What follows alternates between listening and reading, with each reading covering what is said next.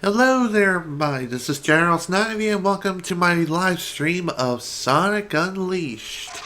As soon as the title screen appears. Wow, great start, eh? Great greeting. Whatever. Let's just go. Alright, Sonic Unleashed. This is going to be my third playthrough of the game, and my god, I am definitely... no CP that. Sure, save, whatever. I'm going to use cloud storage as my main source of save data, just for now. And... okay. Now, to get on with what I wanted to say, Sonic Unleashed. I played through this game on YouTube twice. First time I played through the game, playing different music directly from the Xbox 360 from a flash drive of music I had at the time. Still have those songs, but and I have other music too.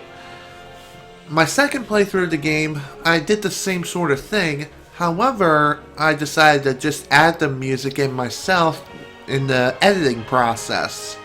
That was a lot of fun, and I feel like that version went a lot better than the first playthrough that I showed off for YouTube.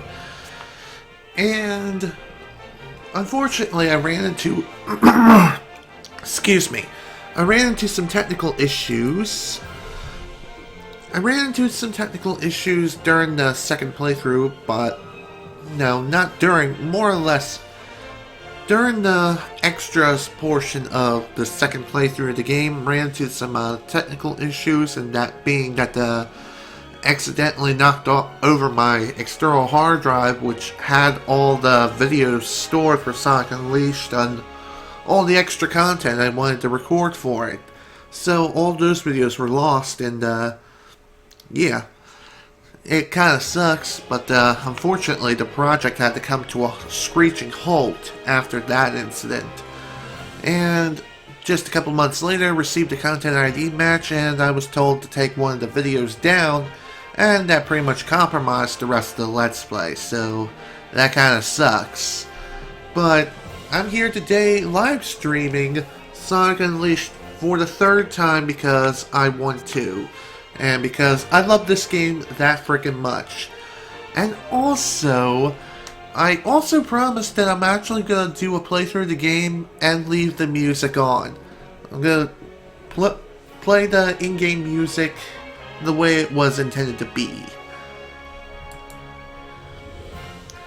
And yeah, I think I've done enough rambling. Let's go ahead and get started and start a new game.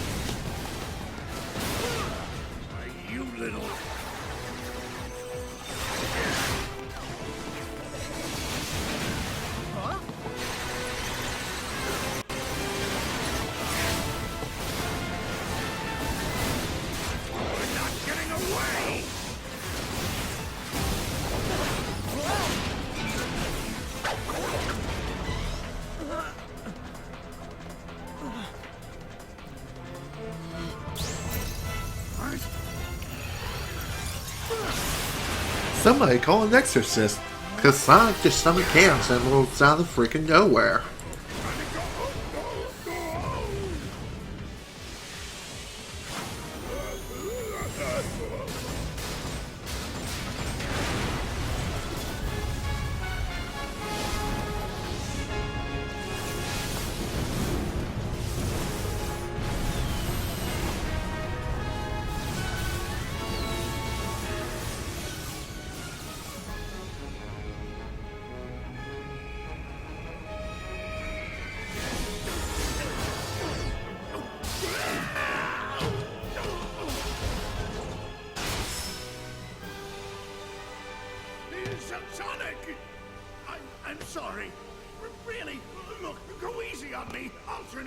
Greenleaf, I swear! Just give me a chance! Well, this is new. Showing remorse, Eggman? If you played nice, I wouldn't have to break all your toys. Gotcha! What? Oh boy, that can't be good.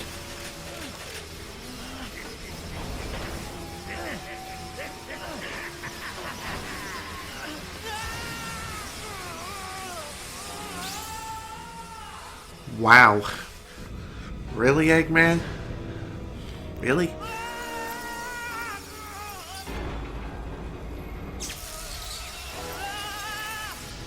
Also, greatest face in video game history. Next to Luigi's death stare, of course. Oh, I've waited a long time for this!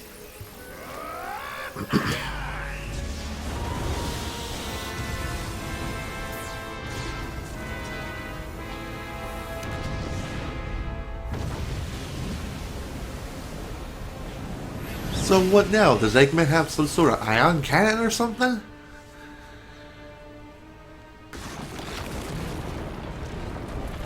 Oh great, is he now destroying the Earth?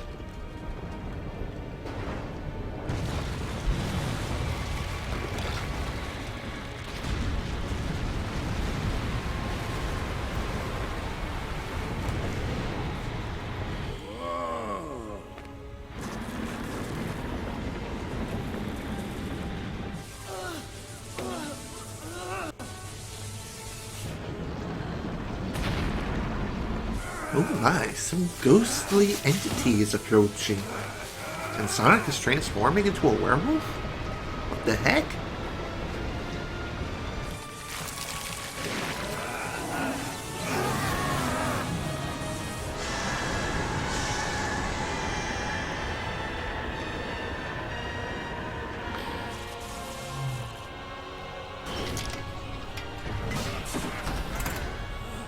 Success! A brilliant success! It's just as the Gaia manuscripts foretold! The entity that was sealed within the planet has awakened. Now I just need to harness its power. Eggman Land will finally come to be! You really gone and done it this time, Eggman. Ah, Sonic, that's a good look for you. Festive. So long, friend. I ain't your friend, guy.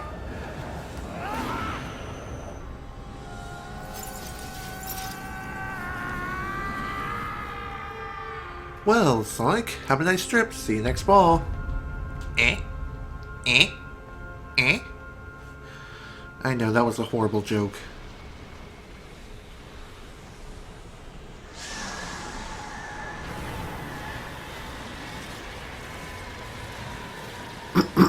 Excuse me.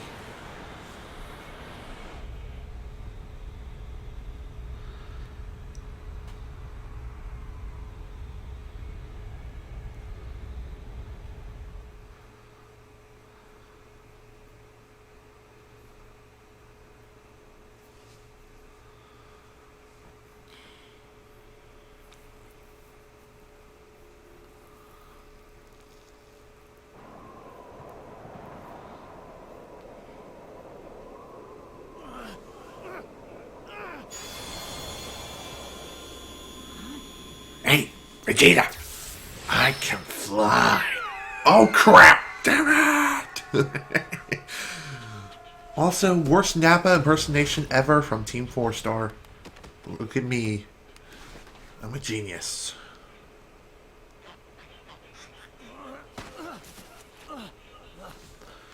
What the heck is going on? Well, you kind of had a new video game with a new redesign in an alternate universe made by several... Okay, what the heck? Are you okay?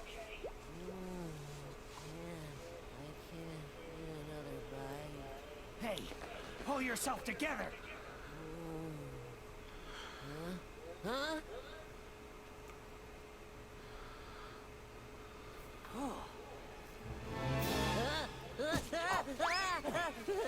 Don't eat me. I taste bad. You okay? Nothing broken? Oh, I'm just fine. Thanks for asking, Mr. Monster Guy. Mr. Monster Guy? Looks like things have gotten pretty ugly. Yeah, look at those teeth and those claws. What's your name, anyway? I'm Sonic. Sonic the Hedgehog. And you are? Huh? What is my name? Ah, I don't know. I can't remember. What? You forgot who you are? Yup. I remember something falling from the sky. Ugh. And everything just going all white. And then nothing. I can't remember a thing past that. Did I fall under? Sucks to be you. Oh, man, what am I gonna do? What can I do? Where do I go from here? What'll I... I'm hungry. Hey, don't worry. I'll help you get your memory back. Really? You mean it? Absolutely. I'm sure we'll find somebody who knows you if we look around. Oh, thank you. You're the best, Mr. Monster Guy. I mean, Sonic the Hedgehog. Huh?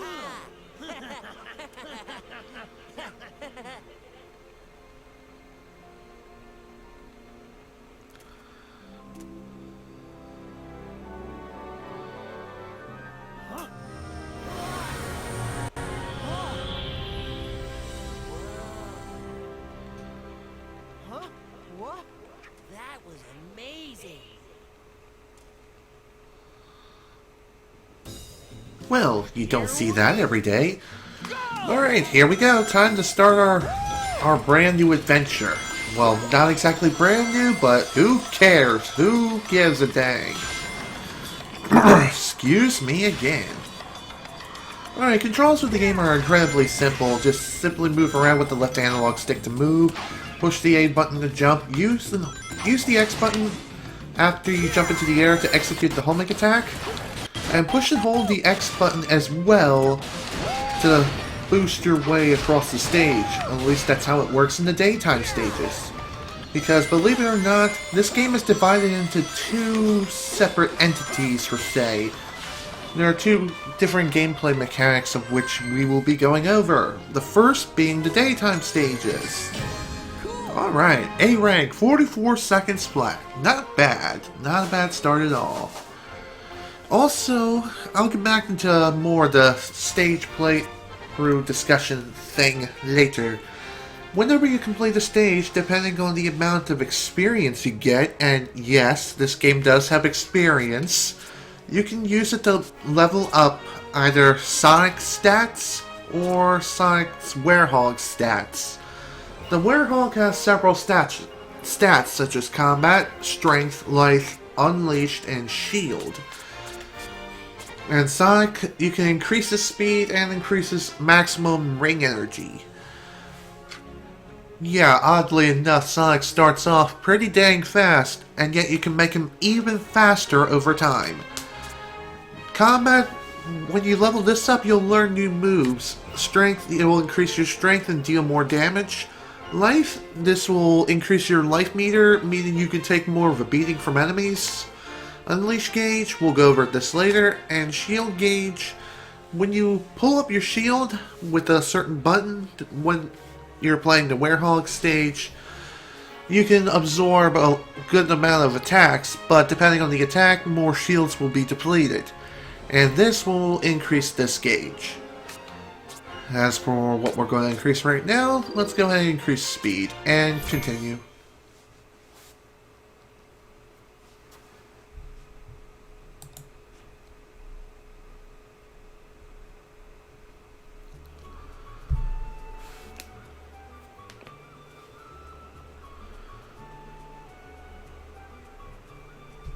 What do you figure that was all about? The hair and those arms and look at the Chaos Emeralds. So, is this what you usually look like? Yeah, this is the real me. Pretty cool, huh? Huh? Where'd you go?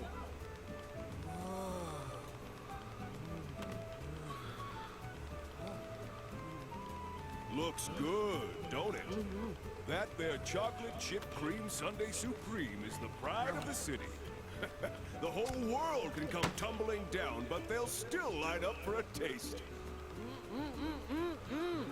Hey! What about your memories? Chocolate chip sundae supreme. You said it. Enjoy it, kiddo. Satisfaction guaranteed. If you don't love it, you get your money back. Hey! Oh, I love it.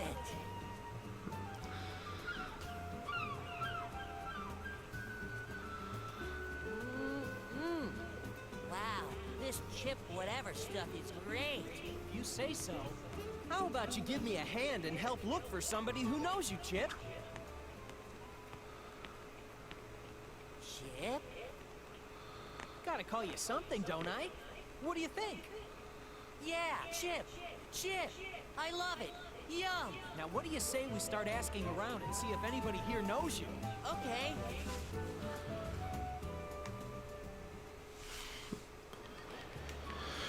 Okay, time to continue talking about gameplay mechanics. Some of you may not know this, but Sonic Unleashed is basically split into two versions. There's the HD versions that were released on Xbox 360 and PlayStation 3, and there's the quote-unquote non-HD versions released on Nintendo Wii and PlayStation 2. The Xbox 360 and, of course, the Wii versions, they're both completely different games, as I stated earlier. How different exactly? Well, the HD versions, first of all, have a hub area, while the Wii and PlayStation 2 versions, they do not. Well, yeah, PS3 has hub areas too. And also, you can talk to people, and they're a lot more lively here. They actually speak to you, in a sense, instead of being like cardboard cutouts, you know what I mean? I've actually seen some Wii gameplay of Sonic Unleashed, and yeah, Xbox 360 blows that version out of the water, in my personal opinion. Though oddly enough, that version in particular has received better scores from critics such as IGN and other places. Excuse me again. I hate it when I have a loogie trapped in my freaking throat. Another thing worth mentioning as well is that the HD versions have a pretty nice balance when it comes to day and nighttime stages. However, okay? I wasn't paying attention. Entrance what?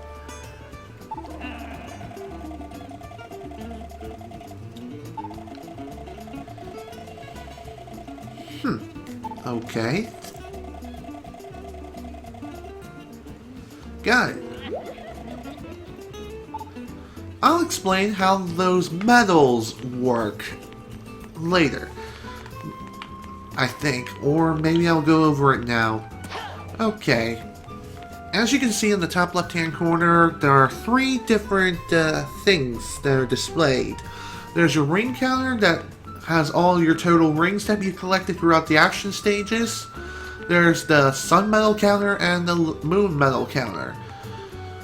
Basically what these medals do, they allow you to gain access to future stages depending on your sun and moon levels.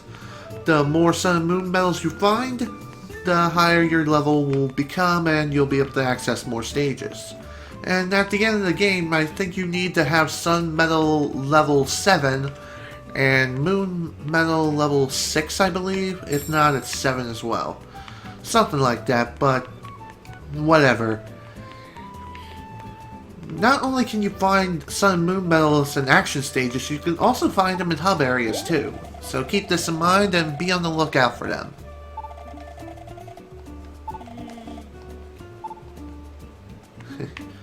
Too bad, don't know anything about Chip.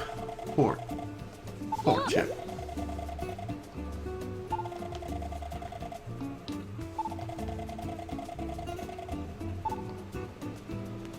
Okay, well, thanks, kid. Thank you for your most insightful information, observation, blah blah blah blah blah. Me no speak English goods. Today's, evers. Blah! Well, I think we pretty much talked to... Oh, have we talked to you already? Yeah, we have. Not thinking. Nor am I paying attention. Alright, let's continue.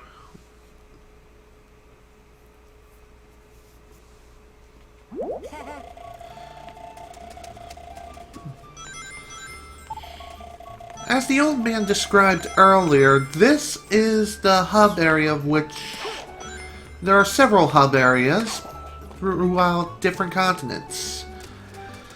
And also, in the HD versions of this game, they have hub areas like this. The Wii and PlayStation 2 versions of the game, they do not. They do not have hub areas. Unlike here, in the 360 and PlayStation 3 versions. Just saying.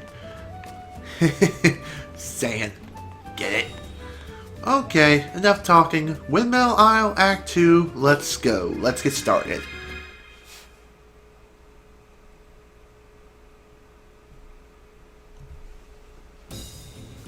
Here we go! Alright, let's get started. Let's get this ball rolling. God, I'm thinking I have another ability, but nope, I don't quite have that yet. That comes later. Hooey! Also, you're gonna want to run around as much as possible and find as many secrets as you can. Usually secrets involve finding sun and moon medals, and also finding other collectibles such as, and not limited to, whoa! Getting back to what I was saying, other collectibles you'll find are like videotapes, VHS tapes, which are basically all the cutscenes in the game. Each videotape is a single cutscene, so keep this in mind. Another thing you'll find are art books, and books are hidden relatively well throughout the stages. So be on the lookout for those too. When you find a book, you can view different concept arts, including early character models of certain characters, and you'll also find record players too. No, not record players, you find records. What do the records do? Well, they allow you to listen to the in-game music. So that's nice to know. For each record you collect, you earn a song. Though a lot of us nowadays will actually play through the game and experience the music ourselves, and also there's a little thing called the internet and YouTube. Just saying, it's a thing. I forgot to go over one more piece of controls, but I'll go over that in a second as Chip rudely interrupts us. See these yellow boost panels? After you hit those boost panels, you'll be given the button combination that you'll have to enter. Once you enter that button combination successfully, you'll be able to take a shortcut. Although, a good amount of them are required to get through in order to even survive and progress through the stage. If you happen to fail them, then you die. Simple as that. One other thing I will mention too is that the Sun and Moon medals that you'll find, the number depends on the stage that you're playing. During the daytime stages, you'll find more moon medals, but during the nighttime stage, it's the sun medals. You'll find more sun medals in the stage than you will moon medals. So, just thought I'd bring that up, and it's just something to keep in mind.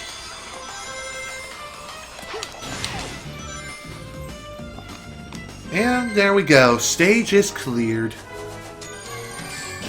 3 minutes and 67 milliseconds.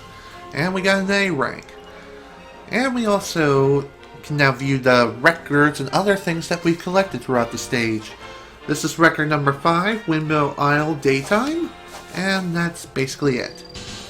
And there we go. Speed is now up to level 2. So now we can go a little bit faster. Yay. And how about we work on ring energy next? And done.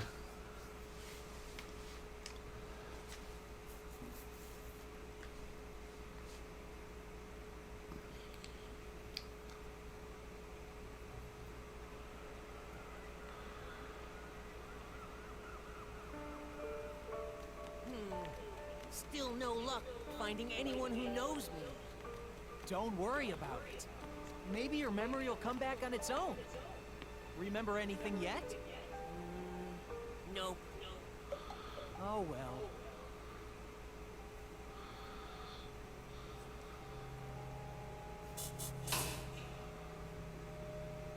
Whoa. Sonic? Whoa.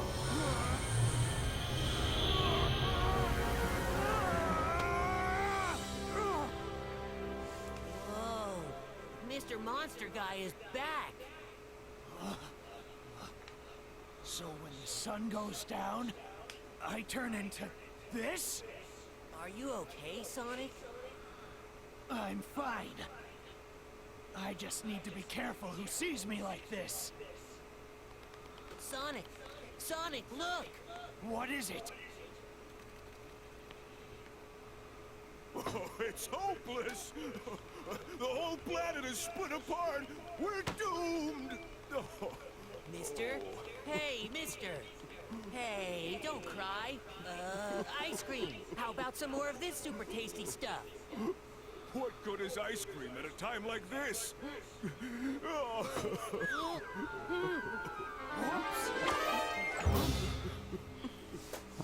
Sonic, your arm just stretched. It's as if he has the power of the devil fruits.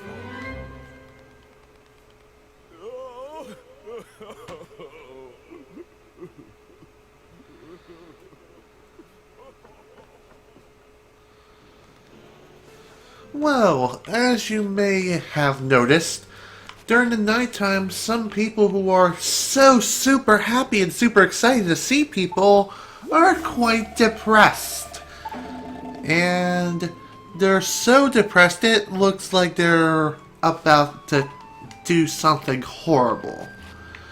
And we don't really want those kinds of things happening now, do we? How about you? You look like a priest or something. You should spread some light and share the message of Jesus Christ or something. I don't know. I don't know what you do. What's the matter? Wow, okay, that is just plain creepy.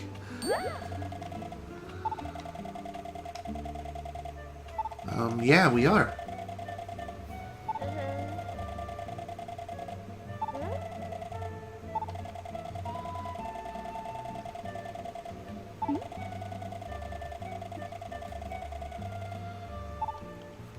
A two-tailed fox. I wonder if we know that fox. And there's no surprise here. Yeah, we know that fox. It's none other than Tails. It's none other than Tails. Why did I repeat myself? I will never frickin' know. Dang it. Whatever. Let's just go. Let's go to the entrance and see what's up.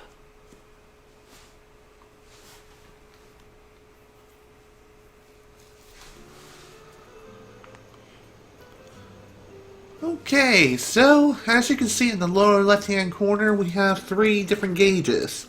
Your life gauge represents your life gauge. The more hits you take, the lower your life gauge will be. There's an unleashed gauge, which after you fill it up to a certain margin, you can go into unleashed mode and thus deal more damage and attack enemies that much more quickly.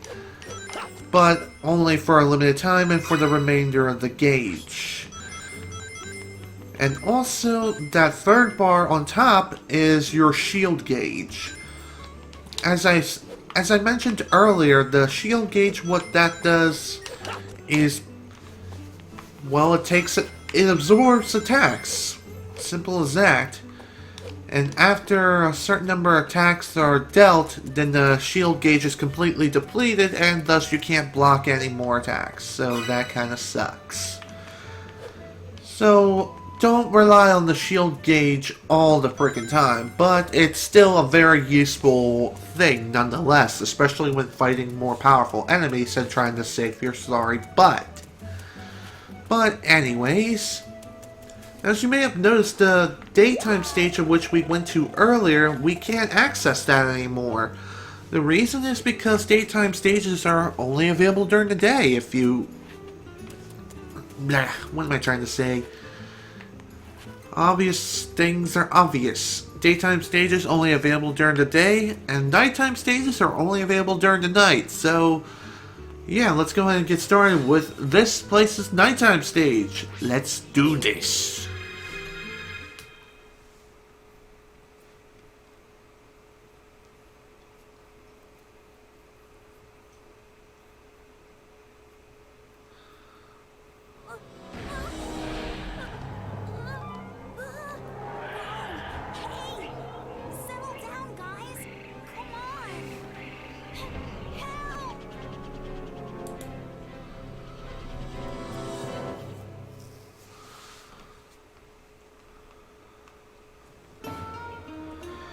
Alright, time to begin our first nighttime stage. Fun fact, on the 360 and PS3 versions, nighttime stages are a single entity, and thus are very long, as opposed to the daytime stages, which are relatively short. Too short for many Sonic fans' taste. But me, I honestly don't care, because the daytime stages are just right for me. And besides, in my personal opinion, I like the Werehog better as opposed to Sonic the Hedgehog during the daytime stages. Okay. Whatever, Chip. But anyways, as he was trying to say, those dark energy balls are known as Dark Gaia. Or at least that's what he calls it. I don't really call it Dark Gaia. It's more or less just dark energy. You can earn dark energy by simply killing enemies and killing a lot of them, or just killing enemies in general. I've never really gone over more of the Werehog's controls. The Werehog can control... No, that's not it. The Werehog controls like this. You move with the left analog stick just like before, and shut up, Chip, I know about the experience orbs, so no need to go over it again. But anyways, as I was trying to say, experience orbs, just kill enemies and you'll get experience. To execute combos is relatively simple. They rely almost solely on the X and Y buttons. And depending on the button combination, you can execute certain attacks. And as you increase your combo level, you'll learn new attacks and new combos and such, including aerial combos, which are very deadly combos. And one I know is very useful for future stages, and it helps you traverse certain gaps. And that combo I do not have, which is rather unfortunate, but we'll learn that combo as time goes on. As you may expect, the Werehog moves incredibly slow. So, and that's pretty much the main reason why many people don't like this game. It's because the Werehog segments are... The Werehog is too slow. It's too slow for a lot of people. It's not exactly quote-unquote a Sonic game. One other thing I will mention as well is that the higher your combo level is, you'll also be able to learn running combos, which are very, very helpful, especially when it comes to speed running. Also, see that flaming down arrow on the enemy's head? Dang it! As I was going to say, that flaming arrow allows you to finish off the enemy relatively quickly if you happen to push all the button prompts correctly. However, if you fail to execute the combo, then the enemy will recover their health. almost completely. But most of the time, and during later stages, they recover their health completely. So it's a pretty high risk, high reward kind of thing going on. Okay, shut up, Chip. I know how to fight. Also, to execute Unleash mode, just simply push the right bumper. And to bring up your shield, push and hold, or just push and hold the left bumper. There's one more piece of the controls that I haven't mentioned yet, but I'll go over that in a second. During Unleash mode, shut up, Chip, I know how to pull a lever. While you're in Unleash mode, you'll be able to run faster, and you'll also be completely invincible during that time.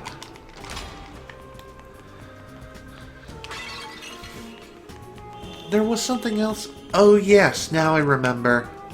The other piece of controls that allows Sonic to run faster and also execute long jumps is to hold either the right or left trigger to make Sonic run. Come on, give me that moon medal. Dang it! Ah, screw you. I'm gonna try again.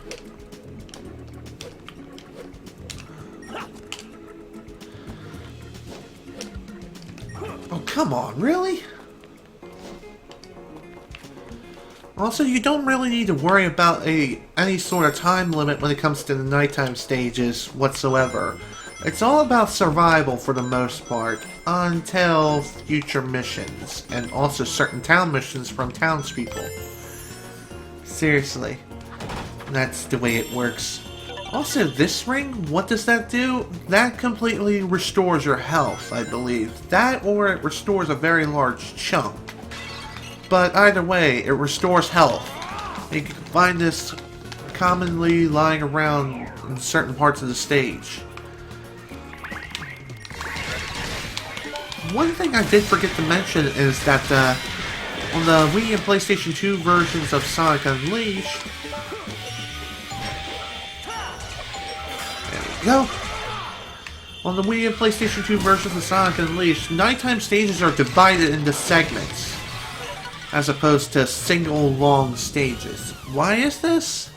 My guess is due to the limited RAM and memory, or whatever is going on with the PlayStation 2 and PlayStation 2 and the Wii. Your guess is as good as mine. But, whatever. That's pretty much the main reason why the Wii and PlayStation 2 versions have more nighttime stages as opposed to the 360 version, which has a nice balance between the two.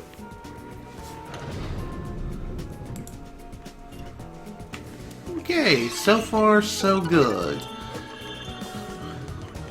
We're pretty much getting through the stage relatively, well, at a steady pace, I would say. One thing I will mention as well, when it comes to the nighttime stages, they are the best opportunities to work on getting experience. During the nighttime stages, you can find a ton of enemies of which you can beat up and steal experience orbs from them. And the higher amount of experience you have, the more you can level up Sonic the Werehog as well as his regular hedgehog form. And shut up, Chip, I know how to fight! No need to hold me back. One other thing I will mention as well, those question mark things I forgot to talk about, those give you hints and tips, and it also teaches you certain game mechanics as well. One more thing I will mention when it comes to fighting and combat. If an enemy is executing their death animation, let them finish it. Otherwise, if you hit them again, then they will repeat their death animation. So keep this in mind. Especially when it comes to timed missions. And when I mean timed missions, I mean... Whoa, don't want to fall here. During certain parts of the level and... Ah, dang it, that didn't work. I forgot to mention this, but sometimes you can execute a sneak attack. And when you execute a sneak attack, I think you get more experience, but executing a sneak attack is incredibly hard to do. Because the button prompts appear so quickly, it'll make your freaking head spin. It's like, wait, what button was that? So a tip I can give you is when you start executing the attack, as soon as you see the button, push the start button to pause the game. Because of the transparency of the pause menu, you can view what buttons actually what buttons on screen. So as soon as you unpause the game, you can push that button, thus execute the sneak attack and other button prompts that much more easily. Excuse me. I never really talked about the X and Y buttons as far as combo execution is concerned. Well, maybe I have, but not in the way that I'm thinking. But anyways, X button combos, how they work is they're good for close range combat, and they're good for wiping out multiple enemies that are surrounding you. Y combo attacks, well, how they work is, well, they're good for wiping out enemies that are at a bit of a distance. Not the furthest distance away, but still a good distance nonetheless. Also, if you manage to grab an enemy, pushing on the Y button to start spinning them around. Otherwise, just push the X button to throw them against something. They will eventually drop down if you take too long, so be sure to execute your plan quickly, otherwise you're going to have a bad time. Now, what is this thing? What does this do exactly? Well, bring this to the corresponding pedestal, and depending on the number of things you need to bring, it'll open the way forward. It's as simple as that. You may not be able to tell, but the next thing we need is a green rock pedestal thing. I have no freaking idea, but either way, we have other things left to get. I will mention this too, it's pretty easy to get an S rank during the nighttime missions as opposed to the daytime missions, because the way the nighttime missions work is that when it comes to getting an S rank, your main focus on nighttime missions are survival. You have to survive throughout the stage and not die once. Otherwise your score will reset to 0, and thus you're going to have a bad score and a bad grade. When it comes to daytime stages, how it works is that you have to go through the stage as fast as you can without dying. At least I think that's how it works, but either way, you do have to go through the stage as fast as possible. Oh, hi there. Enemy ambush and a free book. Thank you and goodbye. Will you die already? Thank you. As you can see, we're racking up quite a large amount of experience. Believe it or not, we can cash in the experience that we have right now and work on upgrading the Werehog or Sonic the Hedgehog, whatever. Just simply pause the game, go to status, and cash in your experience. But for me, I like to wait until the end of the stage before I cash in my experience, because what if you cash in your experience and then you happen to die before reaching the next checkpoint? Well then, that experience is lost, and you'll have to upgrade your Werehog or Sonic all over again. And that just plain sucks. Now here is a pretty common segment that you're going to be coming across quite often, and that is these quote-unquote tightrope segments. What these are? Well, you have to navigate your way through a narrow platform or navigate across the wall, and you have to go through that area without falling off. And it's pretty easy to fall off, so be careful.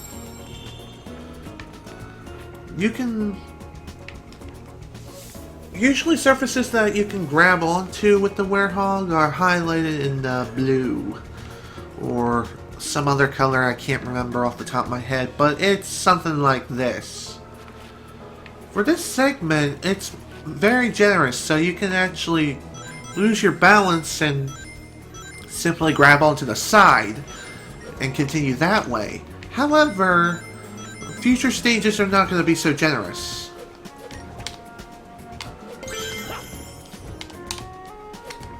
Oh boy. Huh.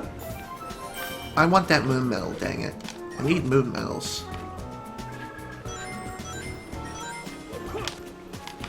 When it comes to swinging on trapeze that are way over there on the right, just hold the B button, because the targeting cursor is a bit inconsistent. Sometimes you'll be able to grab on without much of an issue, and other times you'll be able to grab on no problem. Ooh! Grabbing poles is as easy as just simply jumping towards it, waiting for the targeting cursor, and then push and hold the B button. Boom! Alright, time to talk about enemies with shields now. When it comes to fighting enemies with shields, they're harder to take out, as opposed to enemies without shields. You can knock the shields out of the enemy's hands by eventually beating them up hard enough, but yeah, it's still quite a pain in the butt. Also, here's a new power-up over here on the lower right-hand corner. Find these power-ups and you'll be able to increase your offensive capabilities temporarily. Alright, let's go. You can also combine this with your unleashed power and really deal some damage.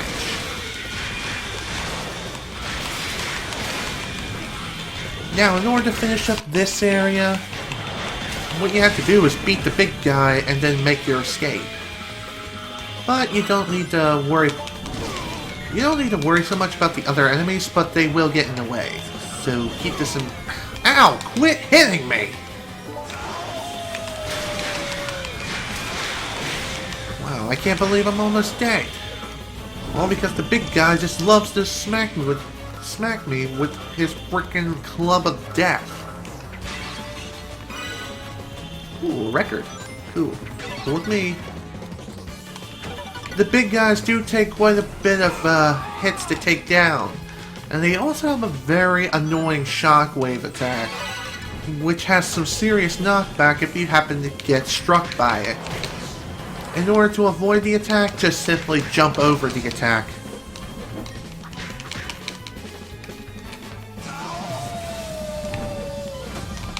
Even in the unleashed state, you can still get knocked back by the shockwave attack, but thankfully you won't take any damage because of it.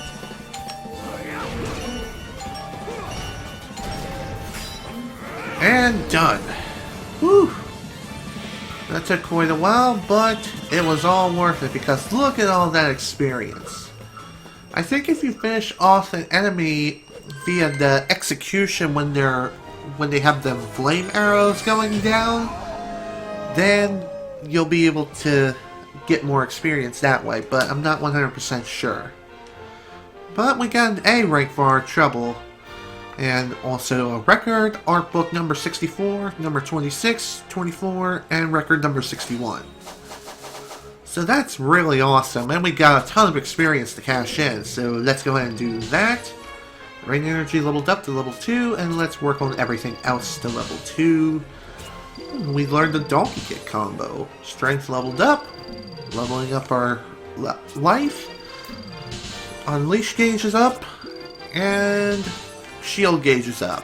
What should we work on next?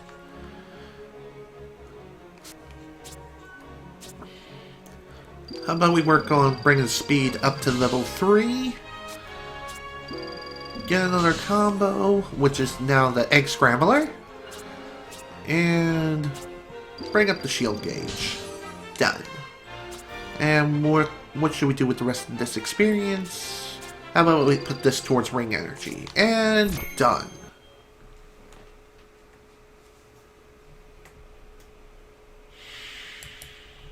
Hey, Tails. Sonic?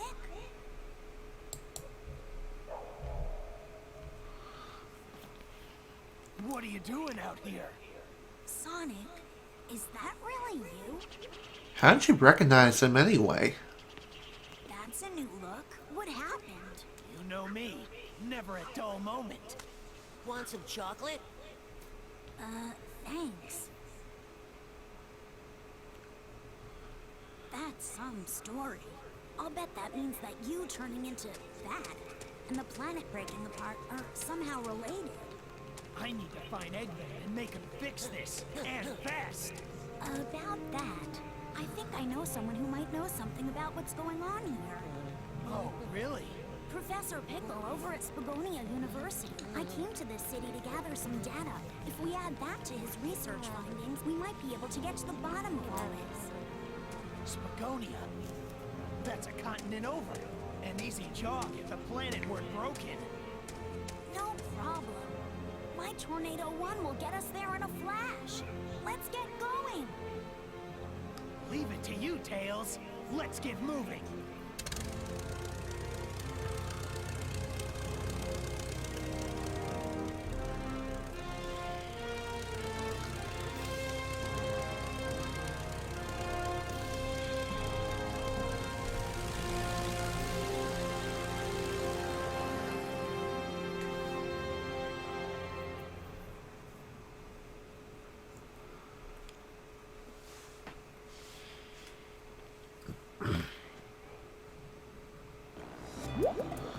Alright, it's time for another gameplay mechanic that we need to go over.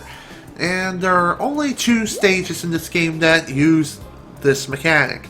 And this is the Tails segment, the Tails flying stages, whatever. Screw you. I've got this one, Sonic. Tornado, battle mode engaged.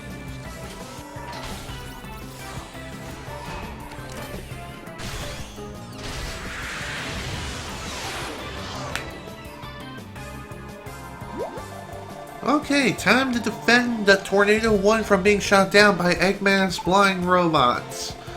The controls, well, this game is completely on autopilot, so it's up to you to defend the Tornado until you reach the end of the stage. To do this, just simply push the corresponding buttons that appear on screen to shoot down the Eggman robots. If you happen to miss a button prompt or push the wrong button, then the Tornado will most likely take damage or the enemy will just simply fly away. There's an achievement here that involves performing some flawless flying. To do this, just simply shoot down every enemy and not get shot down yourself. Easier said than done.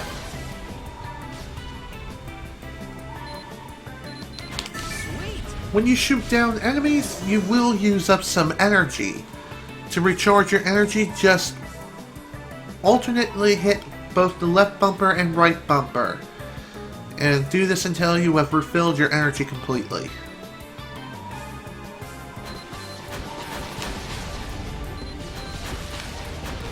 And there we go. 20 hit combo so far. Not bad.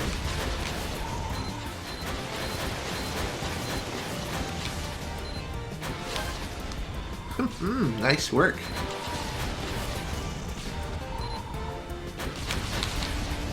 You definitely want to hit as many enemies as you can and try to take as little damage as possible. And also when you see a combo like that, be sure to hit those combos to get the most score possible. Damn it! I messed up. Well, there went my perfect run. Oh well. Oh yeah. Well, we can rebuild this combo slowly yet surely. I know we can.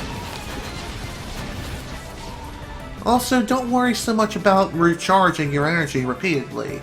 Unless you really mess up and you're pushing the wrong button repeatedly.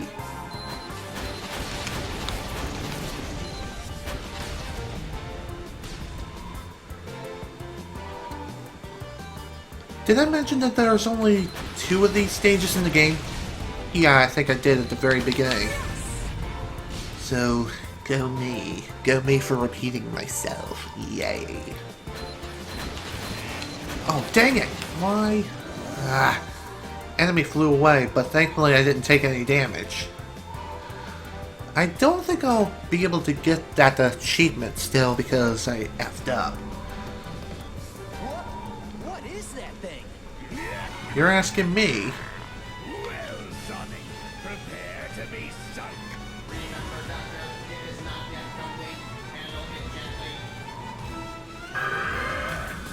Alright, when you reach the end of Tails flying segments, you'll have to fight the egg cauldron. Keep this in mind, you're under a strict time limit, so... Whoops. Once you run out of time, that's it. You end up going back to the previous checkpoint. The checkpoints are invisible, so you don't know when you hit them, so keep this in mind. And also throughout this entire thing, you will have to continue working on your combo while fending off all missile fire from the egg cauldron. And also continue to deal damage to the core of the egg cauldron when it prompts you to do so. Just don't go overboard. And be sure to do it quickly, otherwise you're not going to have a good day. I almost hit the Y button there, that wouldn't have been good. One other thing I will mention too is that the energy can recharge on its own automatically, though at a slower rate. XBX, 5 and done. Egg cauldron is almost down, and we got about a minute left to finish it off. Otherwise, I think we'll run out of fuel and fall out of the sky and die. I think that's how it works.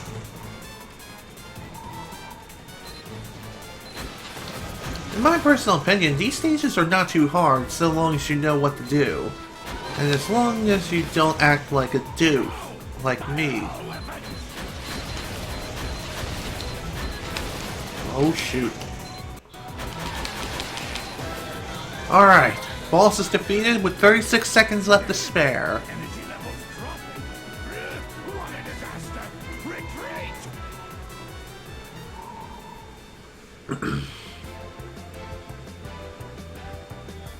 Cool. Alright, we finally made it. We made it to Spangonia. Yay! Made it, Sonic! And our grade is B! And I got the achievement anyway! Ace Pilot! Act 1 tornado stayed defense without taking any damage. Also, here are all my achievements that I've achieved during both the second playthrough and my very first playthrough before showing it to YouTube. I know, not much of a list, but I'll pull it up again after Tails has finished talking.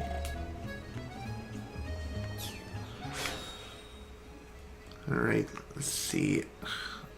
Here we go. Achievements and Sonic Unleashed.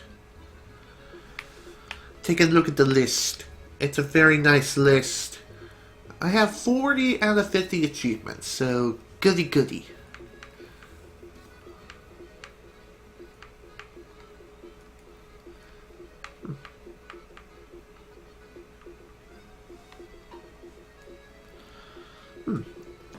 So Ace Pilot was the one achievement I was thinking of earlier that when I was looking up the achievement list.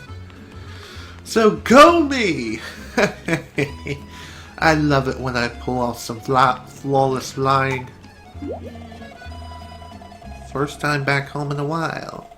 And an uproar. Why is that?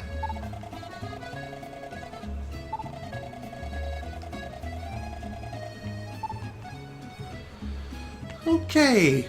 Well, looks like there's quite a commotion going on at the Spangonia University. I almost said anniversary, which would have been wrong. Also, there's plenty of places to look around here, but we're gonna go to the university first, just so we can progress through the story a little bit here. Bleh. What? Professor Pickle's been kidnapped? It was a little bit before the tremors hit. This old man showed up with a whole pack of robots. They carried Yep, Professor definitely Pickle, Eggman. lab data and all. Can't be. That sure sounds like Eggman. What a horrible thing to do. We've got to go help that professor guy out, and fast. If he got kidnapped that long ago, he's got to be real hungry by now. And if I was that hungry, I don't know how long I would last. I'd rather be dead.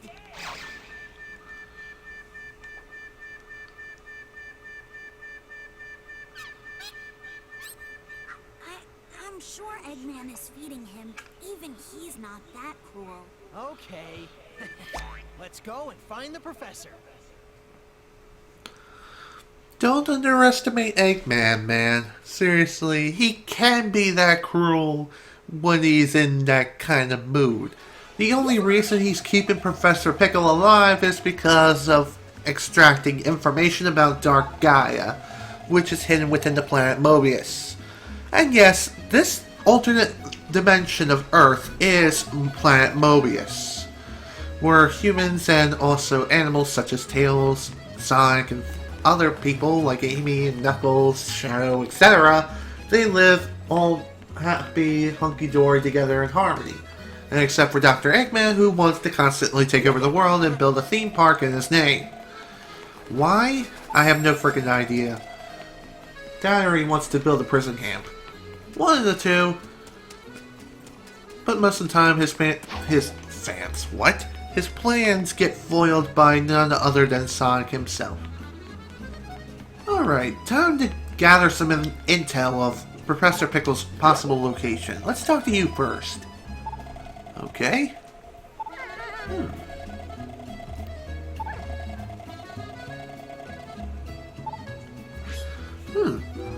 Well, looks like we found out Professor Pickle's location, and he's being held somewhere in Missouri, so let's go ahead and get going. Nothing really else for us to do here. Oh, hi Tails, what's up?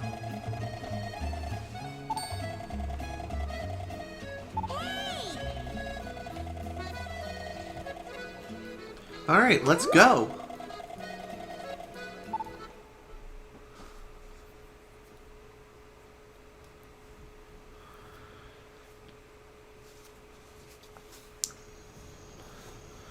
Alright, welcome to Missouri in our Werehog form, so boogity boogity boo.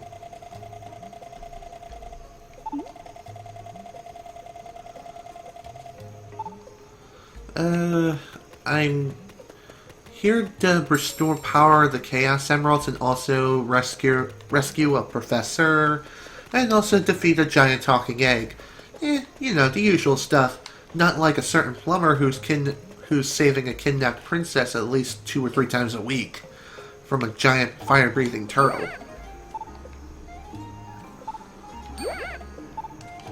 Okay, well, the little girl seems to be scared of us. And rightfully so. I mean, we kind of do look like a monster. Just saying. What's up with you, buddy?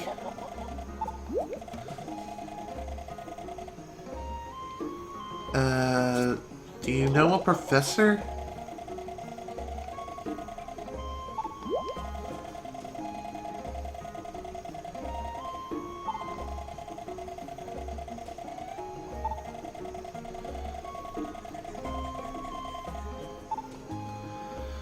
Okay, I know you're kind of coming on to me, but I hate to tell you this, I don't go that way. Okay, thank you and goodbye. Jeez, let's get the hell out of here before he really comes on to me. Wink, wink.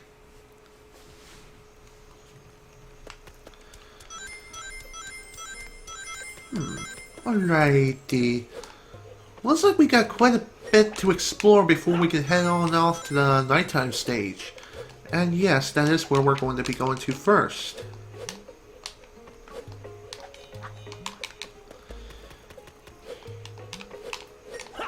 There is one aerial combo that I really want to get. I mentioned this earlier during the first nighttime stage.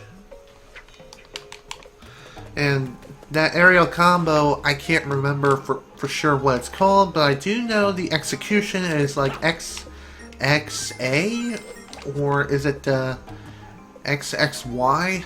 Something like that. It's a 3-button combo.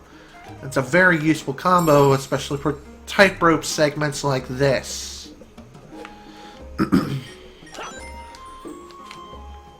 Also, despite us being in a hub area... Okay, what did I find? Well, I found an item nonetheless, and art book number 38. Cool with me. Now, getting back to what I was saying before, despite this being a hub area, there are going to be enemies around here, so don't let your guard down. But thankfully, there aren't as many enemies around here as there would be normally throughout a nighttime stage. Daytime stages are no different either, so keep this in mind too, especially in future areas. And usually during the daytime segments, usually during the daytime parts of the hub areas, Eggman's robots will be around. Dark Gaia's dark evil forces, they usually hang out around nighttime. Just thought I'd bring it up. Why is this exactly? Probably because they're Batman? Or they fear Batman? I don't know. A Batman. There is one more piece of advice that I will give as far as tightrope segments are concerned. You absolutely, most definitely... Looks like we can't go here yet.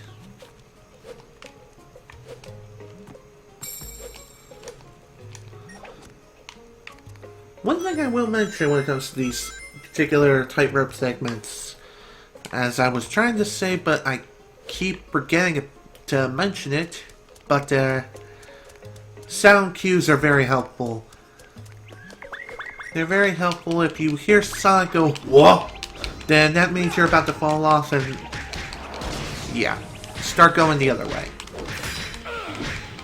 About as simple as that, but when it comes to future stages, it's not so simple.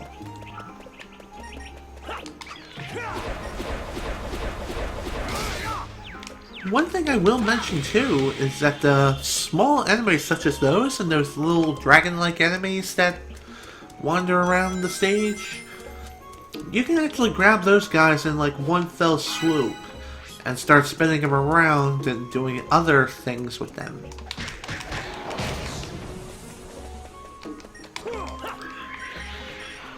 As for you, I spin you right around, baby, right around like a record, baby, going down, down, down. One other thing I will mention too is that you can grab 2 of the small enemies at once. To grab an enemy, just simply push the B button when near them and when the targeting cursor shows up. And also to just simply throw the enemy, push the X button after you finish grabbing them. You can throw the enemy against the wall, deal some damage, or throw them against other enemies, deal damage that way too, and deal damage to the other enemy who you're targeting. Targeting 101. Best solution since never. Just kidding.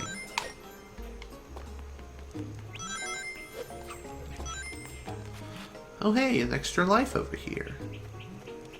There's also a sunmo over there too.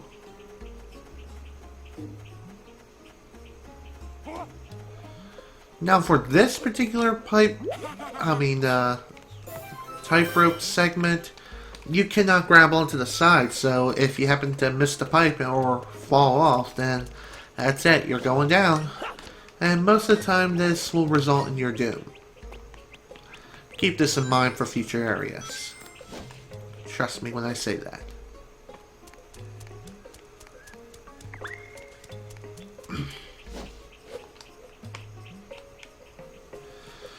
Huh, look at that. Looks like the nighttime stage is right above our heads. That's cool. And it also looks like the daytime stage is right here too. But we'll worry about that later because right now we have a nighttime stage to tackle. During many stages in the game, or more or less during the nighttime stages, you'll find these blocks with handlebars on them. Get near one side of the block and push and hold the B button to grab that said block and start pushing and pulling with the left analog stick. You'll be doing this quite often, so keep this in mind and prepare yourself for a lot of pushing and pulling.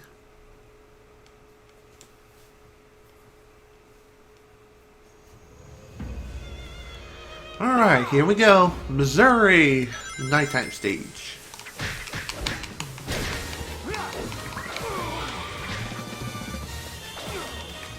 Dang it, come on. Quit shooting me, you stupid plants. Also, these plants are going to be very, very annoying throughout our adventure. They're going to start appearing in many stages and will be quite a hassle to deal with.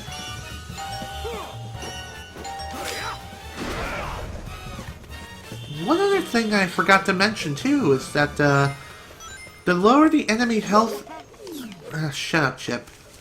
The lower the enemy's health is when it comes to executing the fatality combo, the easier it'll be, the easier the execution will be. So goody goody. Even if you're offered the ability to execute your enemies at like a certain time frame, or more or less just you know. What am I trying to say? As soon as it shows up, you may not necessarily want to try to deal the finishing blow unless you are really good and really confident in your abilities to hit the button prompts, because the higher the enemy's health is, the faster the button prompts will come and go. And when that happens, well, yeah, you're gonna have a lot of fun. And by fun, I mean a hell of a time. Trying to, you know. Damn it. Screw it, let's just go. Also, you can push and pull these blocks faster by holding not only the B button, but also either the left or right trigger.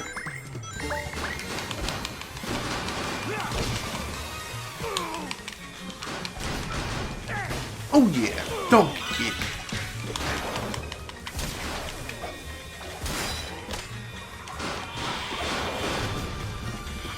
Definitely a good idea to deal with the enemies that can attack you from a distance first, because they will be the most annoying. And try not to get yourself surrounded too often. If you do, then don't be afraid to pull up your shield. This will definitely save you in a pinch, especially when your health is low. And also will become incredibly vital during some of the extra runs that you're going to be doing in this game. By extra runs, I'll mention those later as time goes on. The reason is because, well, obs. We don't need to worry about extras right now. I forgot to mention this as well. I own all the DLC stages which are available for Sonic Unleashed. So, goody goody. Goody for me. I was not able to show off any of the DLC stages during my second playthrough of Sonic Unleashed. The reason was because, well, technical reasons really.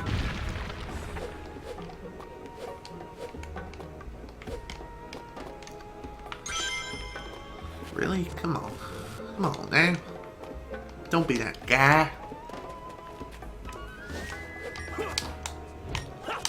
Also, Hidden Moon Medal. How did I miss that? Oh, dang it. Let's try again.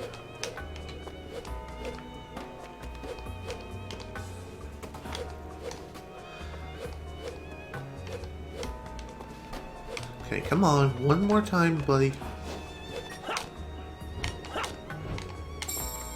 There we go. That's better. couldn't land on that block again if I tried.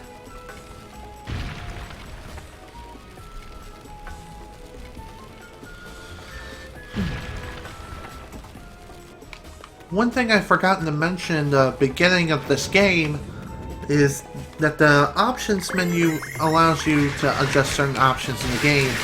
Those options including messing around with the game's audio, turning on or off the music, in other words, and also turning off sound effects. And you can also switch the voice acting from English to Japanese if you wish. Like, if you are one of those people who despises Chip's English voice, then you can switch to the Japanese one if you desire. You can adjust settings back in the title screen. Not in-game, not that I'm aware of.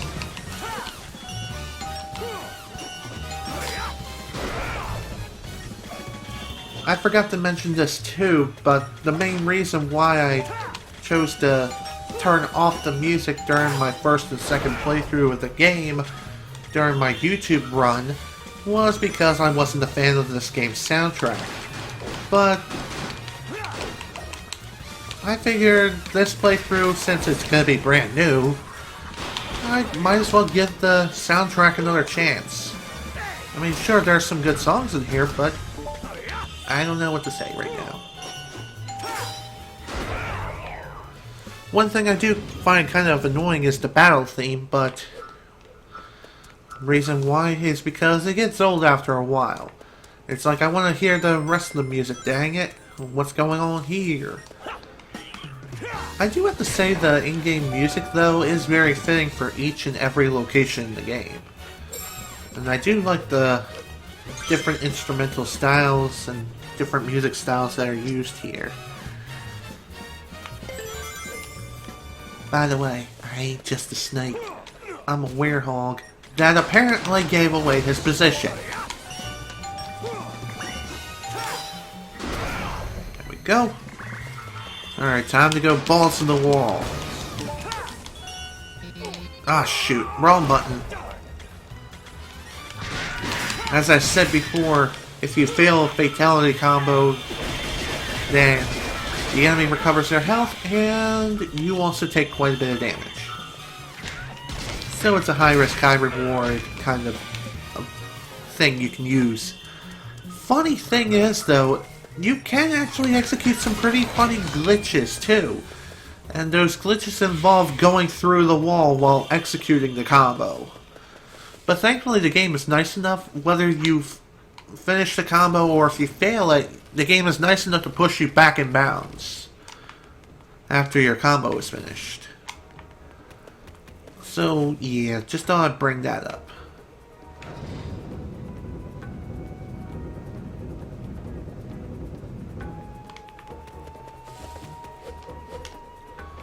When it comes to certain parts like these, when you have to raise and lower certain parts, or raise and lower these things, you don't want to raise them completely to the top, otherwise you won't be able to traverse through them. So really it's all about trial and error. Trial and error is almost your best friend, but most of the time it isn't. But hey, what can you do?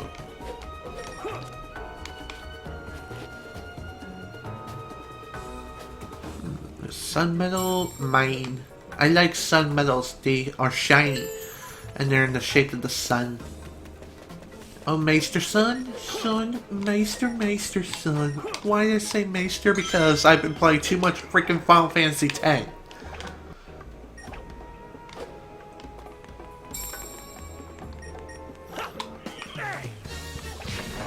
Also, you, come over here.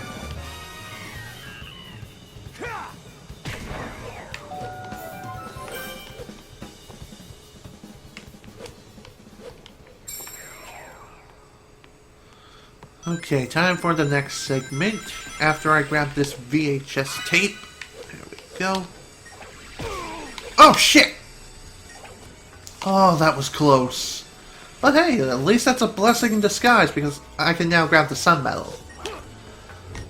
You can grab onto certain enemies while they're floating around in the air. So don't be afraid to do that, but be sure to do it quickly, otherwise they may end up shooting you down. As I've proven just a few moments ago. And if they shoot you down, then you're most likely going to die. And if you die, then that's bad, obviously. And we don't want death on our plates now, do we? No, we do not.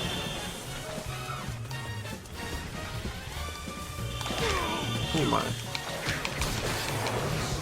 One thing I will mention too is that there is a little bit of a delay when it comes to pulling up your shield, so yeah. It's not much of a delay, but it's a delay nonetheless.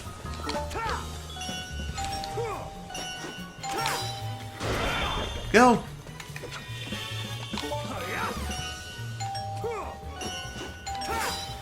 Bye!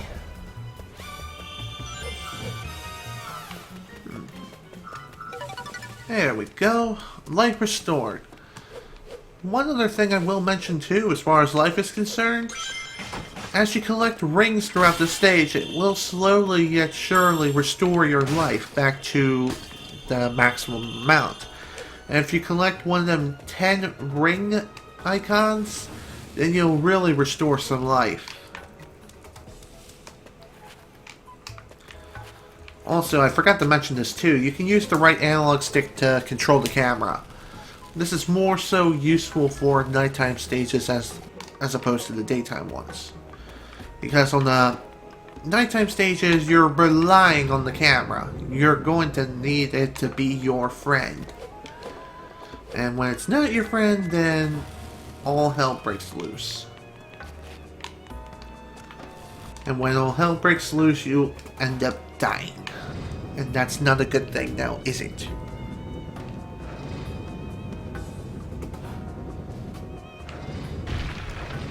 Okay, that's a bit high. Wonder if I'll still be able to get up there. Guess I will. Whoa! Kinda shot myself forward, didn't mean to. Glitches! With old man snitches. Who am I, the completionist or beard man? And up here we find ourselves another record. New record! If you happen to go for that record, keep in mind an enemy is going to show up and it will try to shoot you. Even when you're on ground level, so keep this in mind.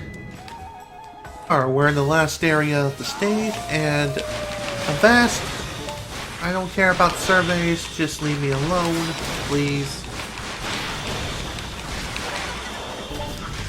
I forgot to mention this too, but I think, don't quote me on this, if you happen to fail a fatality combo while in Unleashed mode, you'll still take damage. So, yeah.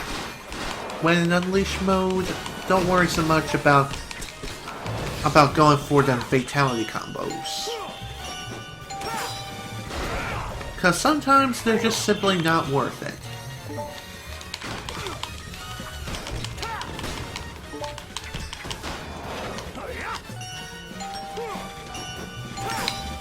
There we go. Even during your animation, you're completely invincible, so you only need to worry about an enemy suddenly slicing off your head and taking a large chunk of your health during your animation. Oh my. You don't see that every day. One of Eggman's robots starts breakdancing and causing serious pain and misery for you.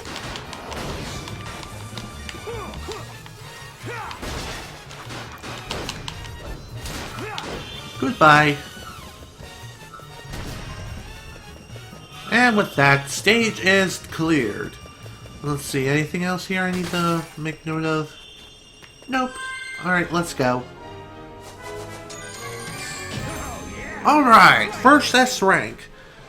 And after you obtain the first S rank on either daytime or nighttime stages, you get an achievement corresponding to those stages. 6 out of 10 sun medals and 3 out of 6 moon medals. Not too bad. but could have been better. Theme of the Werehog. Okay. Alright, let's finish this up first. And bring energy now up to level 3.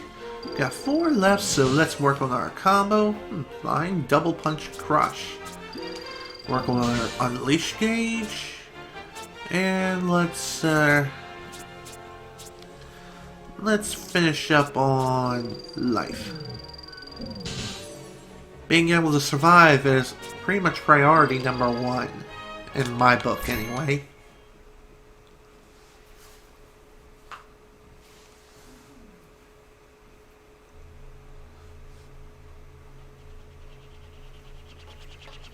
Professor Pickle! Are you alright? We got here as fast as we could. Professor? Hello? How dare they call this culinary concoction food? Look here, do you see this sorry excuse for a sandwich? The bread should be no less than 3/4 of an inch thick. Upon it, 1 tablespoon of mayonnaise and a pinch of black pepper. The contents, fresh cucumber, sliced thinly, if you please. Am I quite right, Tails? I know I Who learned something here the today. hell cares about a sandwich that is so specific and it makes you go bleh, bleh, bleh, I hate it. Make it again. No, Professor. We came here to rescue you. Oh, I see. How rude of me. Right then, first things first. It's about time someone taught the chef here how to make a proper sandwich. You can file a complaint later, Professor. Let's get out of here before Eggman's welcoming committee shows up. Oh, yes, quite. But let us be sure to collect the contents of that vault before departing.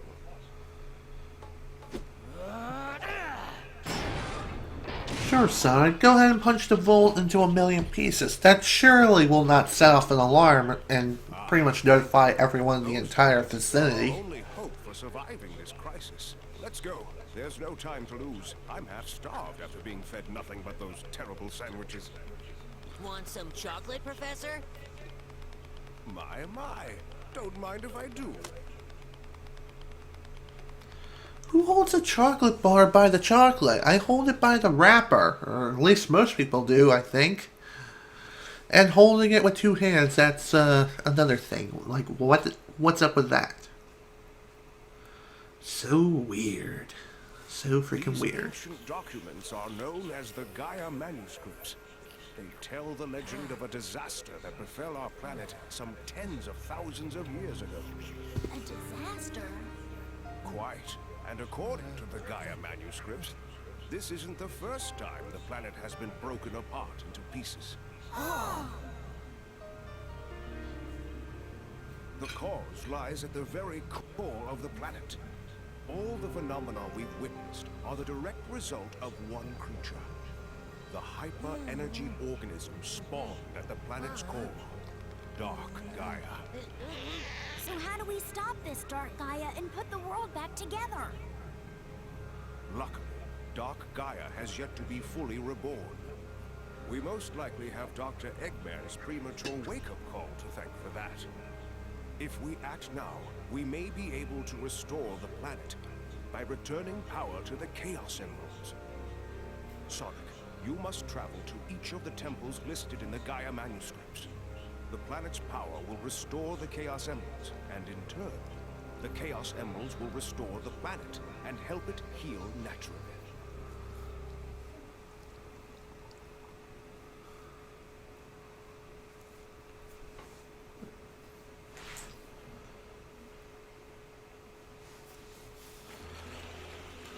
Okay, well, now we have our primary objective. Our objective is simple. Since Dr. Eggman rudely, prematurely awakened Dark Gaia, who is the big bad wolf of this game, our task is simple. Go to the temples listed within the Gaia manuscripts and restore power to the Chaos Emeralds. Because, as you know, Chaos Emeralds are not supposed to be pitch black. And there shouldn't be 7 pitch black emeralds, if you know what I mean.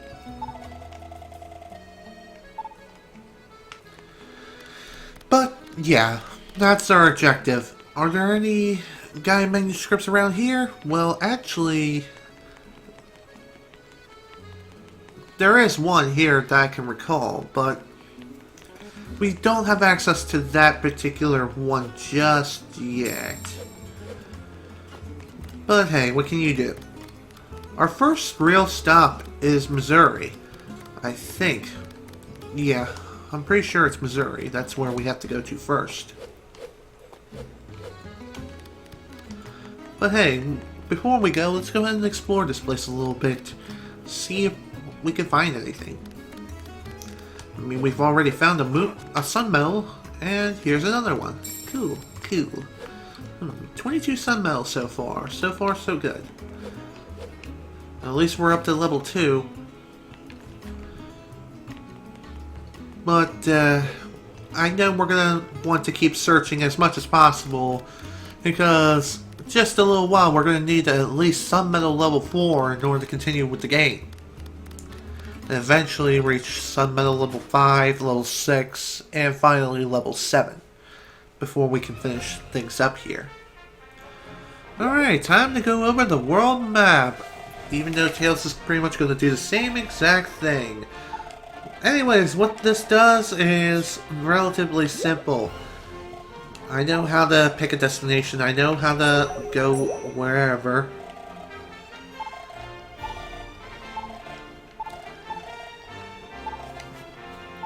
God damn, Tails. Let me explain things.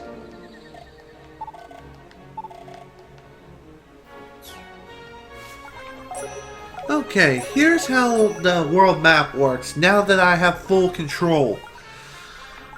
As Tails was explaining, the world map works like this. There are continents in which you can go to at any time as soon as you exit to the world map.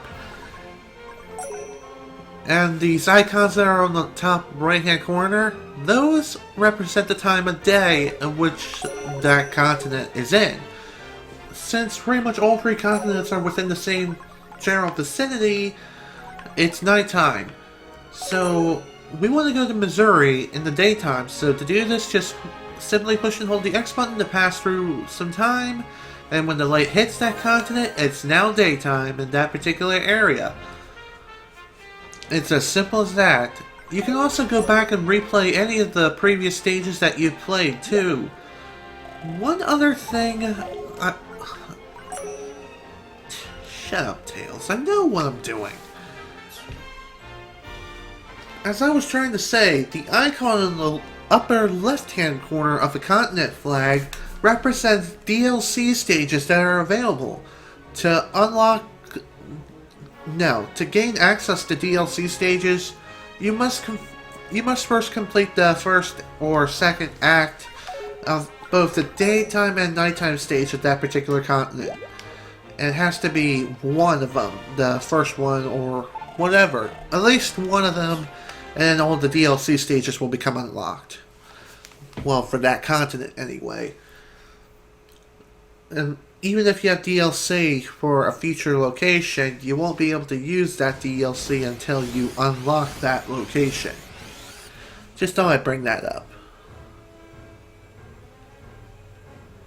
Who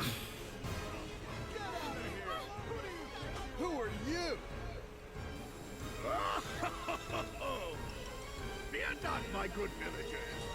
If you all behave, I won't have to do anything nasty. All you need to do is tell me where the Temple of Gaia is. We're not telling you anything! Woohoo! Go kid! Go random kid. So, you dare to defy me, do you? What? Sonic! Yo, Eggman! Thanks for that little skydiving adventure the other day. I should have known you'd still be alive, you stubborn little hedgehog. What are you doing out here? I see no reason to tell you. In any case, I'm busy. Farewell! Hey, wait! That's playing dirty! Come back! Just ignore it. Is everyone here all right?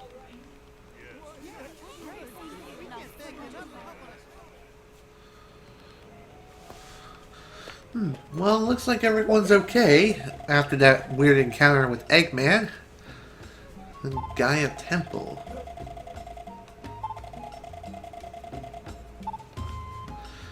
Sounds like a gateway to hell, if you ask me.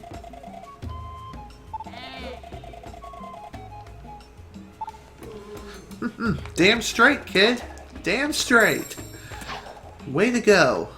I like it when people actually stand up to the villain and not end up getting killed. You know what I mean? Also, that little girl, she's incredibly shy. Why is this? Part of her personality, I guess? Yes, he is. Really?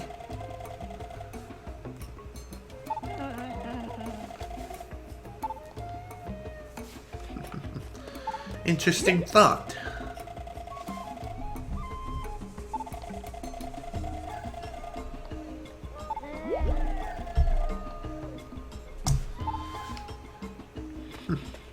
Interesting. What about you? What do you have to say?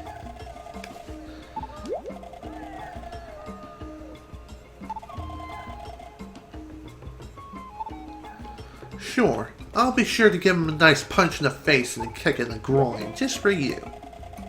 Not you, Yawa, or whatever the heck your name is. I meant for the lady behind you.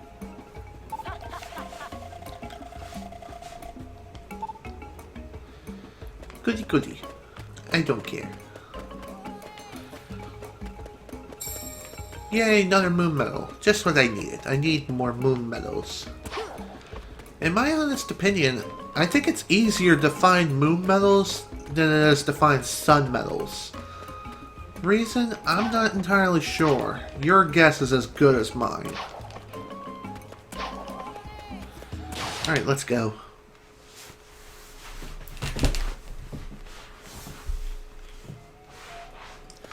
Alright, I forgot to mention this too, but one faster method of traveling from place to place, especially during the hub area since you can't run at full speed, is to repeatedly do the homing attack and just dash yourself forward.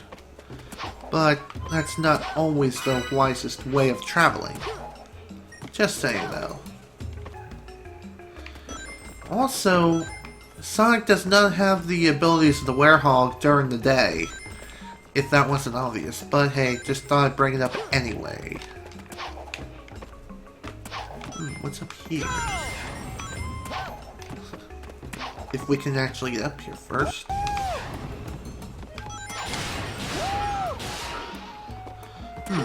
Another portal to a level, but of course we can't go there just yet. I think we need to complete this stage first. Alright, let's go.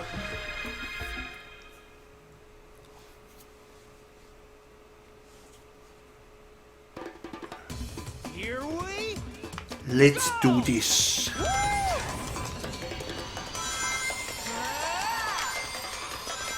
Alright, time to talk about the new mechanic that's involved during certain parts of this level. You see that brown mud?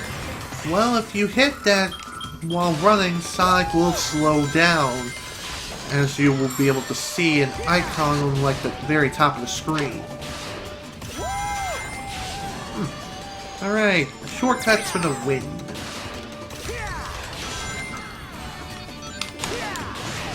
Thinking I had another ability, but nope, not yet. Also, I know there was a record above my head, but quite frankly, I didn't care.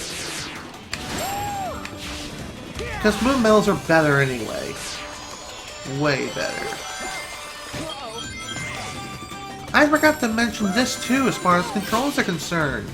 Sonic can sidestep during the daytime stages by pushing either the left or right bumper while running, or even while standing still.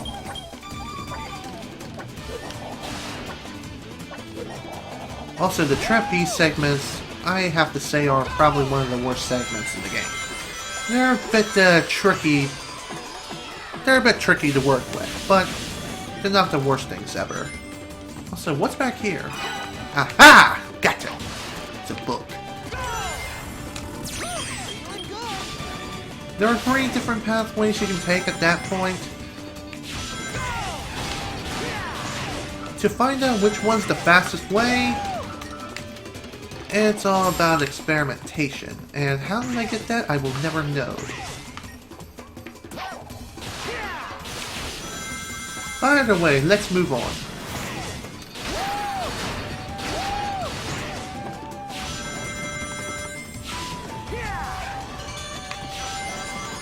Another thing I love about Sonic Unleashed is definitely the graphics. The graphics in this game are incredible. They're magnificent. Especially the opening cutscene. It has to be one of the... Whoa. Whoa, back up, back... Dang it. Couldn't quite slow down enough. Oh well. At a certain point in the game, I will have to go back and collect Sun and Moon medals that I've missed. In which case, I'm not going to worry about it that much. Also, that's a one-time shortcut. The reason is because the way the spikes work. The way they work is, as soon as you go over them, a short time later they will pop up and you'll end up getting hurt if you're not careful.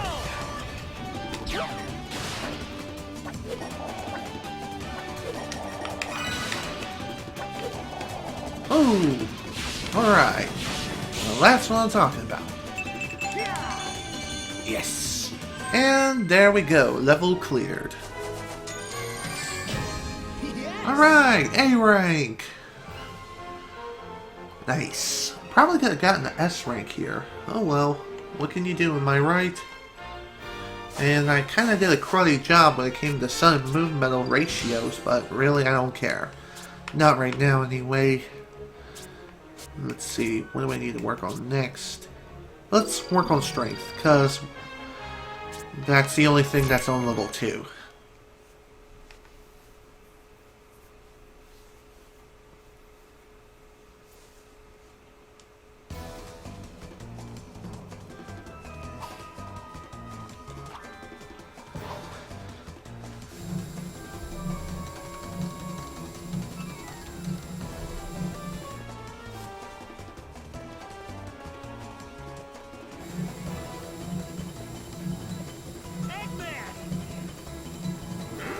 How'd you get here so quickly? No matter, your road ends here.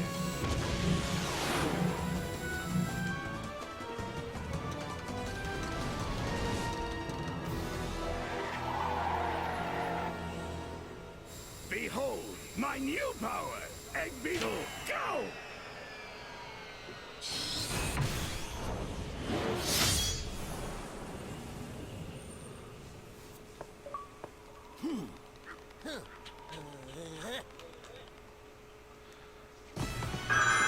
Alright, time for our first major boss battle of the game, the Egg Beetle! Also, during boss fights, there are Sun and Moon medals about, so be on the lookout for that. But thankfully, they're not one-time only things, so... Yeah, if you miss them, you don't need to worry about it, just do another lap around the stage and you'll eventually be able to get them. So long as you remember where they are exactly. Ow, jerk. Man, I walked right past that. The Egg Beetle fight is not a hard fight whatsoever. You just have to wait for Eggman to come at you and eventually just charge right at him. Alright, time for this part. And of course, because the segment was triggered, I had no choice but to miss out on the Moon medal. I'm also thankful that these segments in particular are on autopilot, so good to know. But of course you have to continue to control Sonic's movements from left to right, and why did I... And how did I miss that Sun medal? I will never know. Whatever.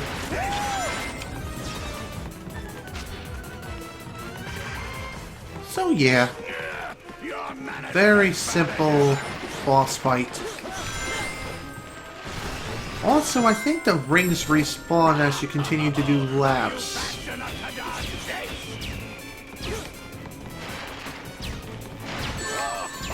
Really? How did that hit me? Whatever, Eggman, screw you.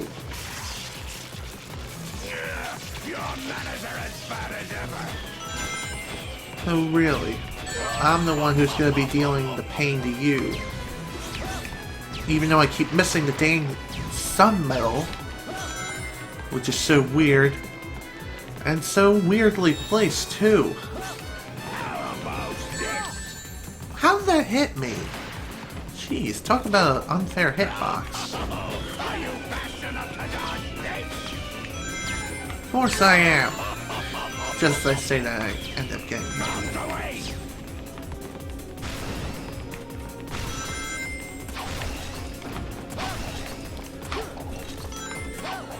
Hey! Die. Or not. Still got plenty of health left to go.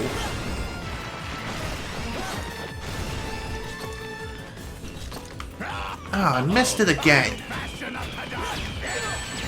Shut up, Eggman. Of course I'm fast enough to dodge everything you throw at me, and yet I say that and I crash into everything. Brilliant. Brilliant.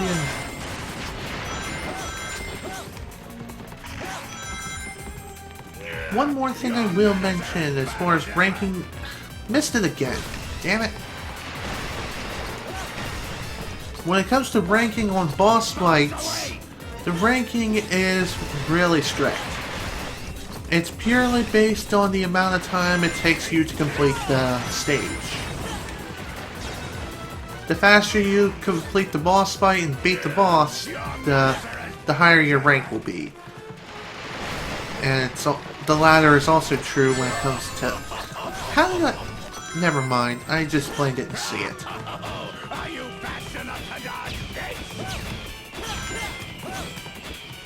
Confidence is shrinking, Eggman. That I can see quite clearly in your future. Dang it, I missed the sun medal again.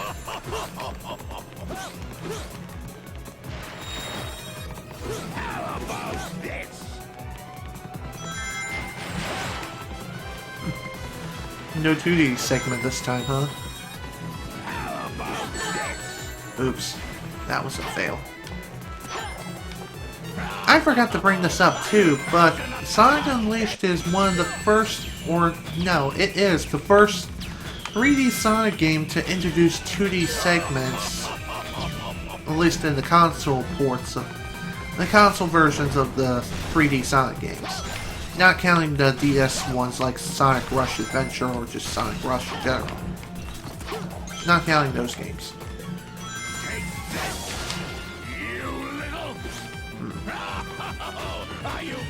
Another hit or two and Eggman should go down. Can't believe this fight's been going on for over 5 minutes. Which looks like it's going to be a bad rank, and that makes me quite sad. Whatever. Bombs away! Ah, missed the freaking medal again. How do I keep missing it? Take this!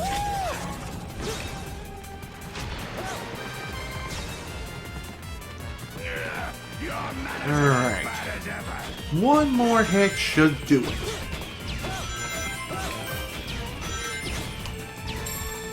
Finally, I got it! Dang, how hard was it to get the dang sun medal? Probably one of the hardest ones to get during a boss fight. Bombs away! Now I can concentrate on fighting Eggman and defeating him. Whoops. Whatever, you're done. I win. Bye-bye now. All bark and no bite. Seems legit.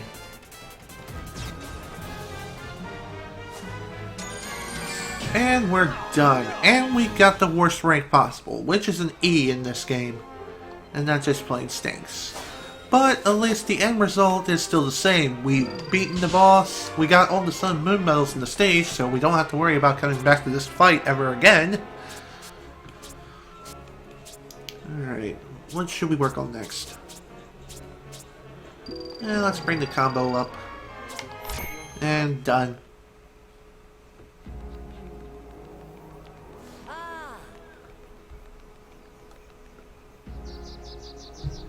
Is that the Temple of Gaia? Let's check it out.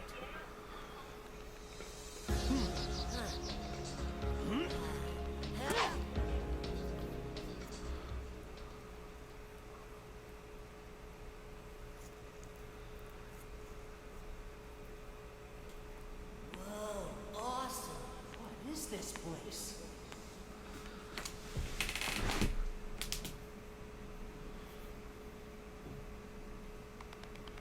Hey, Sonic, there's something weird here, right in the middle.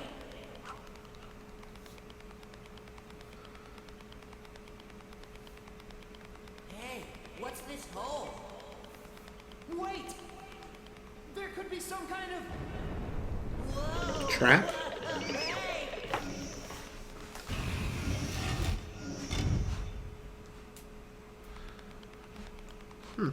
Really? No boulder to run us out of the Temple of Gaia? Just say, hi, come on in here. Come on in. Sonic. Typical for him to pull a Chaos Emerald straight out of his ass. Because that's where he keeps everything. And I mean everything. And I'm pretty sure everyone else in the Sonic universe is guilty of the same exact thing. Back to life. This was the Temple of Gaia! That's gotta be why Eggman was so keen on taking the place over! Here we go again.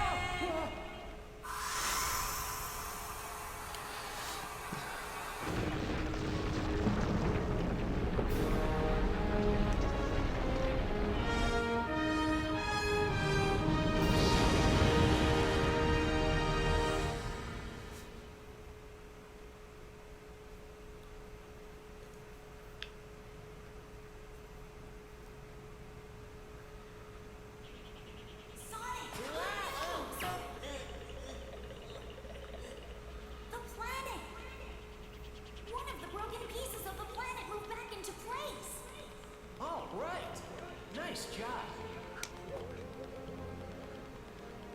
Take a look!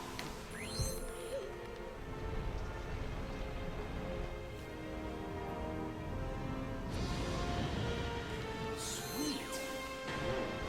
At this rate, you'll have the whole world back together in no time, Sonic! Planet-sized jigsaw puzzle? Sounds like a great excuse to see the world.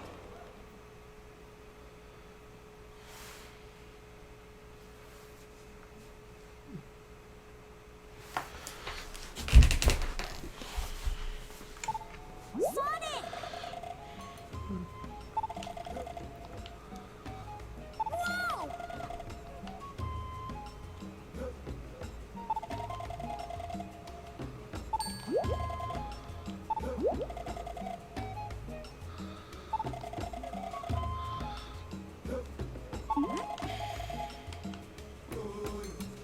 Yeah, I heard you, buddy. Alright. Well, thanks to power of the Temple of Gaia restoring the power of the Chaos Emerald, we can now... Well, actually, no. What I'm trying to say is it restored one of the pieces of the planet, so good to know. And one of those pieces actually holds another location which we need to go to in just a little while. Also, here is a brand new mechanic that has been introduced to us now since restoring the power of the first Chaos Emerald. We now have access to these special hourglasses during the hub areas of certain we have access to these hourglasses now. Just hit them and change the time of day from day to night and vice versa. We will be making use of this in just a short while. Alright, well at least we got the sun medal that we need. 1 out of 2 of them. Also, this portal, what is this? This allows you to go back to the boss fight and replay the boss again if you want to. Since we enter the boss fight automatically, we don't need to worry about that now.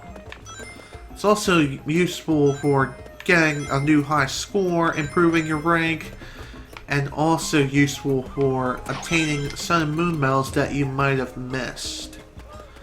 But with that, our business here is done for now. We will be back here later on in the game though, so keep this in mind. Also, see this guy here? He is a hot dog vendor. What does he do exactly? Well, he offers you hot dog missions.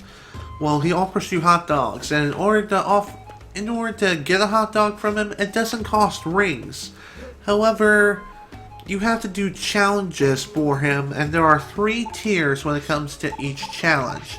During the daytime, there are 3 challenges: time trial, battle trial, and ring trial. Time trial is incredibly simple.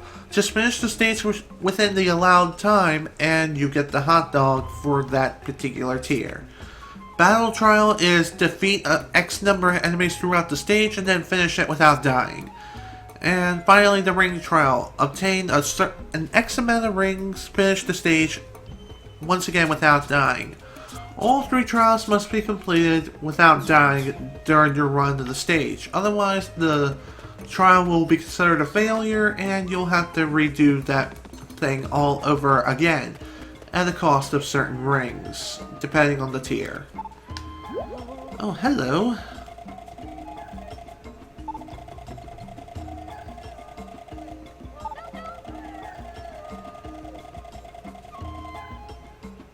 Hi there.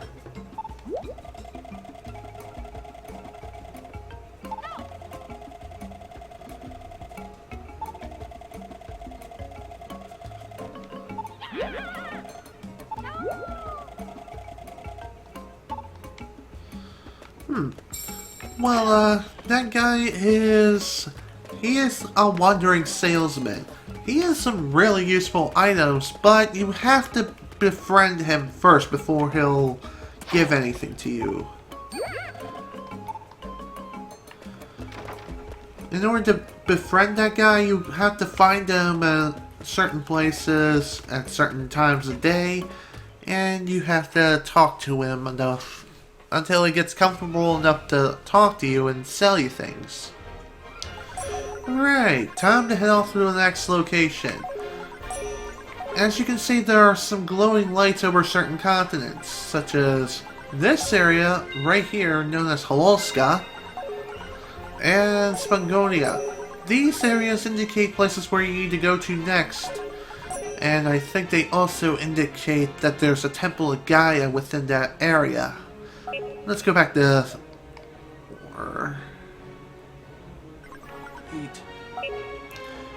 Yeah, let's go to Spangonia.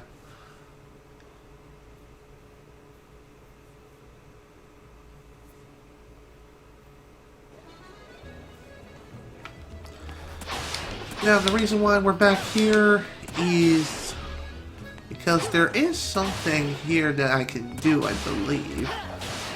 After I talk to the professor, of course. Huh, he's not here. Try back at night. Thanks, kid. Whatever. Alright, let's go ahead and wait until nighttime before we enter the university again.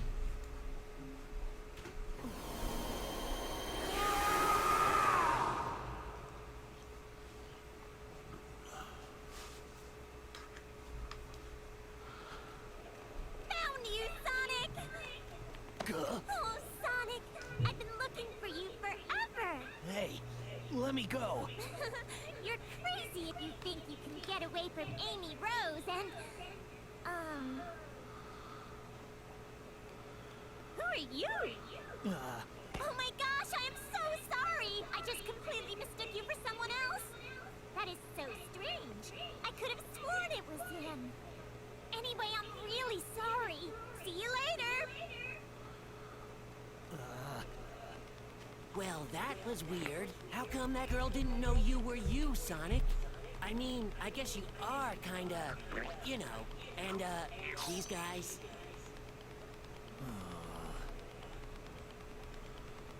Oh, I mean, don't worry. Hey, you only look really scary, Sonic. Inside, you're the same as ever. I guarantee it, okay? Sonic, cheer up. Chocolate.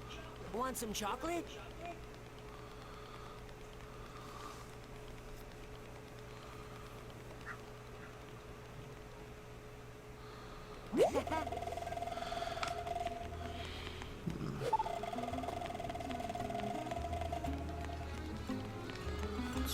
Okay, now the reason why Sonic was feeling so depressed during the cutscene was because, from what I've read and researched, he thought he scared Amy. And besides, Amy mistaken him for somebody else anyhow. At least that's what she thought, but obviously that's not the case. And how am I able to walk on this? Glitches. They're weird, but awesome at the same time. Sometimes I like to break the rules. Screw the rules, I have money. In other words, rings. Hello, Professor.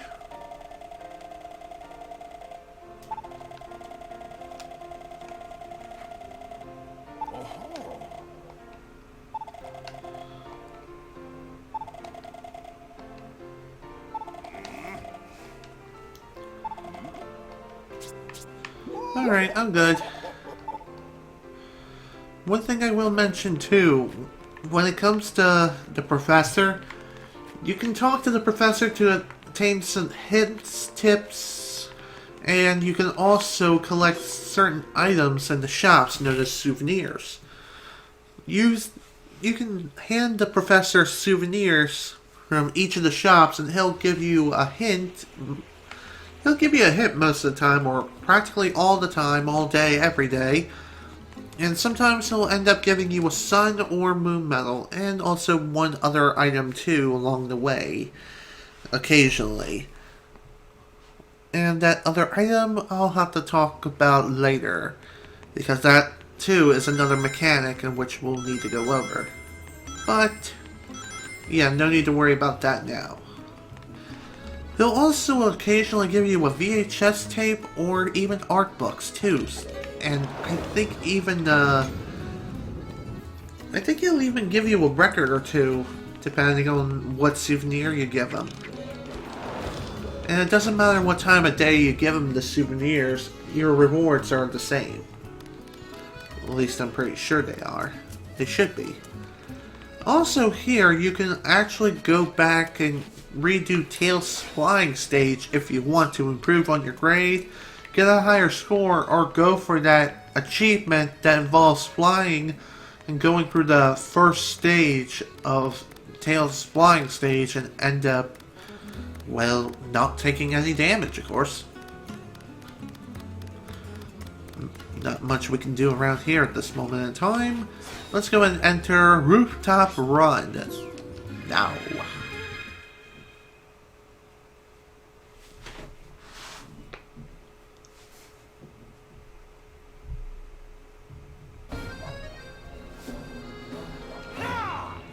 Okay, Rooftop Run.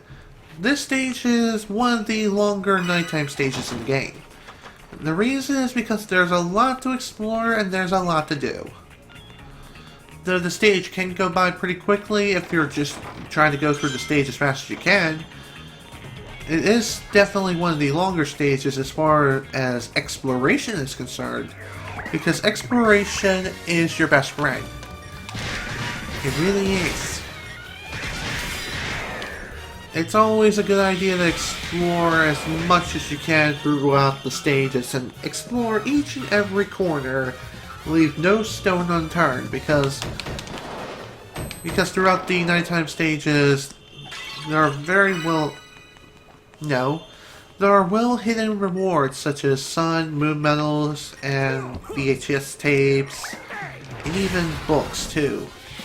Also, that box I picked up is an explosive box.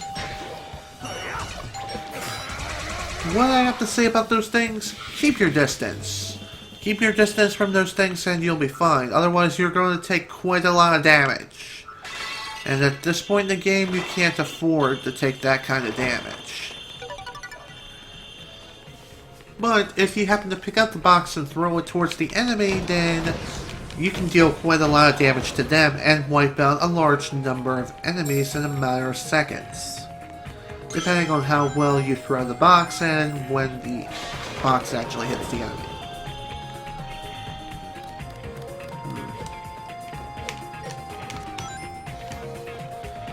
Man, I'm hungry and my throat's starting to kill me because I've been doing this for over 2 hours. Go me. Well, I stated before that I am planning to do this for at least 3 hours, and may go longer, depending if I'm feeling up to it. Of course, I'm not gonna try to go for an entire game completion within a single day in a single live stream session. That'd just be crazy. And besides, if I would do that, I think I would be going on for at least 6 or 7 hours. Because the game is that long. At least the main game is, I think. Depending on whether or not you go for the exploration route and decide to go for every little thing. And go the completionist route, if you can catch my drift.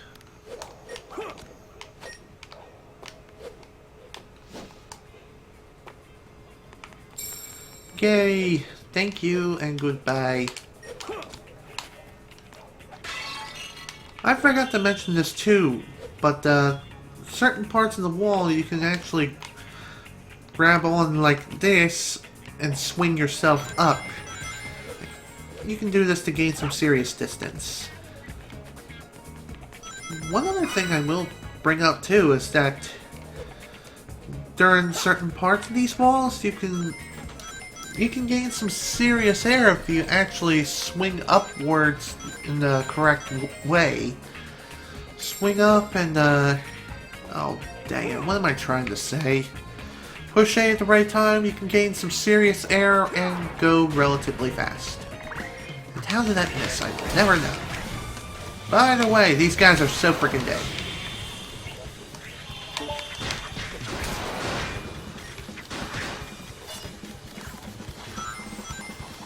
One other thing I will bring up... Oh, okay. Breakdance much? Oh, come on, die already. I forgot to mention this too, but you want to grab the experience orbs as fast as you can, because eventually they will disappear. And if they go through the wall, then they're most likely gone. I've proven that earlier during the... Apollos' first nighttime stage, one of the last enemies that I fought, the experience orbs went through the wall and out of bounds. And that kind of sucks, but that's the way it works, I guess.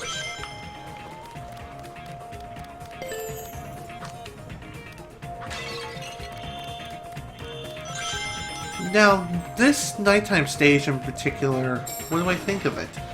I like this stage. I like the nighttime stages in general. Which one is my favorite? I honestly don't know. I think it has to be this one. This has to be one of my, or is my favorite nighttime stage in the game. It's not too hard, not too easy. It is just right as far as difficulty is concerned. There are plenty of enemies to kill, plenty of places to explore. Buildings I can break into, break and entering because there's no police, and really, F the police. That's Sonic's logic here. Totally legit. What's it doing?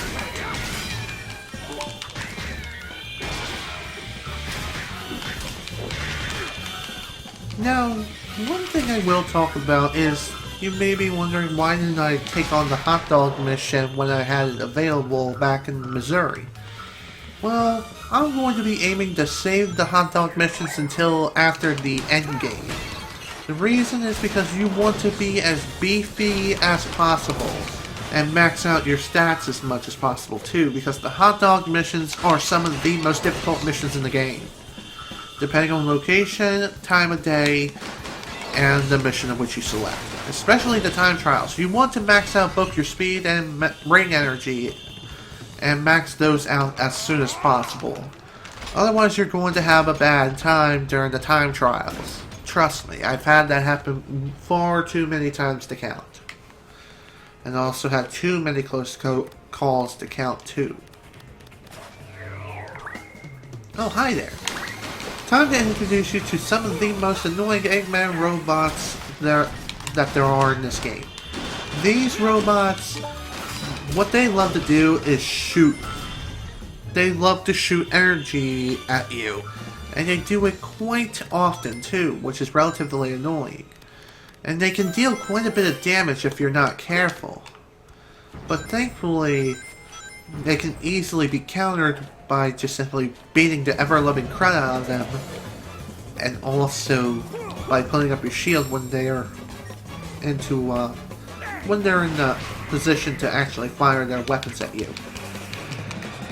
Besides, they don't take up that much shield energy anyway.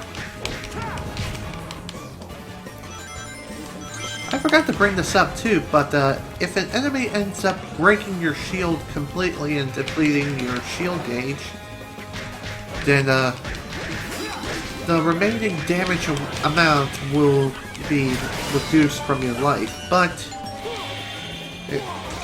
it's better than not putting up your shield at all, trust me.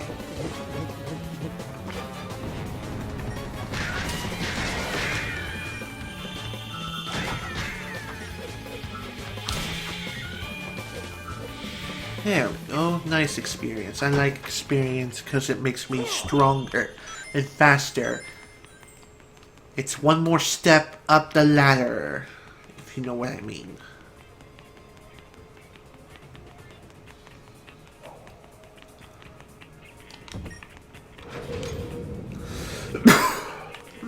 I dry cough much?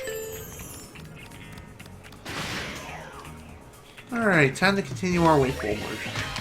As soon as we beat these guys. Because it's fun to beat up the enemies and make them go fly and cry and beg for mercy, while we continue to lay down the smackdown. Because I'm a street warrior, dang it! Street warrior! Sonic the frickin' Werehog.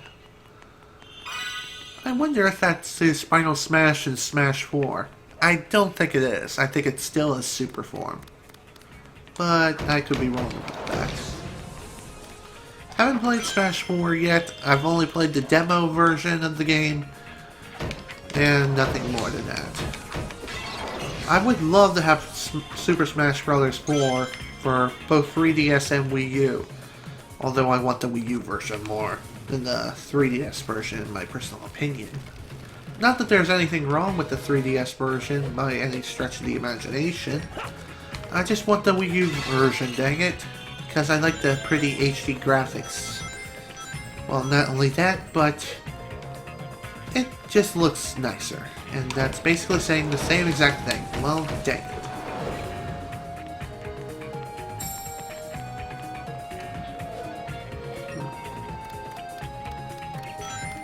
Now, let's continue this discussion on music, I guess. What do I think of the music so far? It's okay, not bad. Definitely fits each location, but of course, as I stated before, the battle theme does get old relatively quickly. Another thing I will bring up too is that your shield gauge will eventually respawn? No, those are not the right words at all. Not even close. It'll eventually replenish itself over time, but it's a pretty slow process, so keep this in mind, too.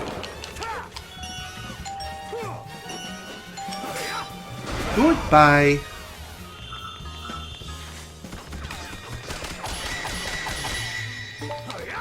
You're next.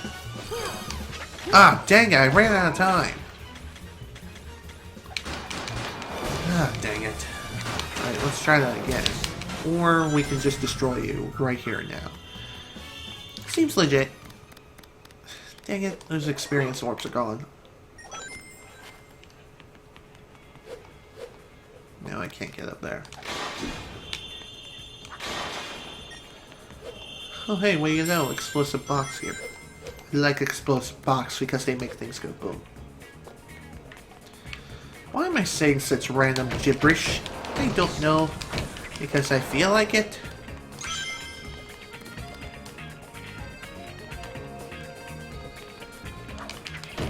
Now, what do I think about the music that plays here in this nighttime stage?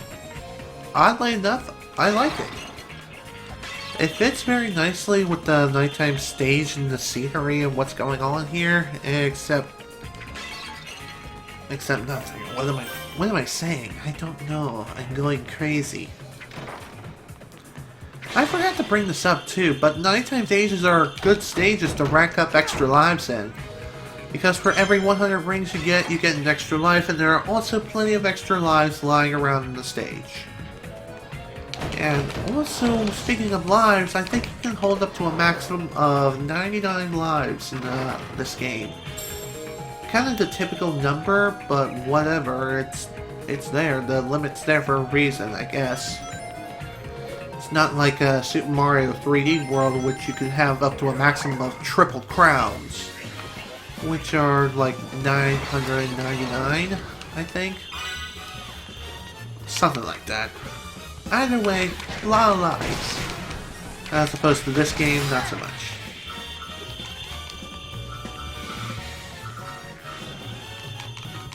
Also, come on, let me grab you.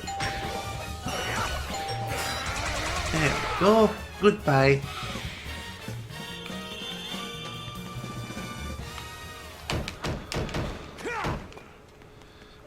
Breaking and entering.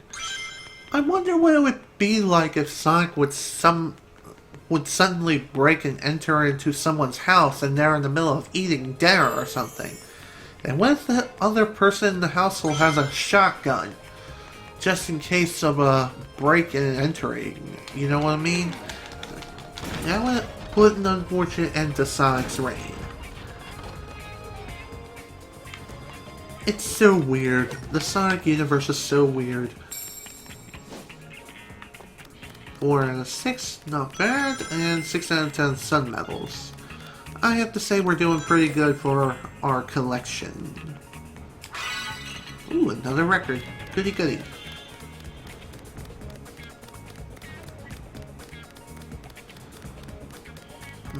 Something else up here? Could have sworn there was. Yes, there is. Submedal number 7. Good. Goody goody.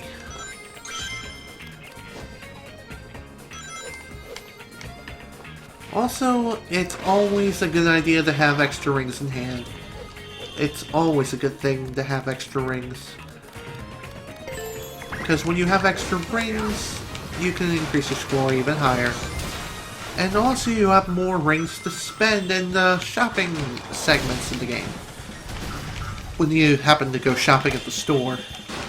When you are buying souvenirs amongst other things too.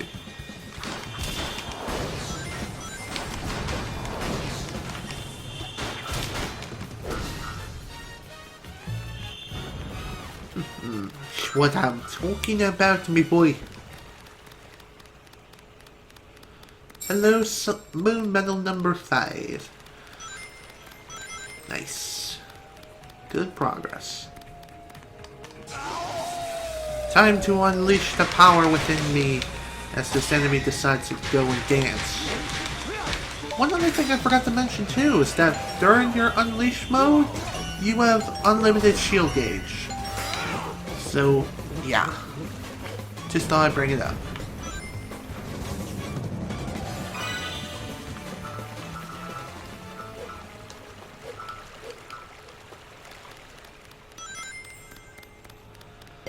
Okay, time for the hardest part of this level, and that is the clock tower segment.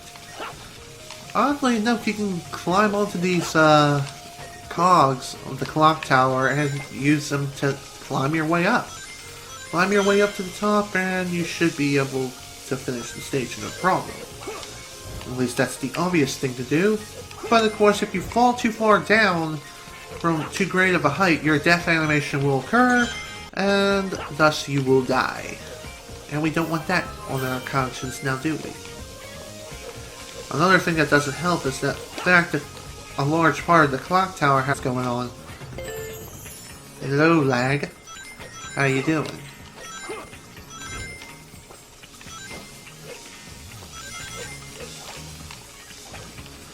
I'm not sure if I mentioned this yet or not, but to execute a long jump, just run towards the edge, hit the A button just before you reach the edge, and simply push the A button to execute the long jump and go as far as you can, and then hit the A button again to do a double jump. I don't think I even mentioned how to do a double jump yet either. To do a double jump, it's very obvious, just hit the A button twice. Depending on your height, depending on when you execute the double jump, you can gain some really good air and really good height.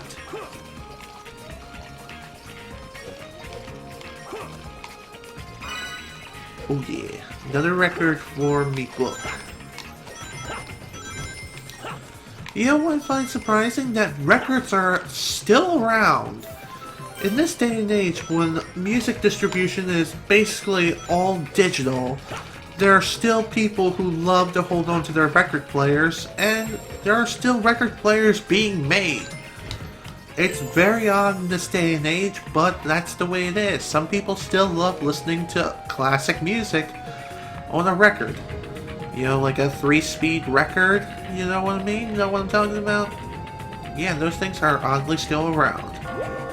Hell, there are even hybrids of record players and other MP3 players that actually exist. I know, I've seen one at like Walmart for about 100 to 150 bucks or something.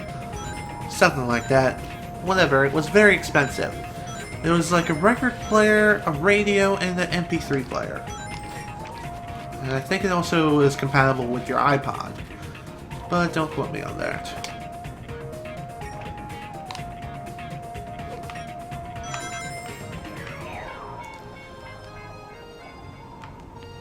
Okay, time for the final segment of the level. Just a nice couple of jumps, couple of grabs, and there we go. Simple as that. Wish I could do some running attacks right now, but of course I can't quite do that. Now, can I? No. No, I can't. Ooh, what is this? Instead of the gold ring appearing, there's a giant key, or at least half of a key. Well, this pretty much brings up another game mechanic within the game. And since we don't have access to the Temple of Gaia straight away, certain stages, or more or less most of the time, nighttime stages, they offer you halves of keys. 5 out of 6 moon medals. And I pretty much got all the sun medals here, so good to know. Tornado Defense first battle. Cool. Videotape number 13.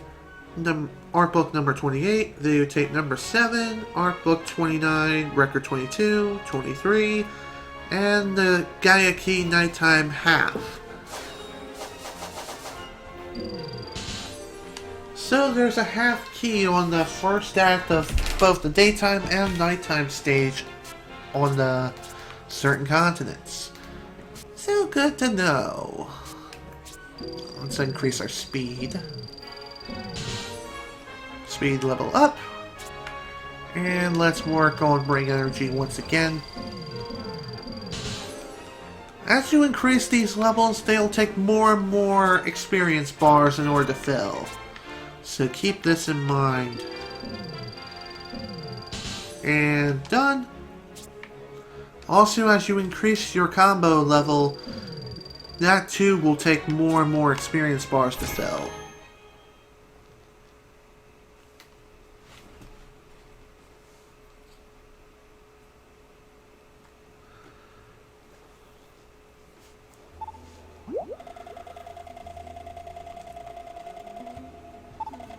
Okay.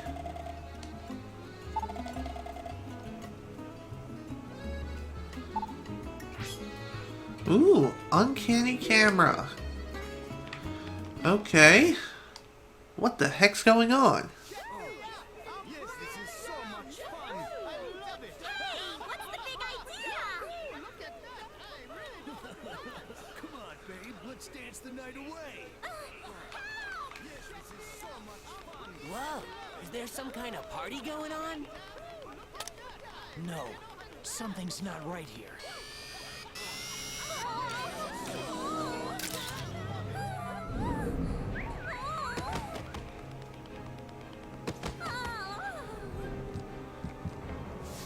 Oh, it's a carnival of creeps out there.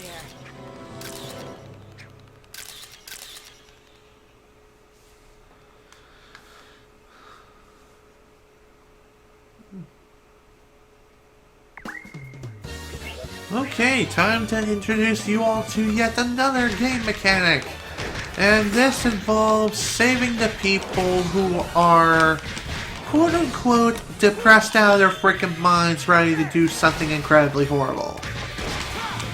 And you know those people who say, well, it doesn't matter, we're all gonna die anyway. And they're like, hey, what's the matter? Why are you so sad? I don't know. It doesn't matter. We're all gonna die anyway. So in other words, we need to save people from themselves. How exactly? Well, by freeing them from the evil minds and the evil influences of Dark Gaia and its forces. How can you do this exactly? Well, this only comes into play at nighttime. What was I just doing?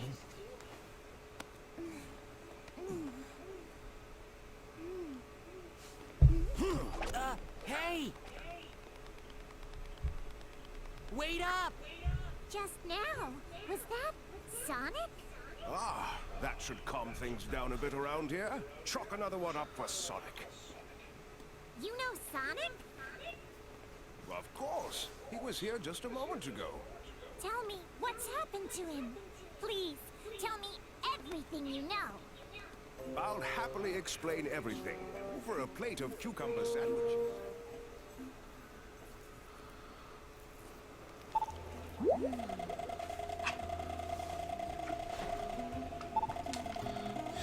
You're telling me.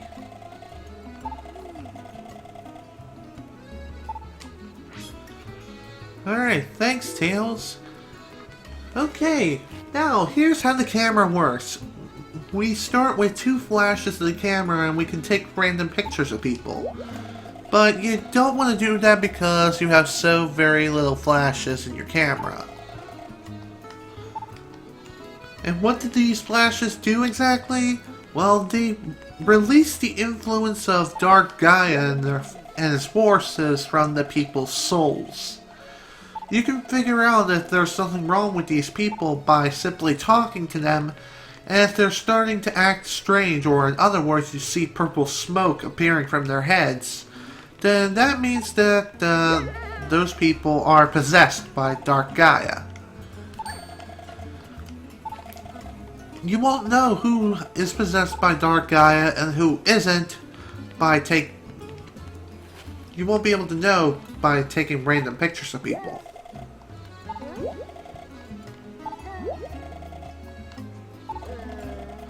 Oh my. Well, this lady's not too happy, and she, quite frankly, doesn't care, so... picture time!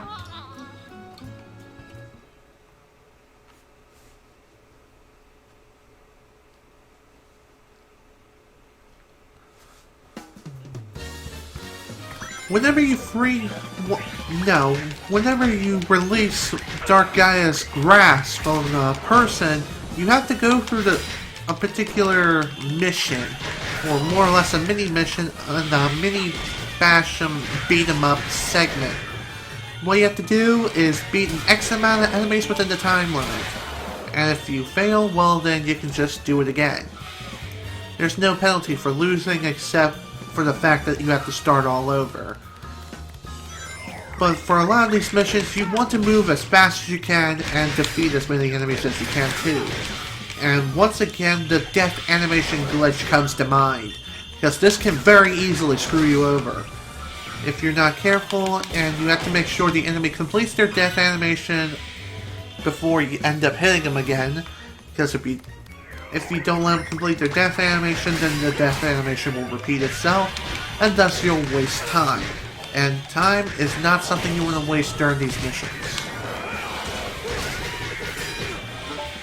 For these missions, I saved these missions until the end of the game, but I feel like going ahead and just simply get them out of the way now instead of waiting until later.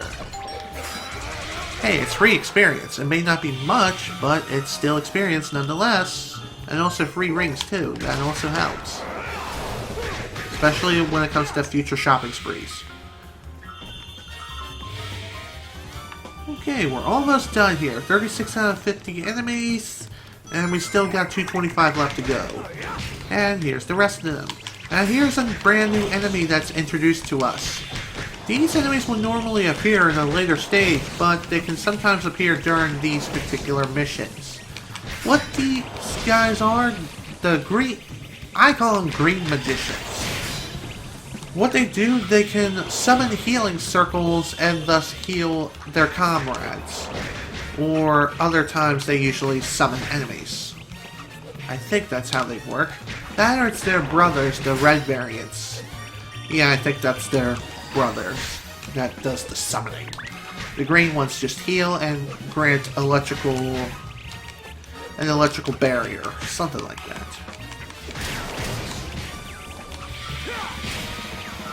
I have to say the magicians are definitely one of the most annoying enemies in the game. I forgot to mention this too, but their brothers, the red magicians, as I like to call them, they not only have the ability to summon enemies, but they can also create a fire barrier around their comrades too, so keep this in mind.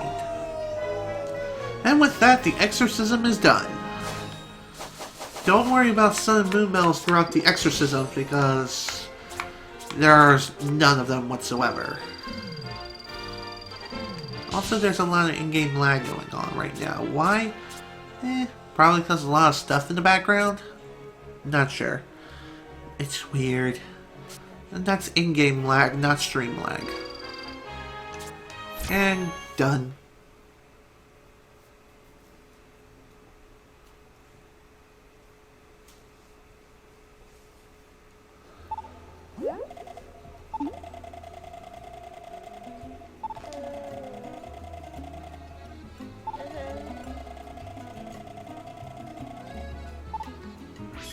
Good to know. Saved that person. On to the next person.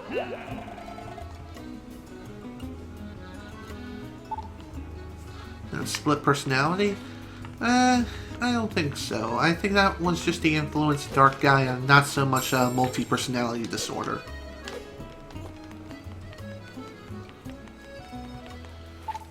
What about you? You feeling okay?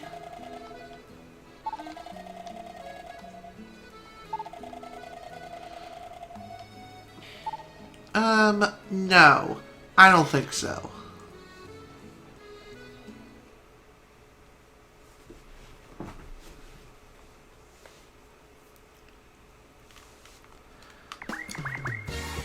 Okay, time for the next exorcism! And since we used up all the flashes... Ah, dang it, hit the wrong button. And I would have failed anyway. But anyways...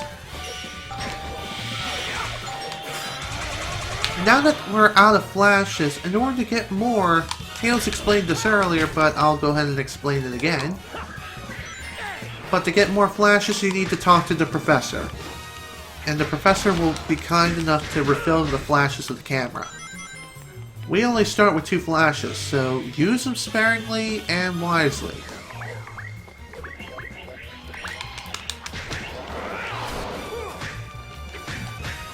Now that I'm thinking about it, maybe I should go on a shopping spree and start buying stuff. But usually I wait until towards the end game, so that way I can get not only sun and moon medals that I need for future levels, but also additional flashes if needed. Well, actually, Of course I need more flashes. More flashes are good. And you know the kind I'm talking about in-game, not the other kind that men love more than anything. It is practically their wet dream.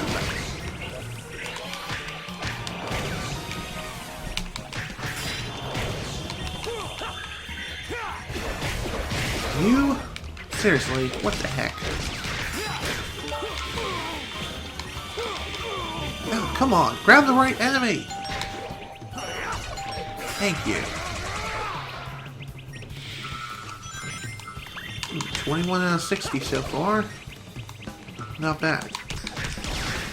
I forgot to mention this too, but if you happen to fail the exorcism and you gain some experience, well, that experience unfortunately is lost, and there's nothing you can do about it. Unless you happen to complete the exorcism and get the experience again. Just thought I'd bring it up. Not necessarily for convenience sake, but more or less for the sake of just being there.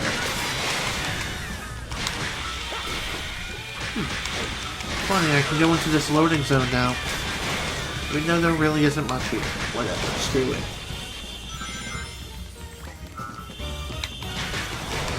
Funny enough, you actually slow down when you're trying to execute your running animation by holding either the left or right trigger while in the unleashed state. It's so weird, but I'm afraid that's how it works.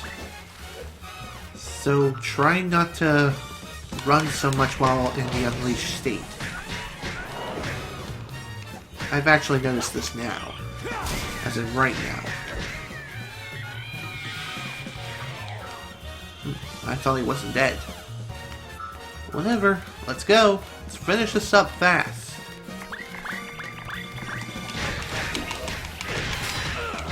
Also, I love that combo. One of the best combos in the game. As well as the donkey kick. One of my favorite combos, too.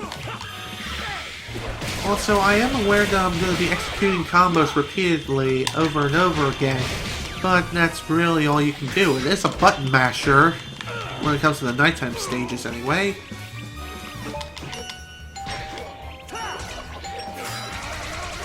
Close one.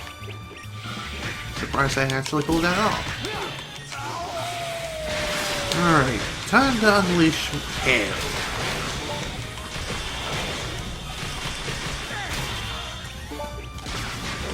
I have to say, the donkey kick is definitely useful when it comes to enemies that love to block your attacks.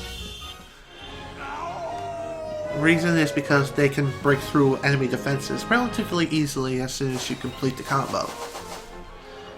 4 experience orbs. Just what we needed to finish this up. And speeds up to level 5, I think. Well, it's up nonetheless. Okay, let's work on... How about we work on strength again?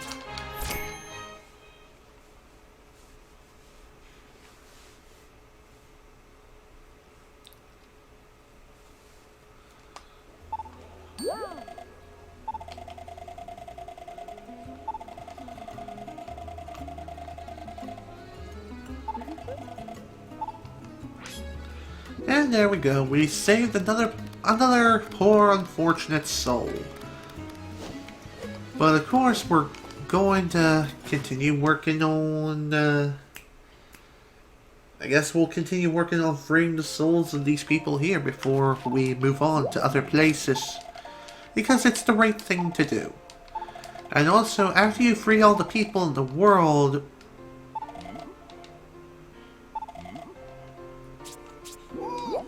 Okay, I'm good.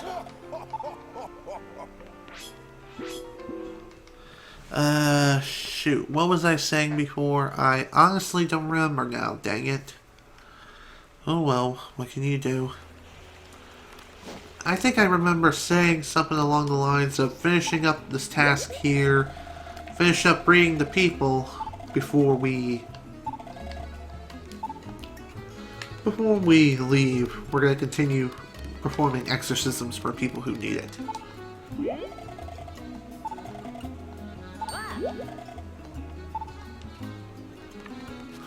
weird. How about you, old man? You're okay. No dark smoke coming from you.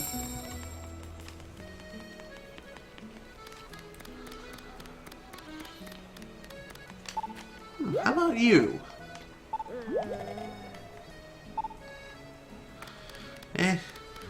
Okay, nothing wrong with you. I think we're done here, maybe.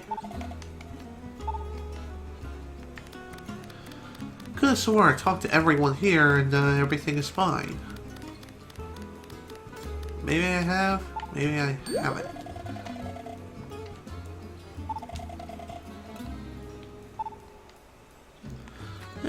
Okay. How about you, sir? Good to know. Don't quite care. How about you, kids?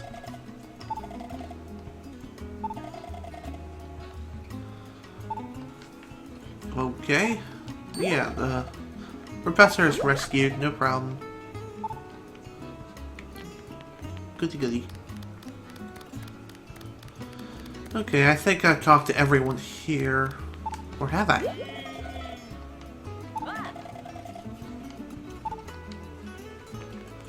Yeah, unfortunately, you were quite possessed by Dark Gaia.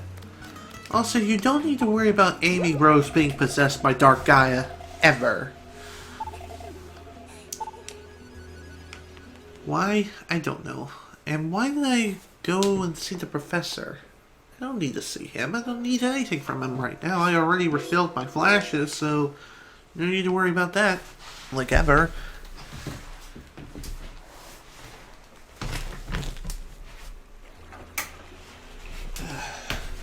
Need some light in here. Ugh. Hey, kid. How you doing?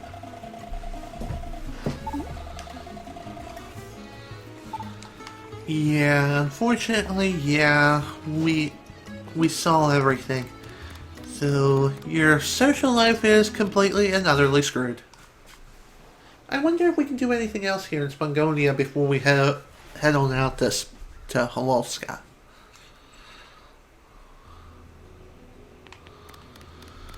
Let's go ahead and find out.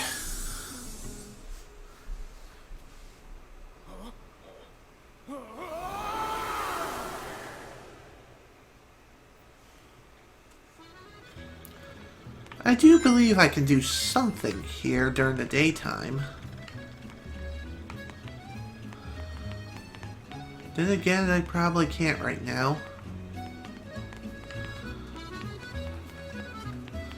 Nope, that would be a no. Alright, let's go ahead and return to the village and we'll head on out to Hololska then.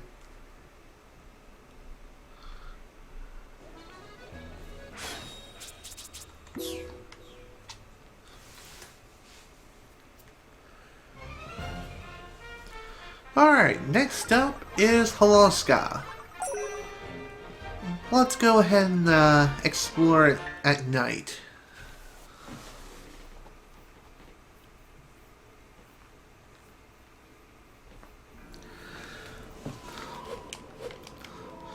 Oh look, it's that shy guy the shy salesman rather.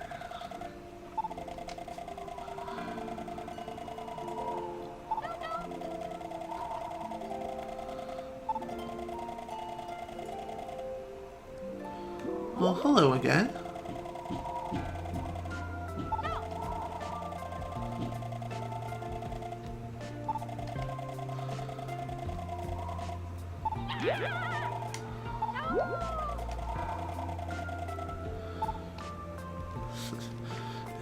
Unfortunately, he's still quite scared.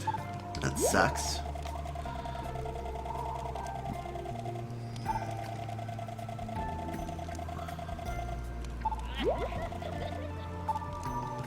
Well, I didn't say anything about you being a stupid old man. Whatever, picture time. Time to perform the next exorcism.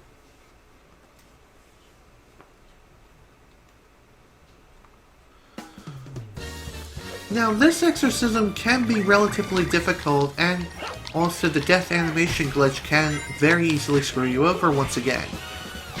You only have 2 minutes to kill 15 enemies that are in the village, so keep this in mind and get your butt moving. Save the small fry for last, if you can. Although they are going to be one of the more annoying enemies that you're going to have to deal with.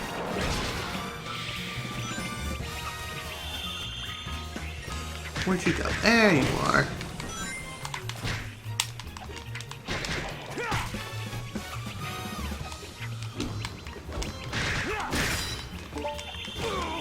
Can we finish this now? There we go, much better.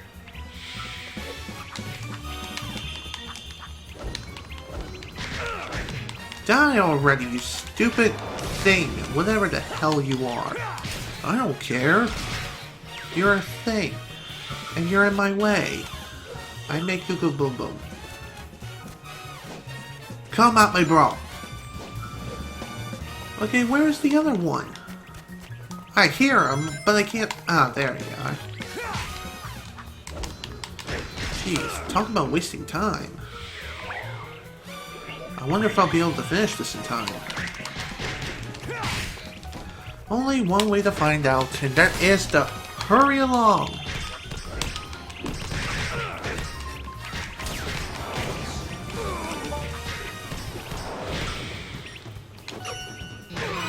Ah, dang it, I missed.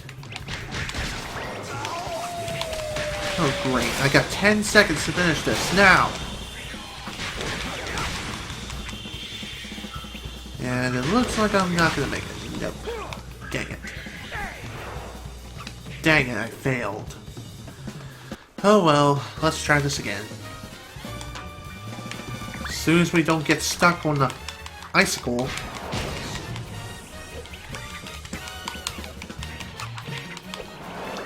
Where'd you go, bastard?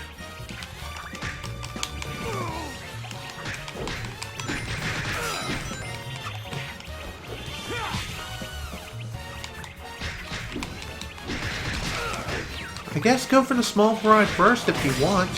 Whoever stands in your way, just kill them all.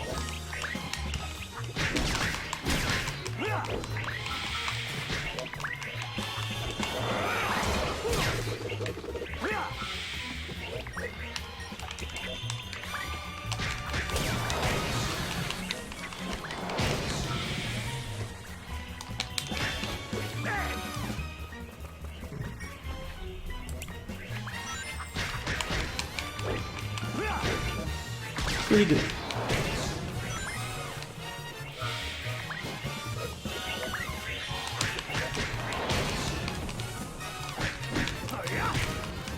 Will you go down already?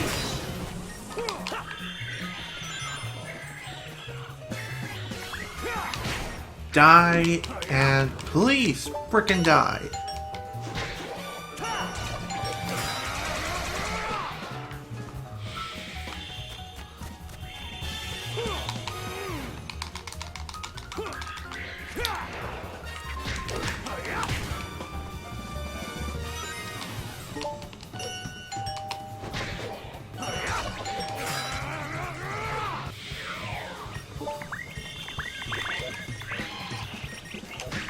Man, didn't have enough unleash gauge yet. Wow, that took way too long during the first segment alone. Dang it.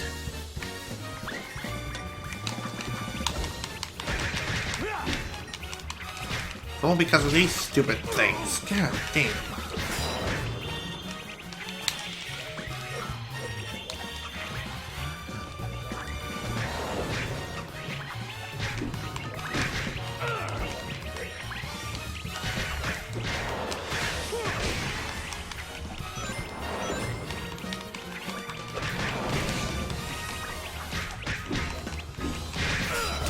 Goodbye. Oh my god, why won't you die?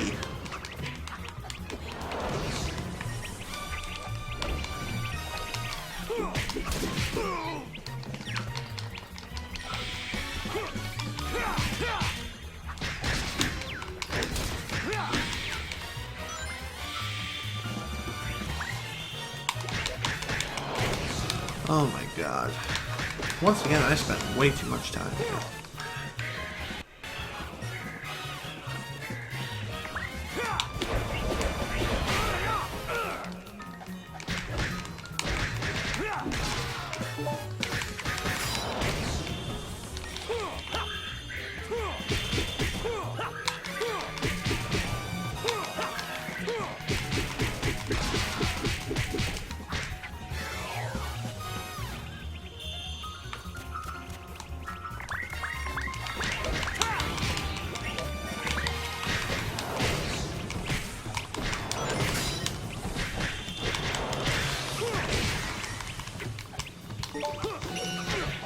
Ah, fudge me.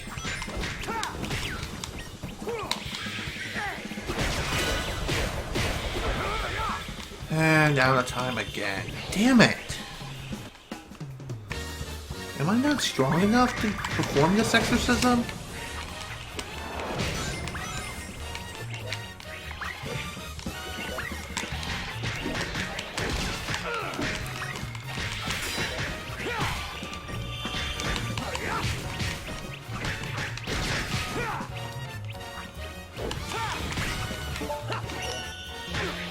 Damn it!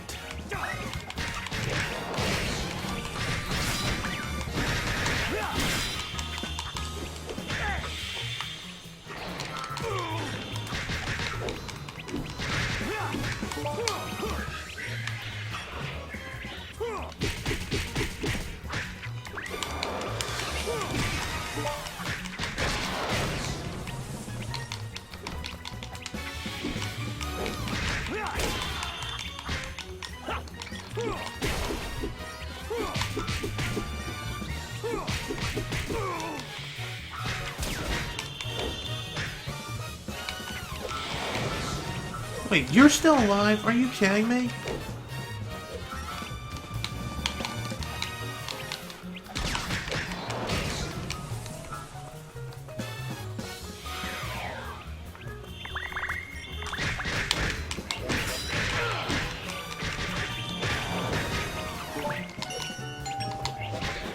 Oh, thank God. Lucky combo.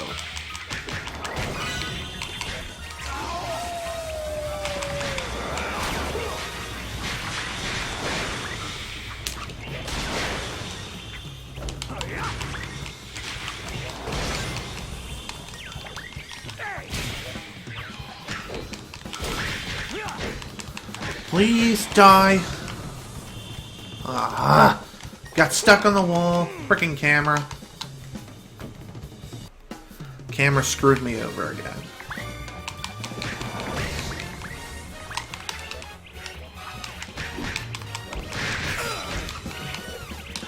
God, I hate close quarter frickin' exorcisms. They are the worst.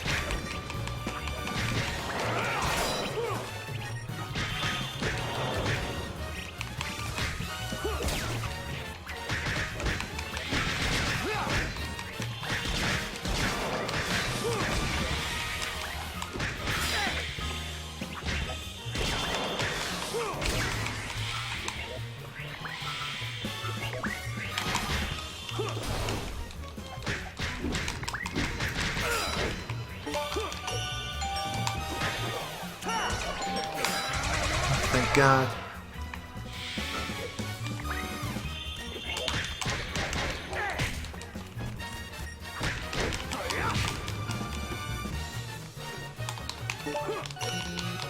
Ah, damn it.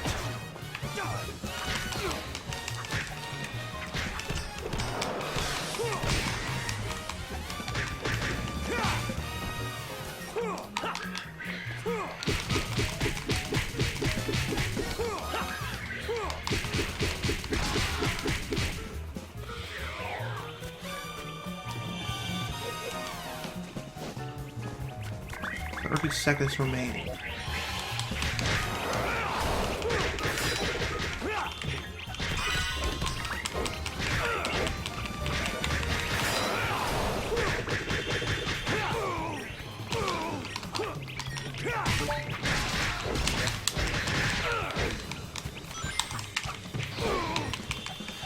Oh, hit him!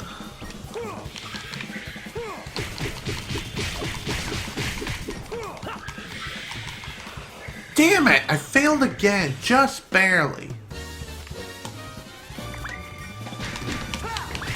All because I'm taking too long on this segment.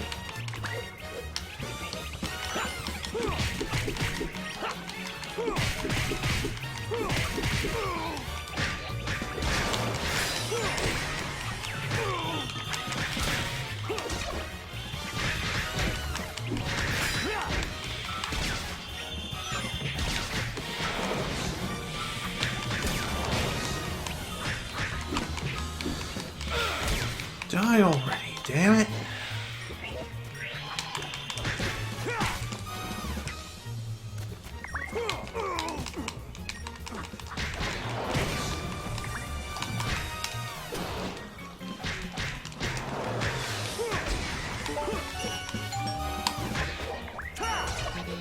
Damn it, wrong button.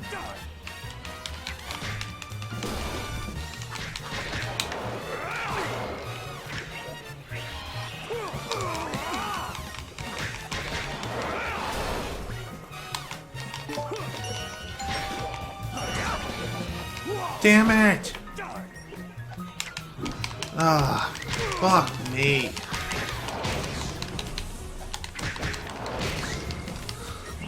Looks like I failed this again.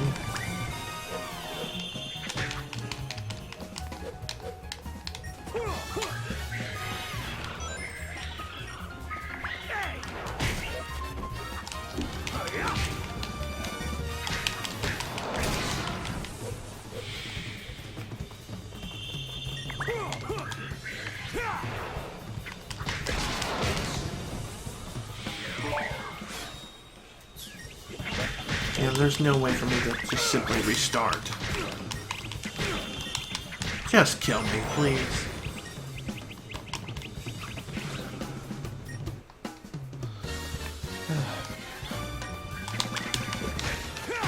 I don't think I'm strong enough to perform this exorcism yet. I need to work on my strength more.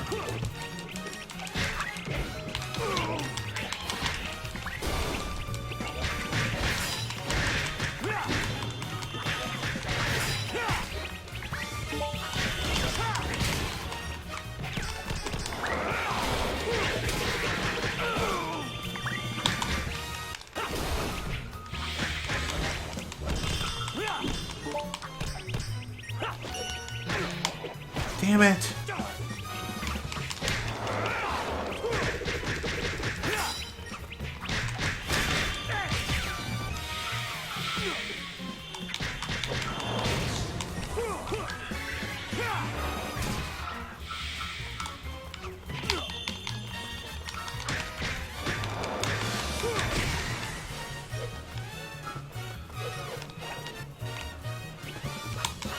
I thought you were dead, man.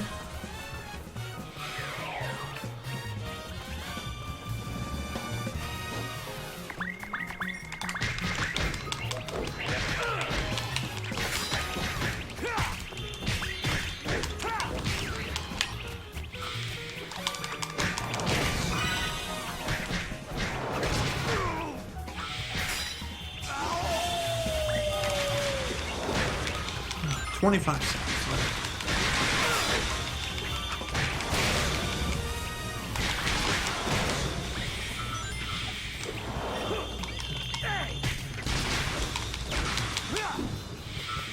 Where's the last one? Shit, where'd he go? Ah, fuck me. Failed again because the last enemy fucking disappeared.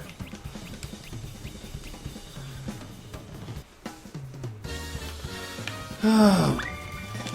Oh, man.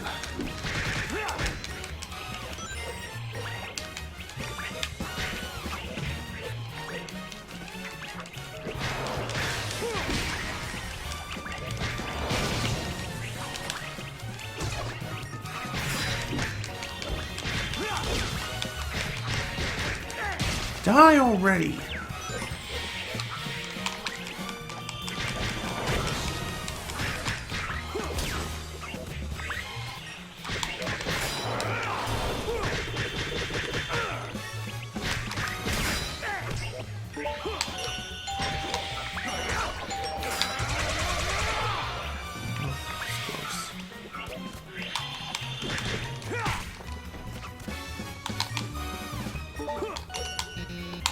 Damn it, wrong button.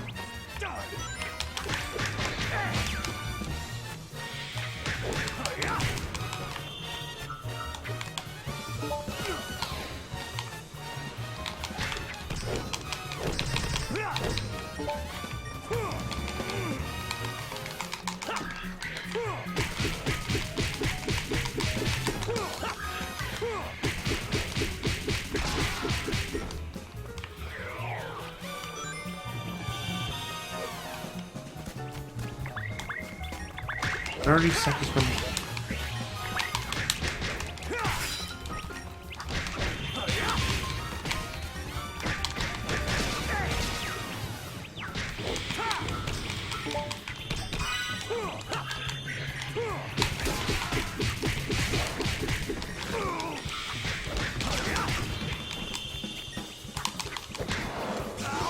Wow, I didn't even realize I was out of frickin' time again.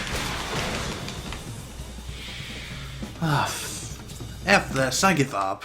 I'll come back later. Once I boost my strength stat. Screw you guys, I am out of here.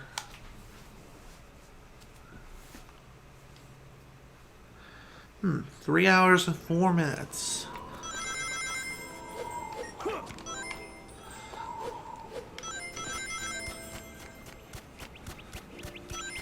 I did say that I was going to go on for at least 3 hours, and this is how long I'm going for. Still going.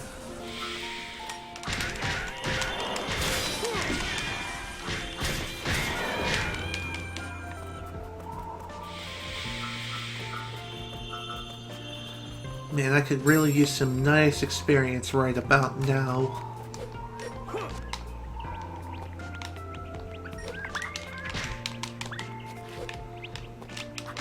Also, these enemies, they can be quite a nuisance. Especially during tightrope segments like those.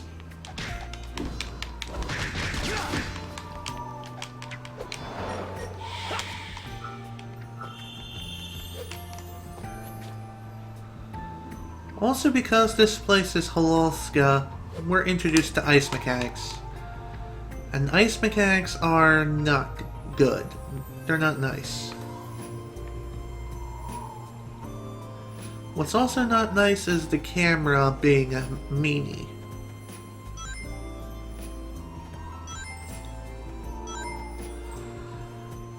The only advice I can give as far as these segments are concerned right now is the fact is to simply go slow and steady. Slow and steady wins the race. Alright, got it. Both moon medals have been collected. Since we got both of the moon medals, just need the 2 sun medals. I'm not sure where they are at this moment in time, but I know we'll find them sooner or later. Looks like I can't go to the nighttime stage yet. Boss in the daytime. Okay.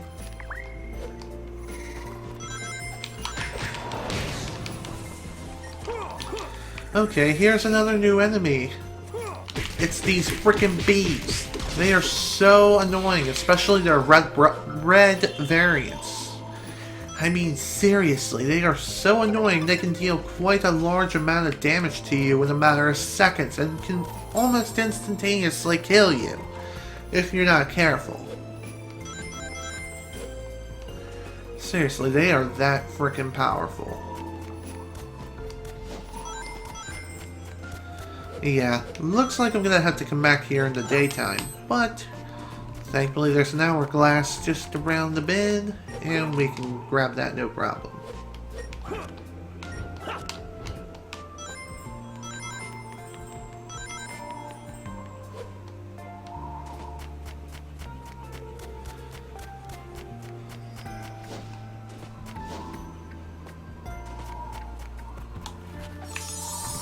And there we are.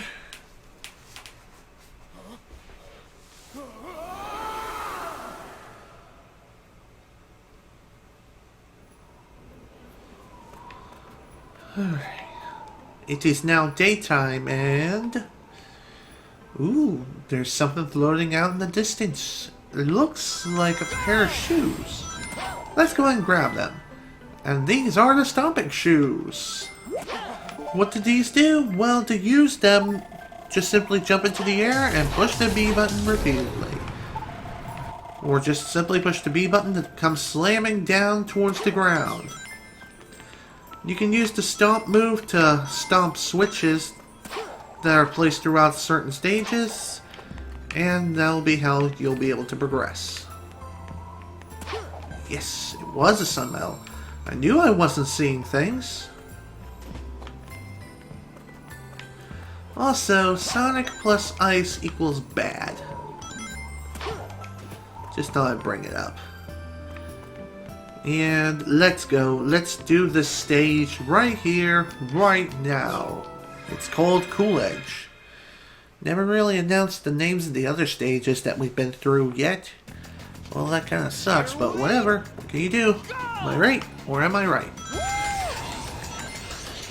Now, Cool Edge. This stage, well, it's definitely one of the more frustrating stages in the game. Mainly due to the ice mechanics. You slip and slide all over the frickin' place like there's no frickin' tomorrow. Actually, before we continue forward, what's this way?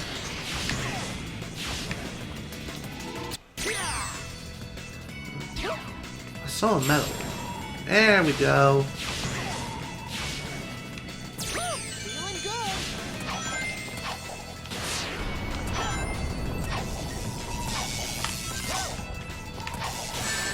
Ah, dang it!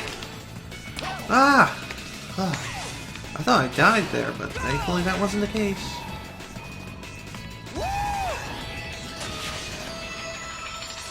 Also, this path is incredibly dangerous. It is a shortcut though, so good to know. I forgot to mention this too, but much like in Sonic the Hedgehog 2006, if you happen to get hit by enemies, you don't lose all your rings, which is nice to know. What's also nice to know is that all Sun and Moon medals that you collected throughout the stage remain collected, so long as you don't get a game over, that is. If you happen to get a game over, then you are thrown out of the stage, and you lose everything that you've collected up to that point.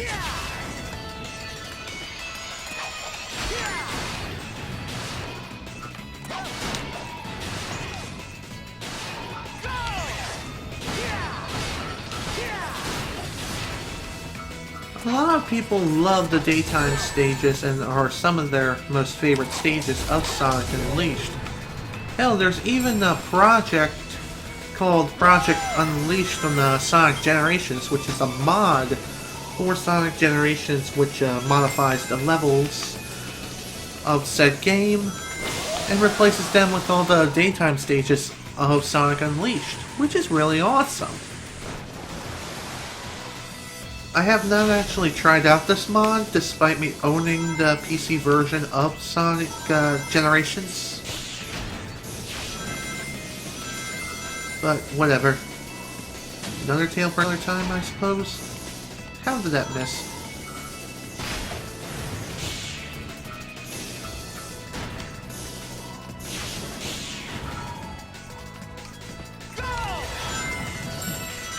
Alright. 3 out of 7 Moon medals and only 1 out of 3 Sun medals. Could be better, could be worse. Also, I forgot to bring this up too, but in this game, Sonic can run on water so long as he's continuing to run really fast. And so long as you're boosting amongst the water. If you happen to crash into anything and come to a complete stop, Sonic will sink. And he will die. Because we all know that Sonic the Hedgehog cannot swim. Why is this? I don't know.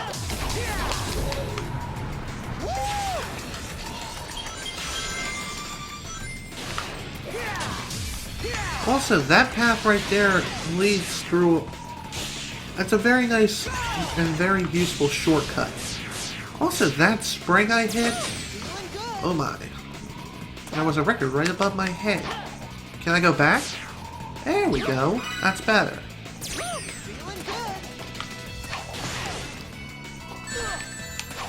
That spring I hit not too long ago, what that was? It was an Eggman spring. If you hit it, it'll actually send you flying in the direction of which you do not want to go. They're usually there just to troll with you. And trolling is not necessarily a good thing in a Sonic game.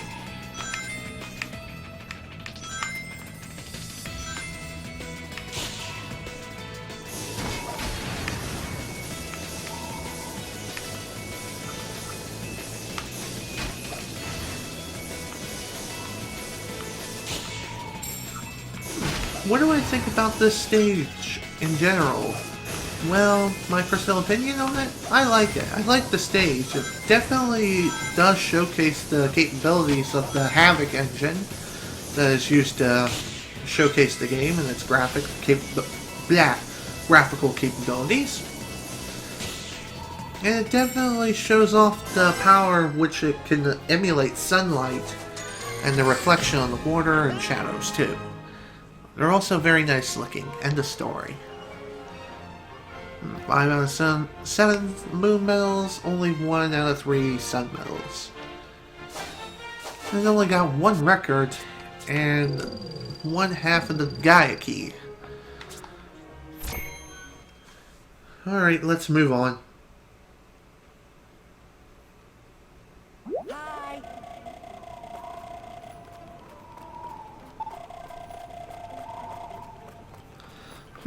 Doesn't sound like a bad idea. Alright, let's go ahead and do that then.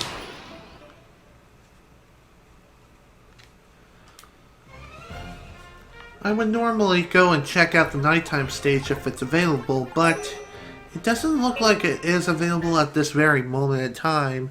Not until we talk to the professor.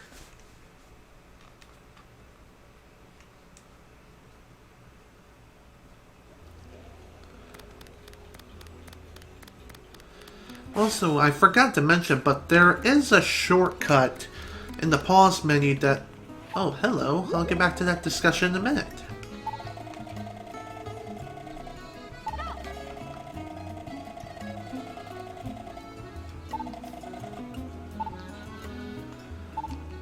Hello. Again.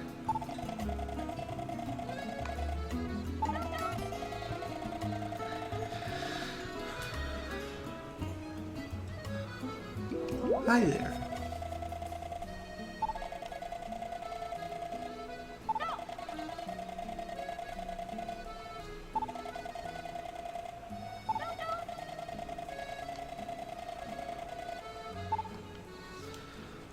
Slowly yet surely, we're really warming up to him. Once we eventually do warm up to him, he'll start selling us items. So that'll be excellent to know, and also befriending him enough to the point when he does sell you items, scores you an achievement. Or a trophy on the PlayStation 3. Sonic!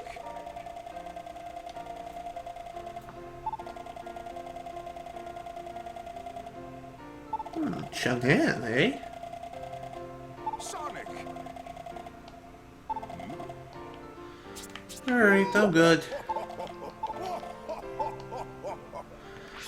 Alright, our next stop is Chang'an. But first, before we go there, there is something else I can grab while I'm here in Spungonia.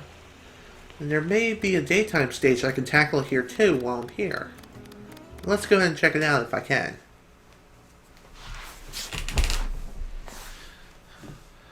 Oh, right. There is something I forgot. Chang'an is the point where we need to have at least Sun Medal level 4. Otherwise, we can't continue on through the game. So, at this point now, we may end up having to go through and repeat stages until we get enough Sun and Moon medals. Or we can do some exploring and eventually find out where we're supposed to go.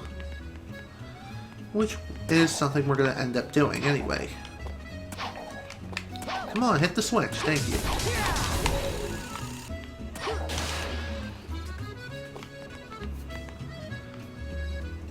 Another upgrade. It looks like another pair of shoes with a spring. But in order to get to that upgrade, we need to hit a switch or something. And that's exactly what we're going to do. Maybe. Maybe that's how it works. I don't exactly remember for sure. It's been a while since I played Sonic Unleashed.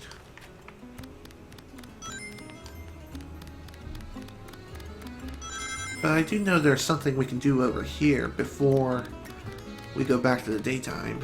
At least I'm sure there is. Aha! I thought so. There we go. Art book number 30. I think you can grab that during the daytime too.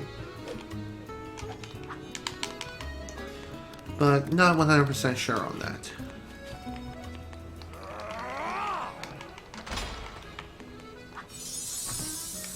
Alright, back to daytime.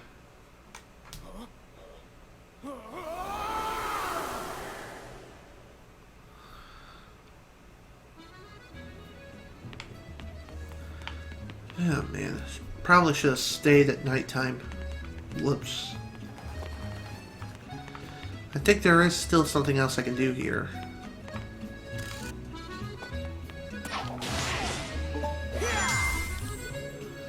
Perfect. That should bring down the laser gate. Yes. Yes, it did. Woohoo! Alright, now we got the wall jump. The wall jump shoes allow you to wall jump off of walls. And unlike Sonic Generations, you can wall jump off of any wall surface in the game. So that's good to know. Also, you see the trail of rings there? Well, that leads to something else. And in order to go through that trail of rings, we need another ability, which we'll be able to get in Chun-An. And if you couldn't guess, it's the Lightspeed shoes. Forgot to mention this too, but for every upgrade you get an achievement for it. That or you execute the ability for the first time.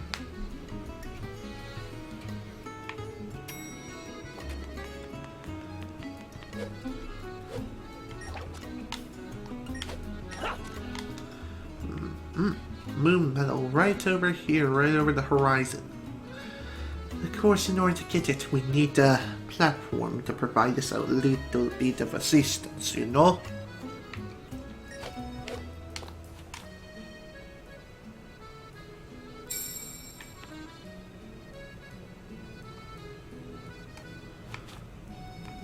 There's an extra life over here, and a sun medal too. Goody goody.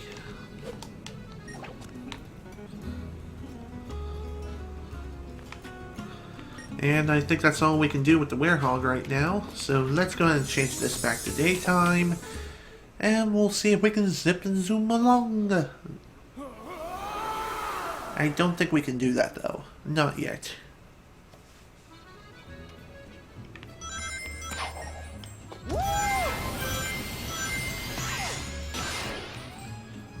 And this stage is not available.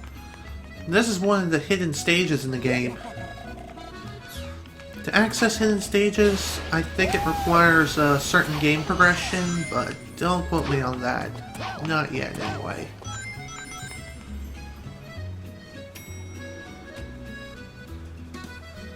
Well, I think we're done here, so let's go ahead and return to the village. Nothing really more we can do right now at this very moment.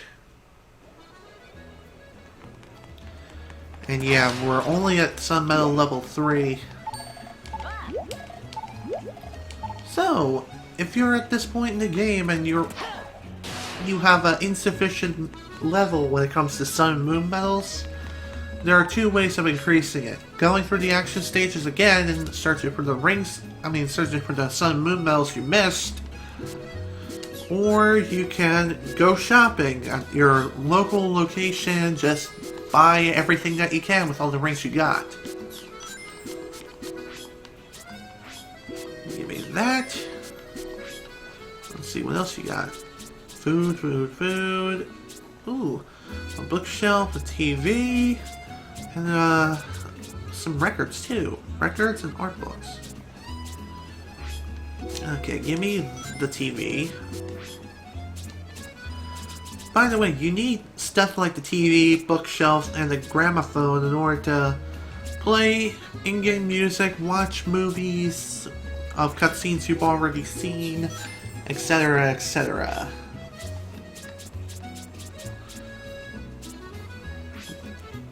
Give me this too. Also, you can sell items that you have found throughout your adventure, though only certain items can be sold.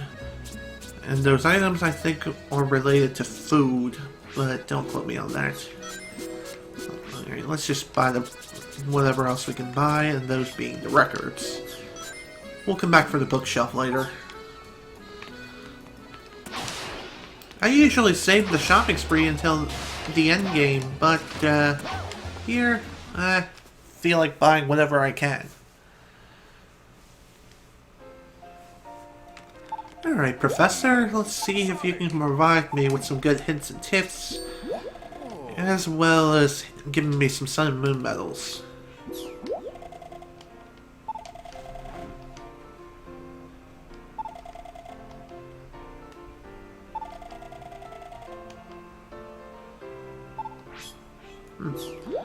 Interesting to know.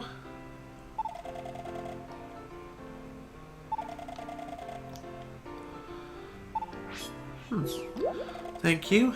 Thank you for the hint.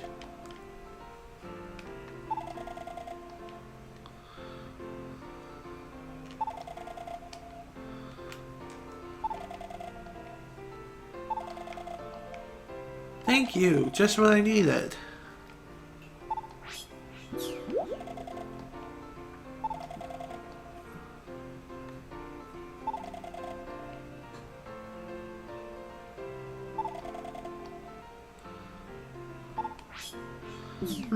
Thanks for the hint.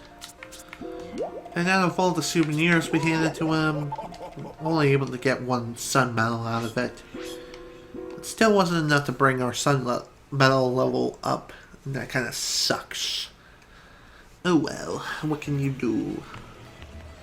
I could have sworn there is a daytime stage I can take on here in Spangonia too. Maybe there is, maybe there isn't. Maybe I can take it on now, or I have to wait until later. I think I can take it on now.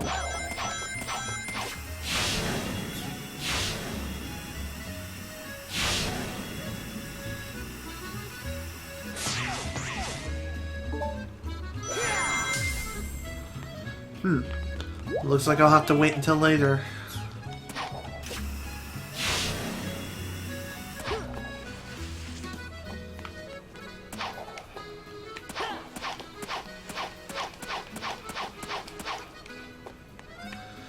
Can't go here yet either, dang it.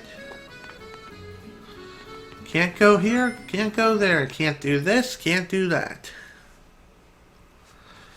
Oh boy.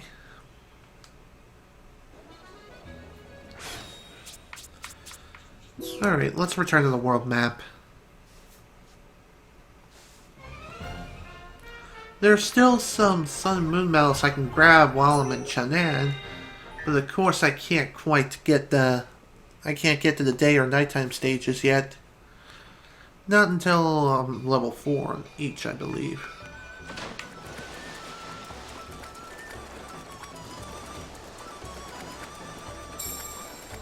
Right. 40 sun... No. 40 moon medals so far. So far so good. Hey, why are you blocking the entrance?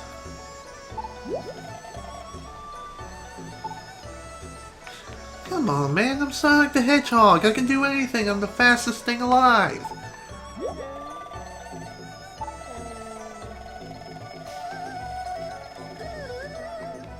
Why? What's wrong?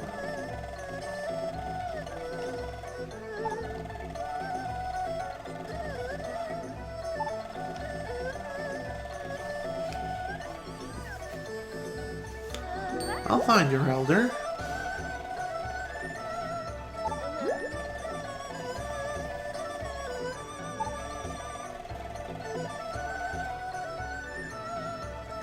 What's the treasure?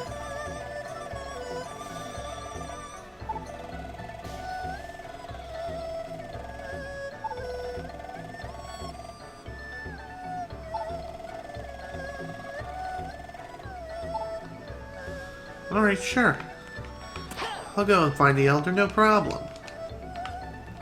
Also, this guy. This guy is an asshole. How exactly? Well, that guy pretty much put me through hell and back during the end game of the second playthrough for YouTube of Sonic Unleashed. How exactly? Well, he has some of the hardest town missions in the game. Yeah, believe it or not, if you talk to certain people, you can actually execute town missions. And these town missions range from completing a stage as fast as you can to saving somebody from the tyranny of Dark Gaia and their forces, amongst other things too. I can't remember off the top of my head, but either way, let's continue.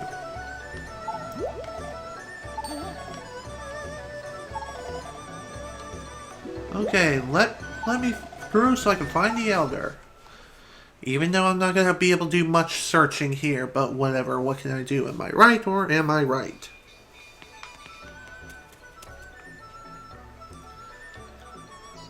And here's our next upgrade. I was thinking the Lightspeed Dash is next, but that doesn't come until later.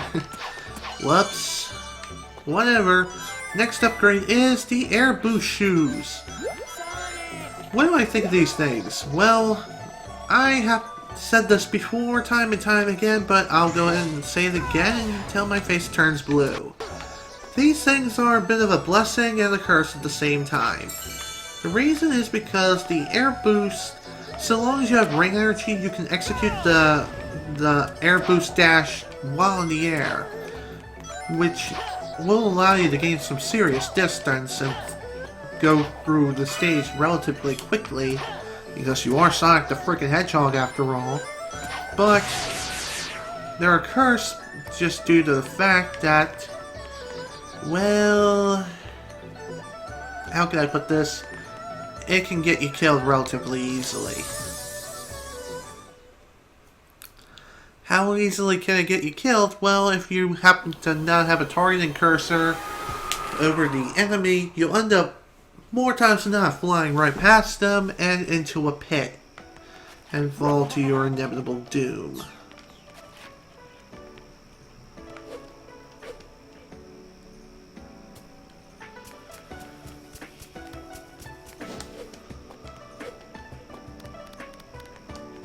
I guess I was wrong about the sun metal level needed yet. I guess we can continue after all. Good. That's good. That's what I like to hear. Alright. I guess we needed moon metal level 3 in order to continue. At least right now. But let's go. Let's get started on Dragon Road Act 1 Nighttime Stage.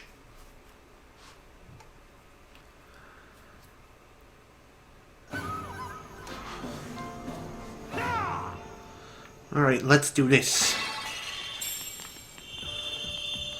Dragon Road Nighttime Stage, what do I have to say about it? There, oddly enough, isn't much to say about the stage. The stage is fairly linear and is actually one of the shorter nighttime stages in the game. Believe it or not, that's the way it is. How is this exactly? What blasphemy is this? I don't know. It's just the way the stage is designed, I suppose. Which, in a sense, to many Sonic fans' credit, this is a good thing. Because not many people like going through the Werehog stages because they're simply too long and too slow. You're too slow.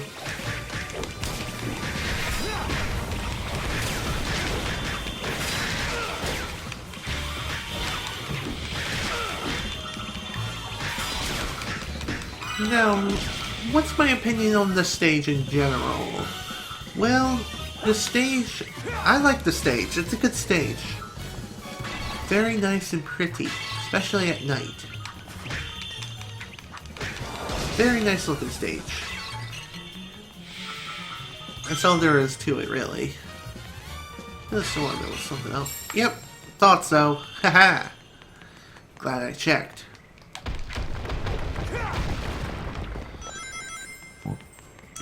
Boulders hit Sonic in the head, doesn't phase him one bit. Video game logic. Seems legit.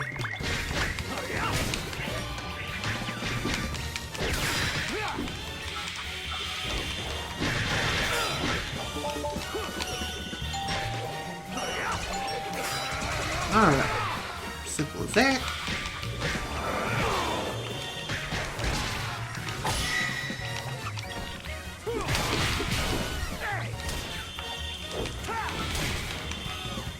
Will you die already?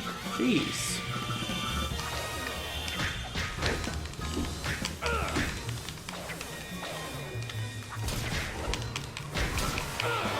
Bye-bye. One other thing I will point out too, throughout the majority of these stages, you don't have to kill every single enemy that you see on screen. You can usually just run right past them and move on, but if you do that, then you miss out on a lot of experience and potentially getting stronger too. You can't always run from your battles, my friend. Oh. Just saw you off the corner of my eye. Ha ha ha! Also, this area it's a trap. You don't have to come this way, but there are quite a number of goodies here. Those being additional enemies for you to kill and gain experience off of, as well as some sun and moon medals here, I think. I know that there's a sun medal around here somewhere.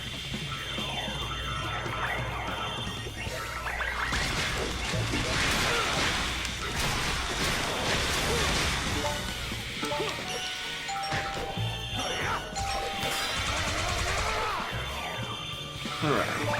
Nice.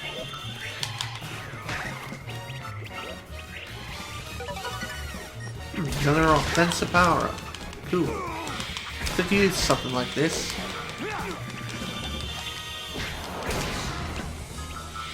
Excellent. Oh boy, here come the bees. The bees, I think they get introduced in this stage officially outside of the exorcisms, but I could be wrong. But I'm pretty sure, yeah, this is where they get introduced for the first time.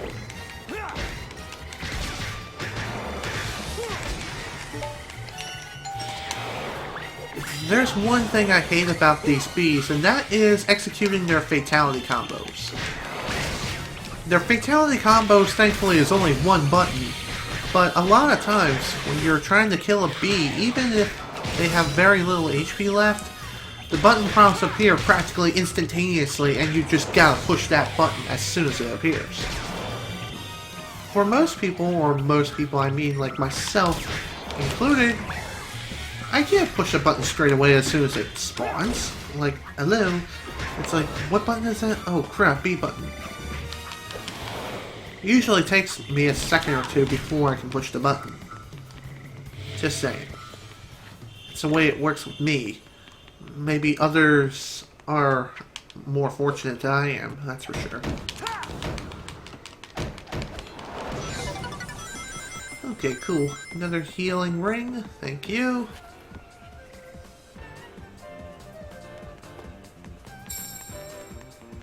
Alright, one out of 6 moon medals. So far, so good. Oh, here's a record right over here. Perfect. Wait, can I walk on that? Or is that... Yeah, I think that's death. Don't want to go over there then. Almost walked right off the edge. Oh boy. Oh boy. Don't want to do anything as stupid as that.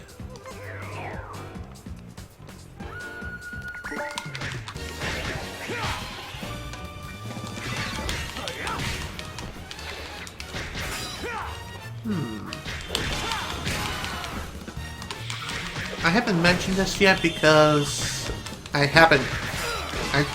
honestly forgotten about it, but I'm still open to accepting donations, so if anyone wants to help, if anyone wants to donate some money to me via PayPal, feel free to do so. The donations will go towards making better videos for one, and two, hosting better live streams. I want to be able to get myself a new AMD no, those were not the right words. I want to get a new motherboard and a new processor. Also, this enemy, very interesting. If you throw it against the water, sometimes it will zap all the enemies that are in the water. But other times it'll just result in a mess. It's rather inconsistent. Even if you hit the enemy, it'll still end up flying in the wrong direction. No! Damn it! I hate those guys. Screw those things. I hate them so much. Now I have to go through all this again.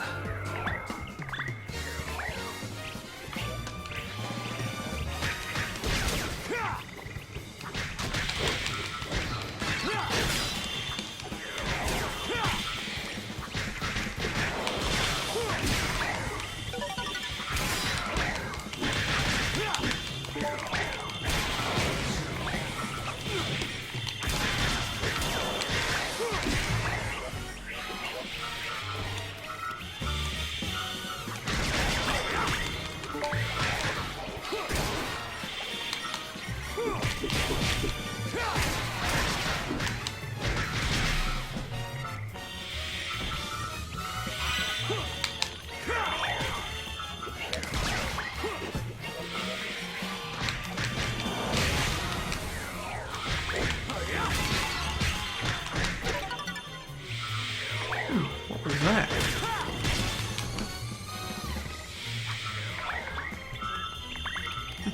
That was weird.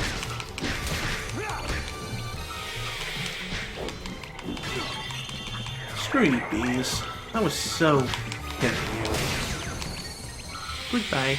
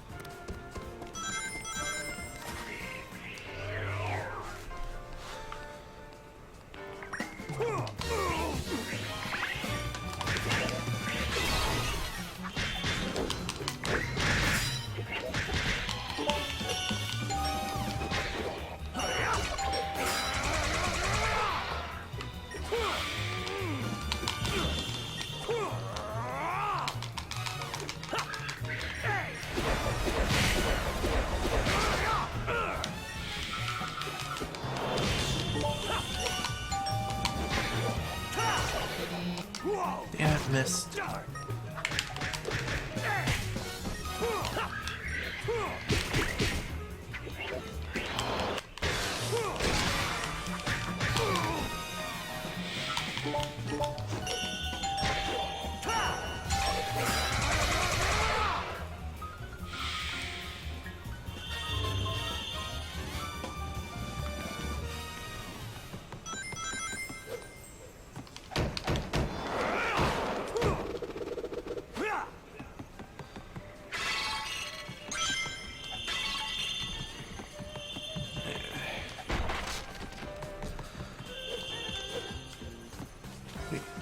Is there something? Yes, there's something right over here. Perfect. 6 out of 10. That was only during the beginning part of the stage.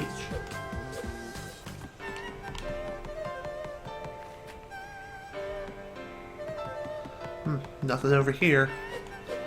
Okay then. Now, let's see if I can actually zap these enemies again.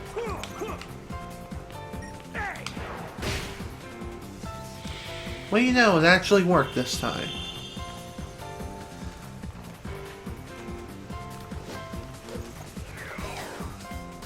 Oh boy. This is gonna be an adventure. Hopefully I can get across and get the moon medal.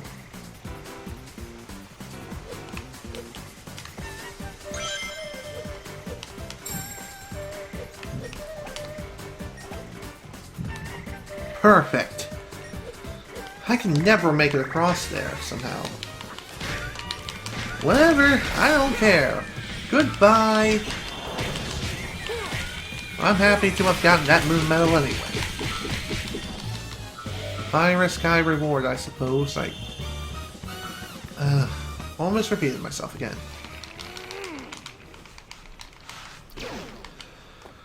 Overall, this stage is not hard, and it's not very long either, oddly enough, at least in my personal opinion.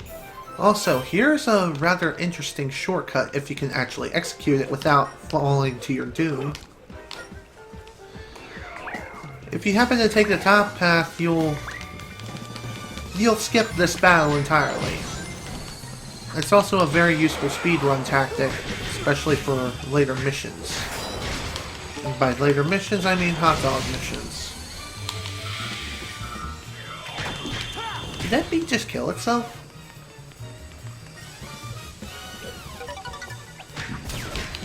Whatever.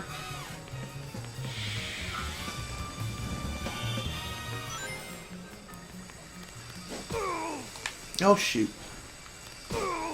No! Get off the saw! That's better. Shut up, Chip. I know what I'm doing.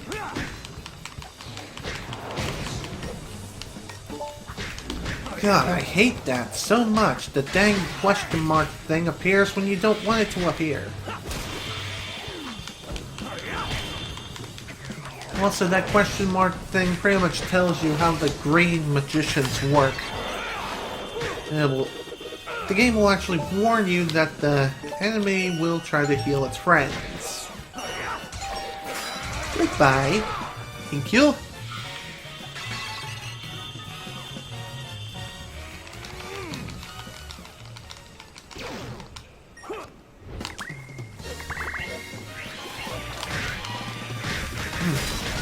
That was a close one. Okay, time for the blue magicians. These are the guys that can set enemies and even set you on fire. The red ones, no, they can't do that.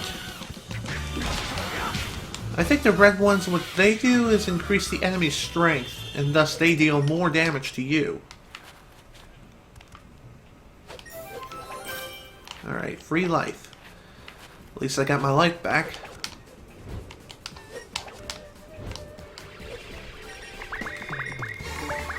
Oh, that was a close one.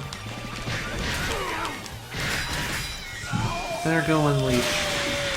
Because I'm running low on energy. And if you run out of health, you die. If that wasn't obvious, but some people may not know that.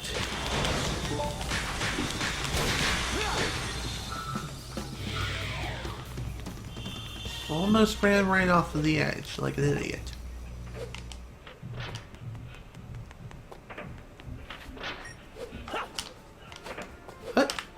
Okay.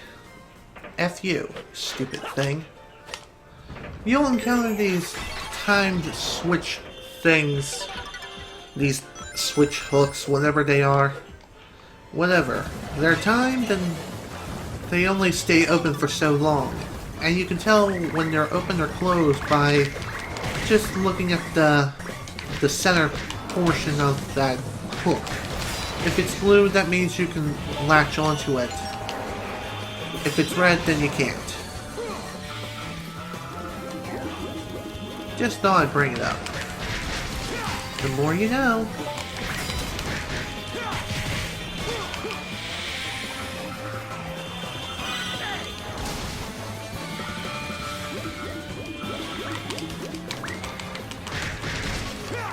Oh boy. Pink magician. And text message. Actually, it's just my Gmail going off on my phone. Quit your healing circle. Quit it.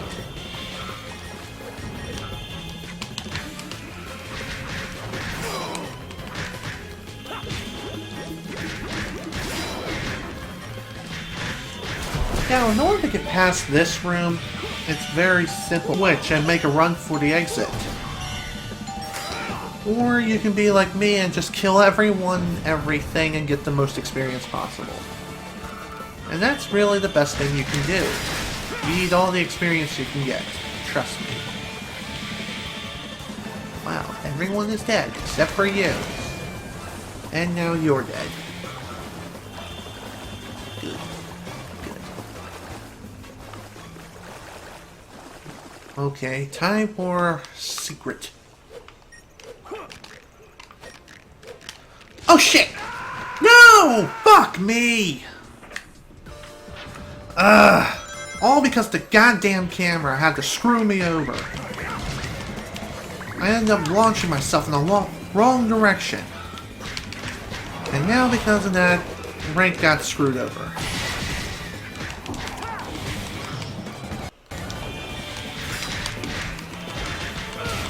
Damn it. I hate it when I do that stupid joke.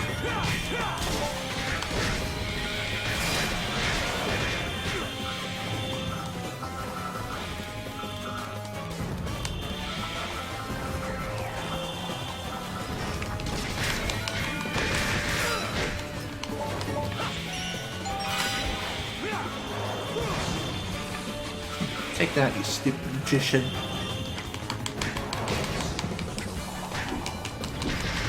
Will you please die? Thank you.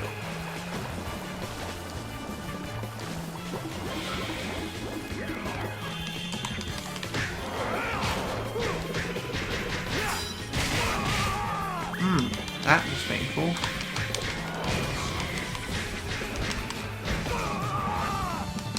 As was that.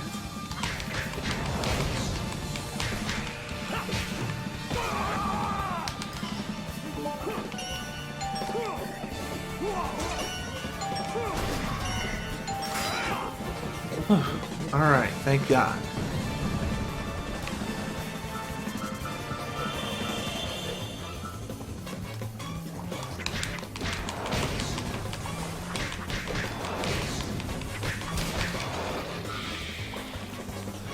Okay, that's done.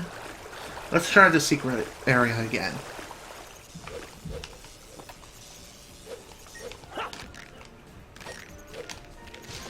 Got it. Whew, I did it. Also, you could have come up here to kill off every single enemy. Well, dang it. Whatever, I don't care. Feel like killing them the old-fashioned way.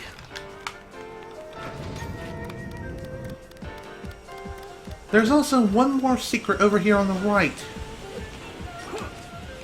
In order to get to this area, you need a long jump for it. And you also have to time your long jump too at just the right time. And also jump. Not like that.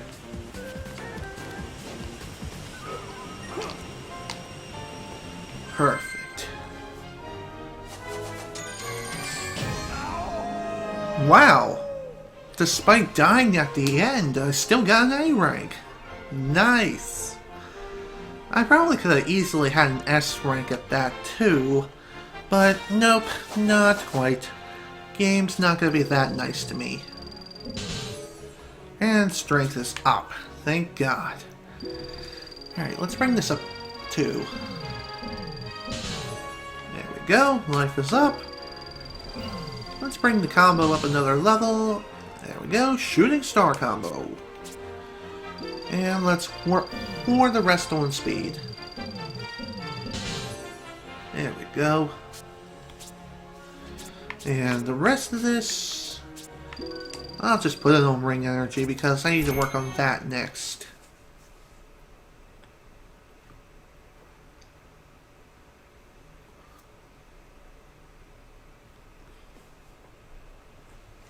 Ooh, it's the Elder. And it looks like he has the treasure with him too, and he's unconscious. Oh boy.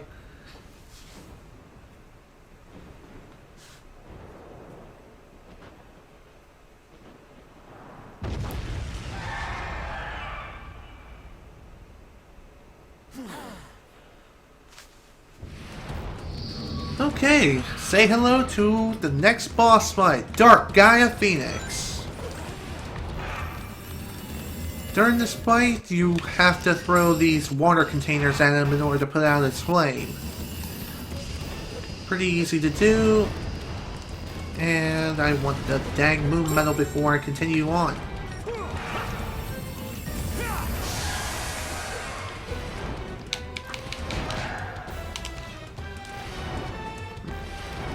Once you put out the fire barrier from Dark Gaia Phoenix, then that'll be your chance to strike, because he'll come down, recover his energy, more or less, and you have to beat him enough. You have to beat him up enough until you deplete the boss's health down to that orange line. Once you do that, then you'll execute a button prompt thing. And once you go through all the button prompts, then you'll be able to deplete the boss's gauge completely. And if you fail those button prompts, then you're more or less going to die. Well, actually no. I think the boss will just recover its health up to that point. And as the fight goes on, it'll require more and more water containers to put out its flame. One other thing too, the water containers, they're very vulnerable, so yeah, be careful. Thankfully, Dark Gaia Phoenix's hitbox is very generous. It's a nice big hitbox, allowing you to score a pretty easy hit. Oh shoot, wrong button.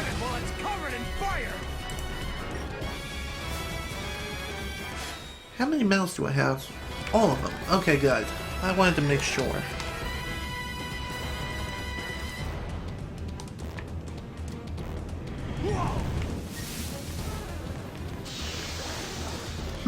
Forgot to bring this up too, but if you happen to get set on fire, you're gonna have to douse the flames yourself through either water containers or the water in the middle of the arena.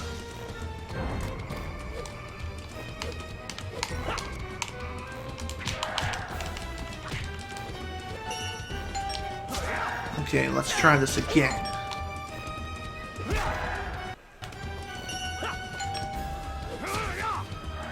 There we go, that's more like it. Finish it.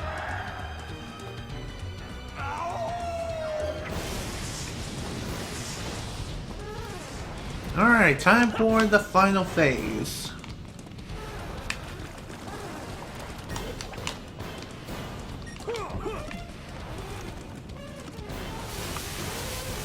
Come closer, man. I dare you. I double dare you. Got him. Got him on the password.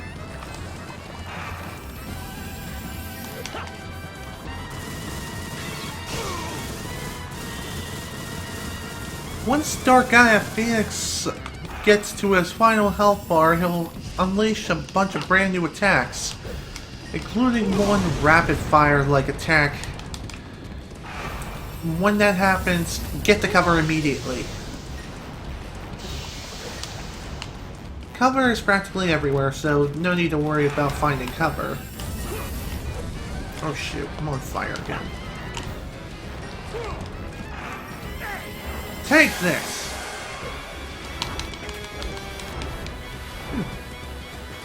Ooh, I know another aerial combo now.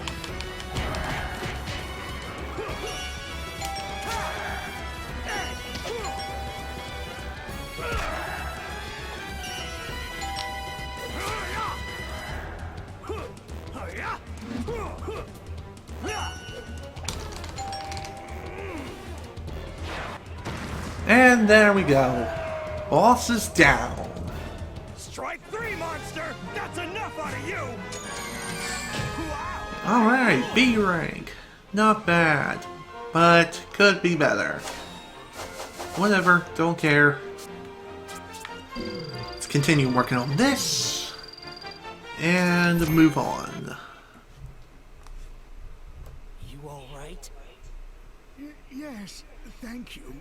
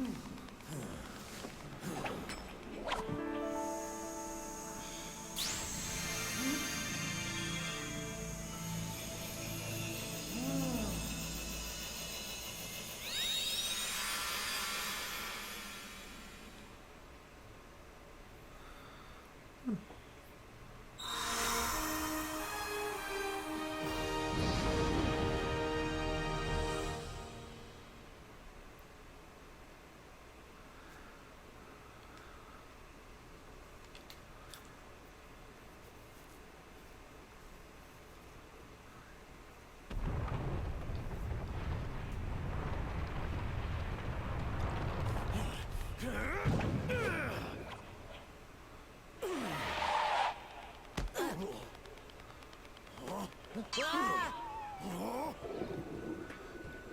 The moment the temple lit up, the beast woke up. It appears he's come back to his senses. I see. I'll bet your job is to guard the Chaos Emerald Temple. You must have gone berserk when the emeralds lost their power.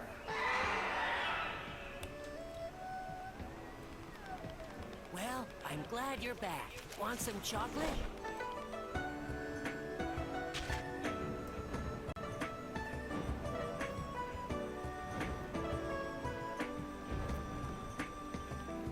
So long.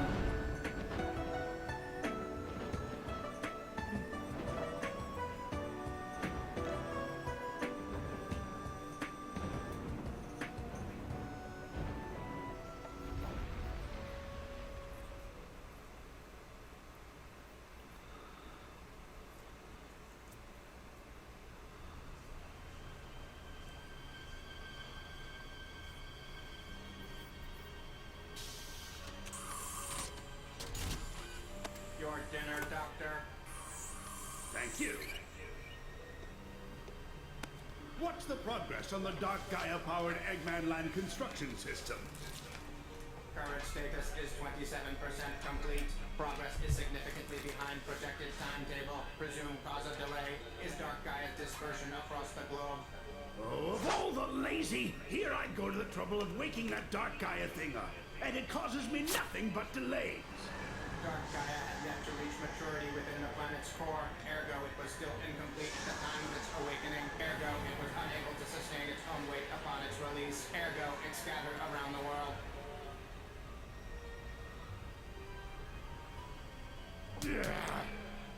I don't want to hear about its weight issues. So what if I gave it a bit of a sudden awakening? This is unacceptable. Ergo this is the repercussion of your hasty actions. What was that?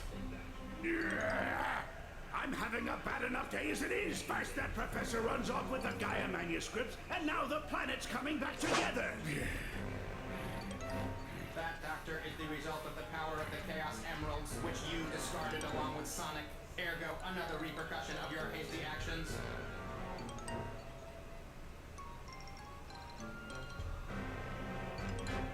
Quiet, you junkie! That was all part of my plan. Part of the big picture.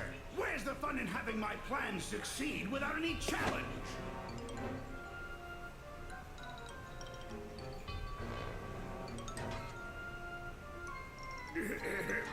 Anyway, what's the status of the remaining temples of Gaia? Eggman forces have partly secured all locations. Defensive preparations are nearly complete. That'll take care of Sonic for now, which leaves the problem of Dark Gaia. It'd be difficult to collect every piece scattered all across the world. Searching conventional wisdom banks for topical advice. The journey of 1,000 miles begins with a single step. Slow and steady wins the race. Nobody likes a whiner. Isn't there a more efficient way? Some way to, well, I don't know, gather them all up at once. Wait, that's it, of course!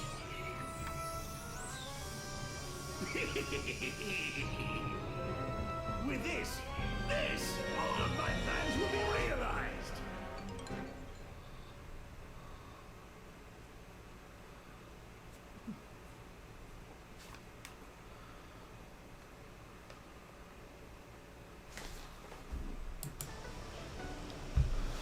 Well, with that, we have finally restored this.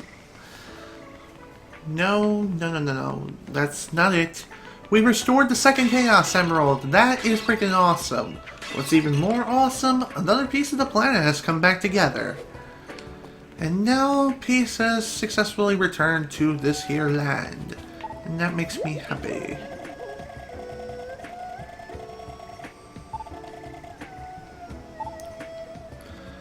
Okay, thanks, I guess.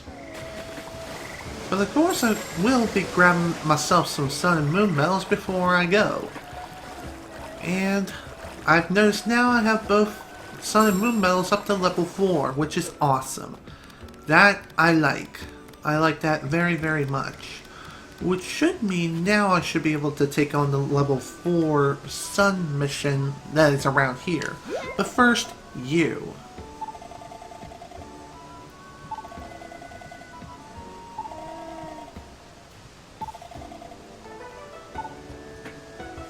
Okay.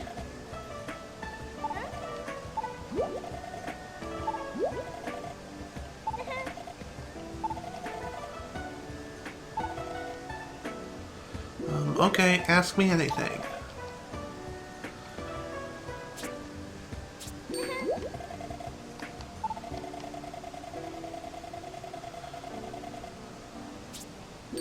Dark Gaia?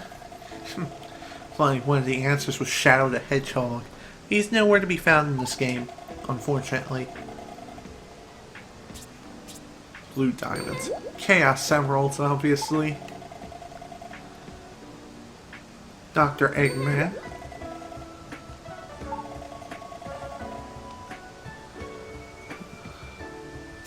Dark Gaia Chicken.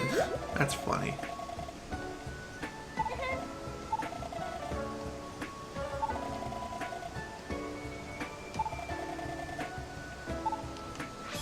Okay, well, Barbara Blurb, whatever the heck her name is, she's gonna be showing up at several different places around here, asking you several trivia questions whenever you talk to her. And our end reward, I'm not sure what we get. I don't think we get an achievement, but I'm pretty sure we do get something else in the end. Not sure what exactly, but we do get something. Feel like going on for a little bit longer. Despite me going on this live stream for over 4 hours now, there is still something I can do here, I'm pretty sure. Sonic!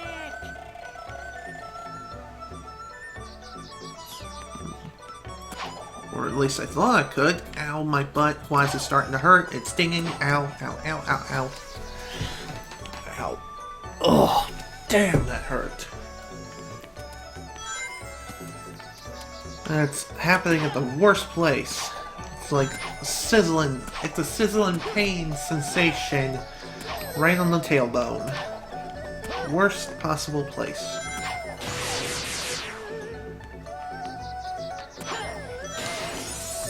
Whoops, did not mean to do that. And it doesn't look like there's anything else I can do here anyway. Not now. But of course I will come back later.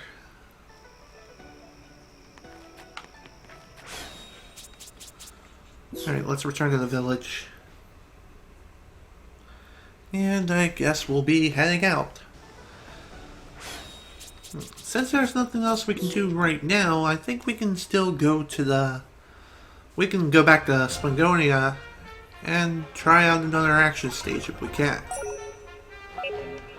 Perfect. Let's go.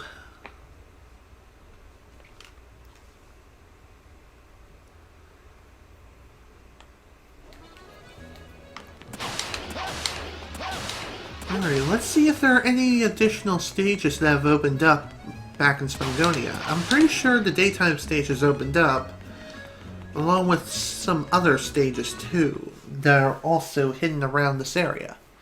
Could be wrong though, but willing to try.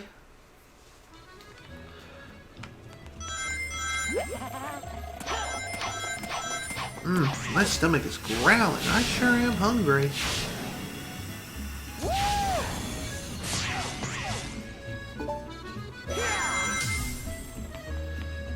Can't go there yet.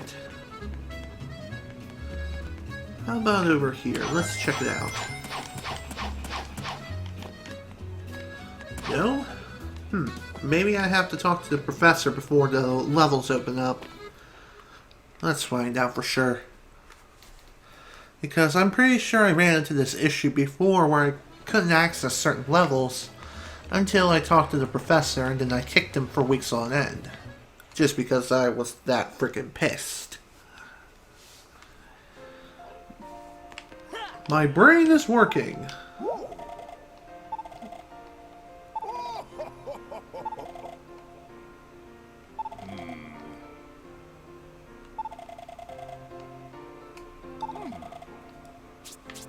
And I'm good.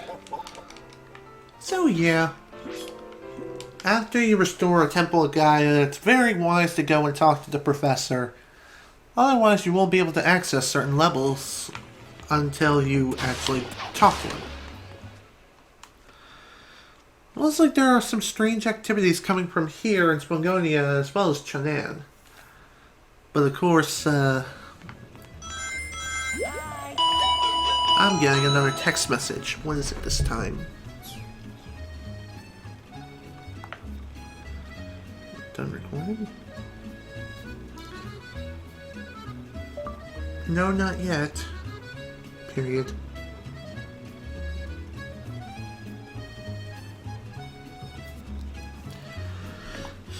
My mother was wondering if I was finished live streaming yet, but that's not the case. Okay, this is what I'm gonna do. As soon as I can hit the grind rail properly, not being an idiot, there we go, that's better.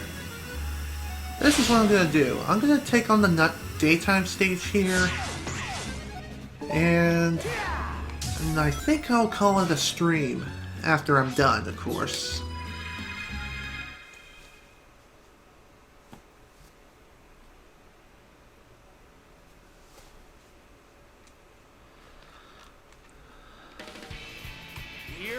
Alright, here we go. This is Rooftop Run, I believe. At least that's what it was called in Sonic Generations. Rooftop Run, in my personal opinion, is my favorite daytime stage in the game. Out of all the ones that we've been through. The reason it's my favorite? I'm not really sure, it just is.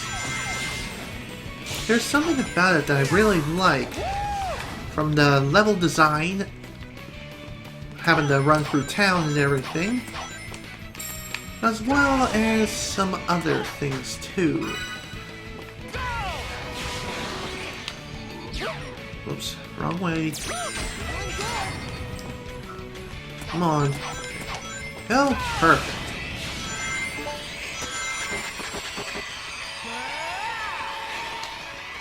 Not quite what I had in mind, but it'll work.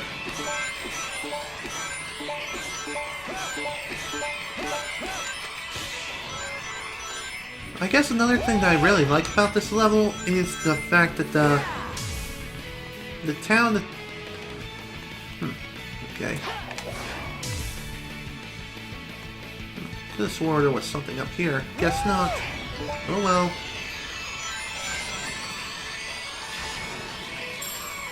Give me that. Give me that moon metal, boy. Whoops, wrong way.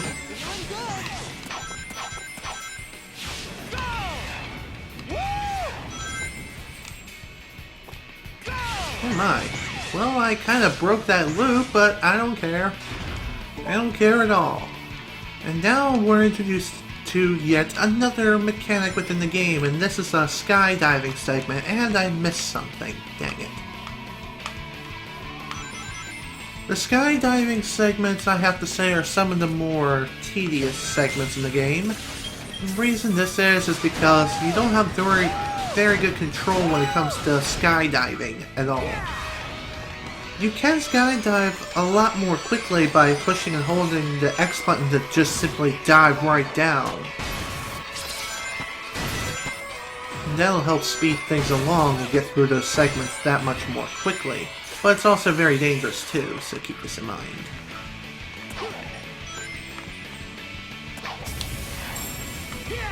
Ah, thought so. Discovered that by pure accident during one of my test streams.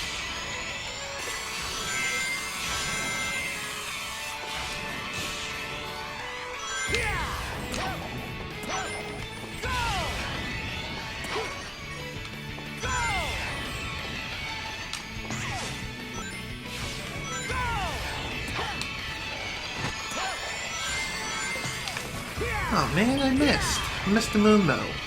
Oh well. Let's not worry about that now.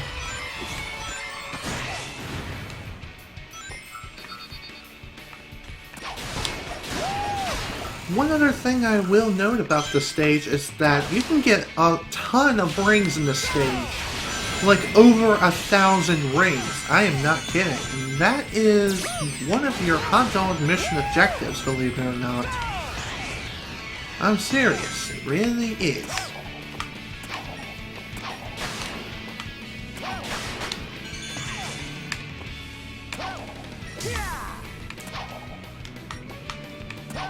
There is one more piece of useful information I'm willing to share, and that is the stomp attack can be useful for 2D segments to help slow you down, and it can also help you make tricky jumps too, in order to stop you dead in your tracks. So that way you can observe the situation, figure out how to tackle it from there.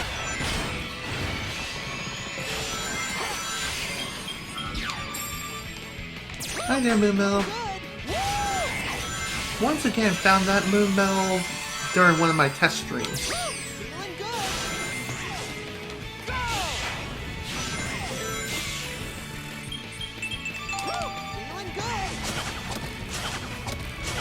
Excellent. Completing those button prompts awards you a Moon Medal and a shortcut too. Now for this segment, these flying robots will shoot lasers at you. Also, you have to slow down there, otherwise the lasers will hit you coming out of the turn. Just thought I'd bring that up, and also save you some frustration when it comes to a future hot dog mission.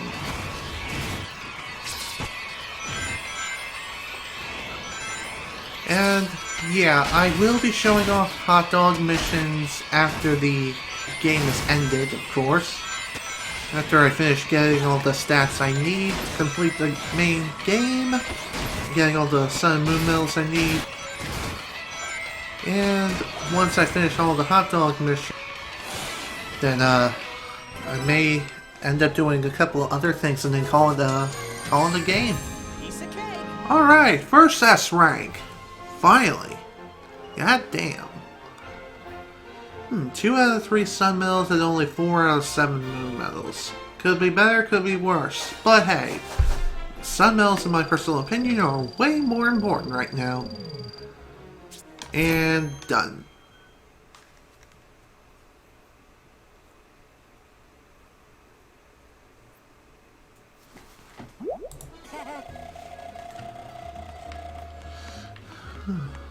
Still can't go to the temple. Sure, we'll check that place out right after we do a little bit of exploring.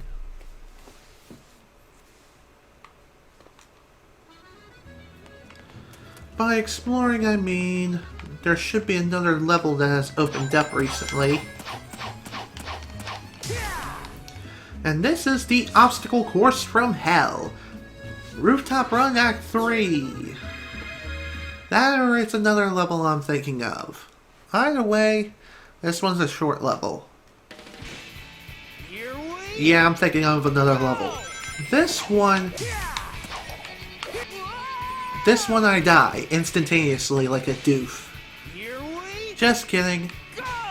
In this level, you have to rescue 10 Chow that have wandered off somewhere throughout the level. And there are some Sun and Moon medals for you to find here too. And you're under our time limit. For this stage, we only have 5 minutes to complete our mission. If we run out of time, then the mission is a failure, and thus we have to start it again. Thankfully, since the mission is so short, well, since the stage itself is short, we don't need to worry so much about Sun and Moon medals. However, we do have to worry about an ability that we may or may not need. Well, if you have it, then it'll make the stage easier, but if you don't have it, you're going to have to find a workaround. And the workaround is relatively simple. That's the air boost and wall jumping.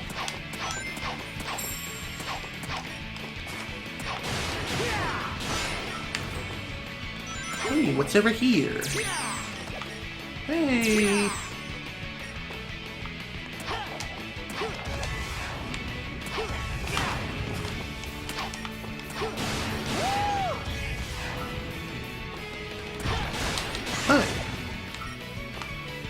9 out of 10. I'm still missing one. And there it was. Dang it! I'm sure I'll be able to get back over there in time, no problem.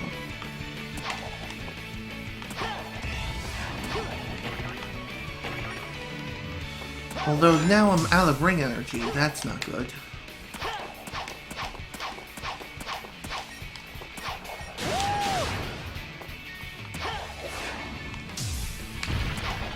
No! Damn it! Damn it! Damn it! Damn it! Damn it! Damn it!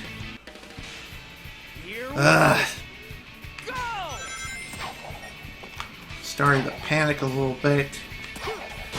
And of course that cost me my life. No! Fudge me!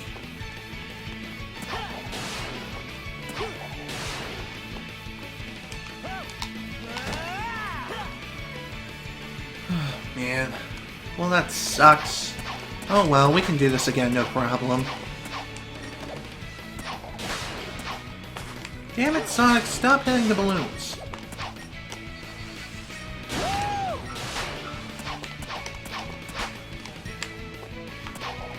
That's one thing I don't like about Sonic's homing attack. Sometimes it ends up hitting things that you don't want to hit. Screw you. And you. Ah! Damn it.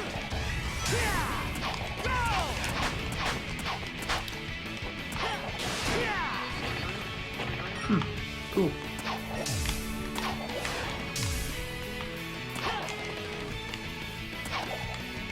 Hey there, Chow. How you doing?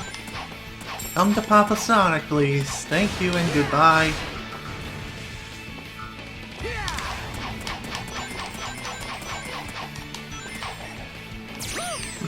Forgot about you.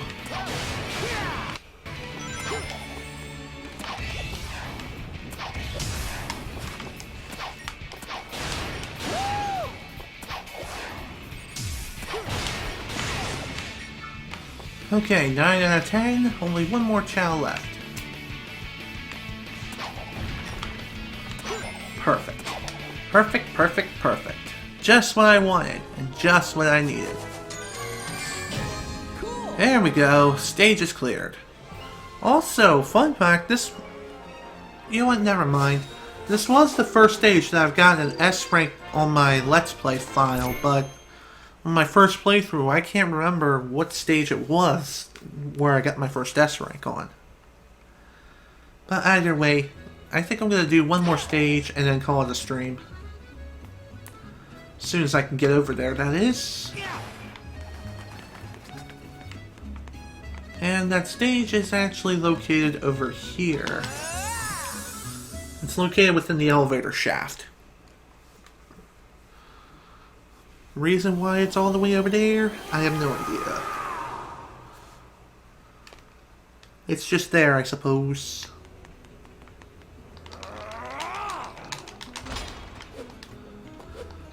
Man, I can't believe I've been streaming for almost 4.5 hours.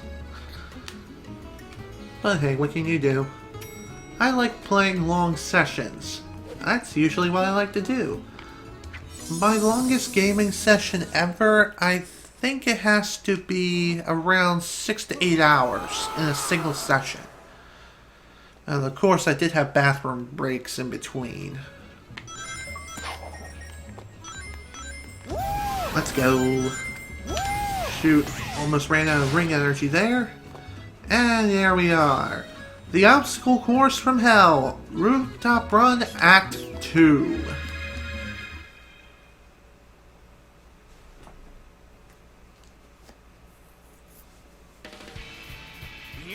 For this stage is entirely in 2D.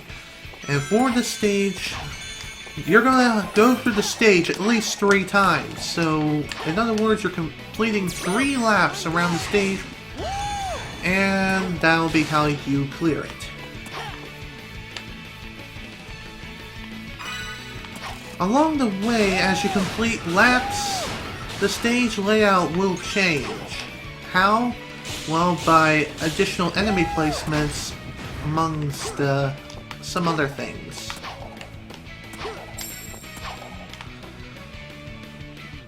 Those other things being platform placement and also obstacle placement too. Ah, fudge me! Somehow I was facing the wrong direction. For this stage, you're going to want to take your time as much... Oh! Almost screwed myself over. Oh, fuck. Well, you aren't supposed to get that sun medal until your 2nd lap. But, whatever, screw the rules. I'm Sonic the freaking Hedgehog. I do what I want. Whatever I want. Fool.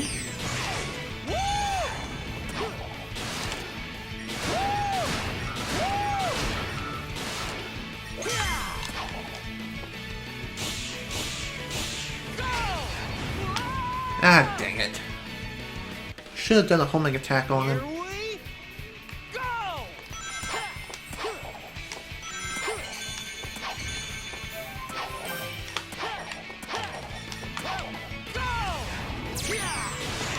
Hey-o.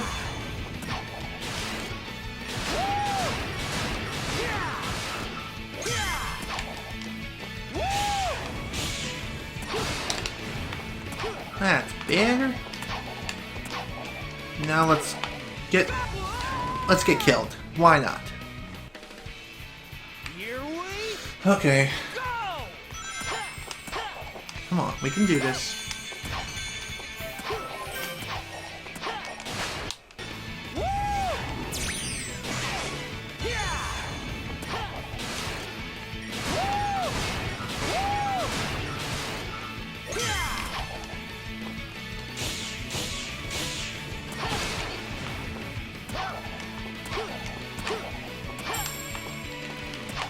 Ah!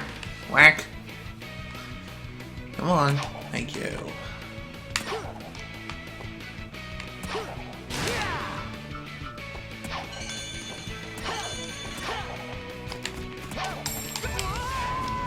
Heh, screw the rules! Screw the rules! That moon medal is mine! And I don't care.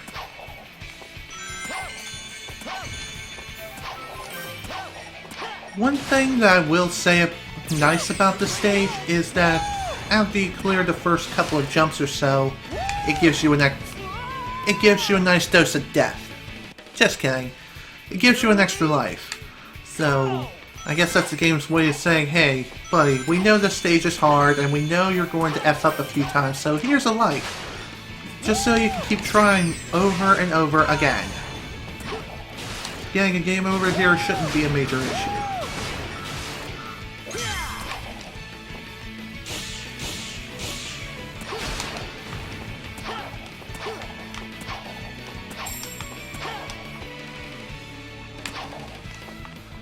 So, piece of advice I can give for this stage is to take it slow. Slow and steady wins the race. And it also saves you quite often. Ah! Fudge me! Couldn't quite stop.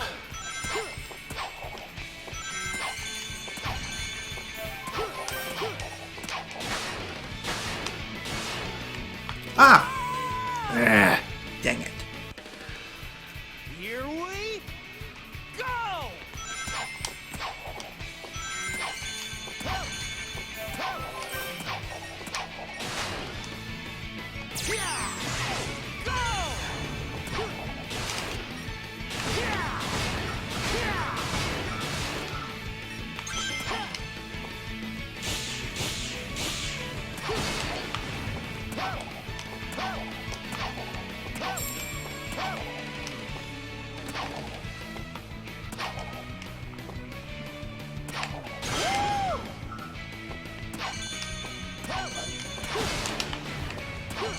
That's better.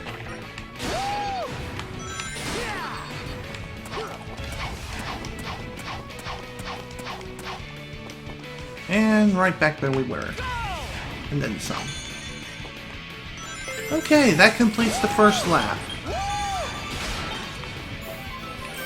Yay, extra life respawn. Now, here is why you may or may not need the Lightspeed Dash and Lightspeed shoes.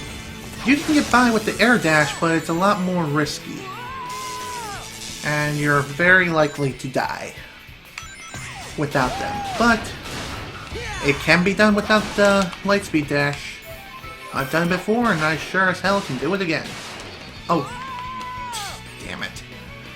Well, that was lame. Stupid targeting acquisition bullshit.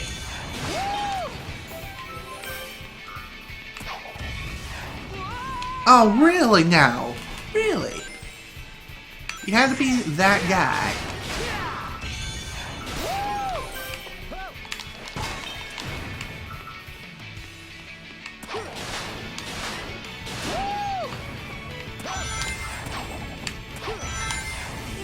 Ah, fudge me.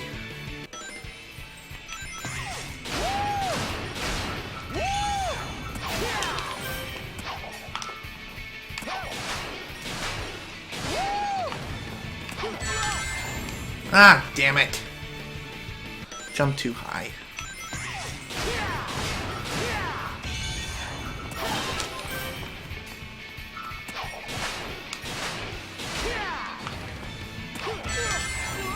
And I did it again.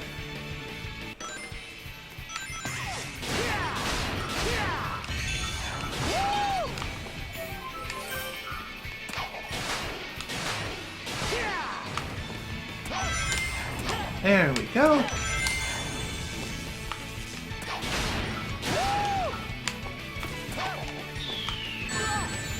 Ah, F you, stupid rocket guy. Feeling good. Feeling good.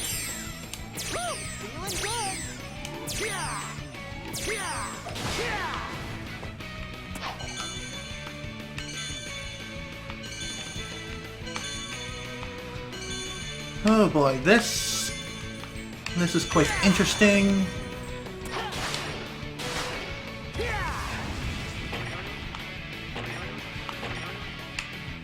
Those poles, how do you bounce off them? Very simple, just go towards the end and bada bing, bada boom. There you go. Alright, time for the final lap.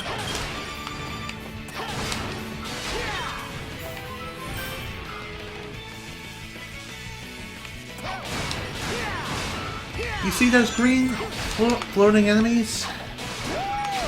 Well, they can create an electrical current and can end up shocking you and sending you falling to your doom if you're not careful.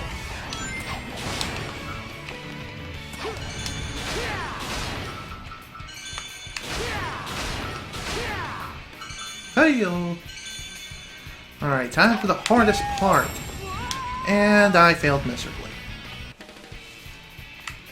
Alright, let's try this again.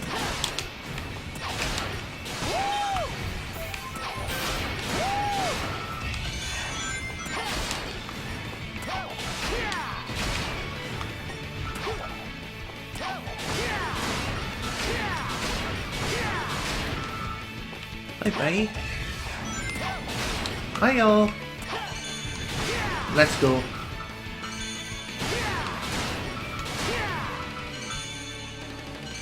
And spike ball. Damn it! I missed. Hey! Oh! I did it!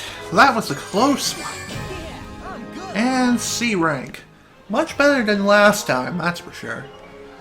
1 out of 1, 2 out of 2, got art book number 4, number 23. Whew, 4 hours, 34 minutes.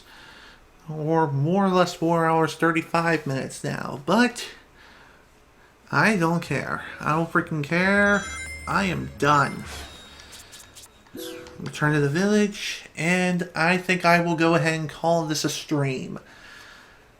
Besides, I'm getting hungry, it's getting late, and yeah. Yeah, I need to report to my mother ASAP. But anyways, I'm gonna go ahead and end this stream now. This is General Snivy with the Sonic Unleashed live stream, session number 1. Thank you all so much for watching, and for those of you who could attend, thank you for attending. And with that, I'm done with this stream. I think I just repeated myself, so dang it. Whatever, I'm done. Thank you all so much for watching. See you all... Actually, when should I conduct these streams? I'm gonna aim for weekly live streams, and I'm gonna host them on a Saturday. So, see you all next Saturday for the next live stream, and also, this live stream will be uploaded on YouTube. It'll be uploaded on Thursday. So, whatever, I feel like throwing that out there just because I want to.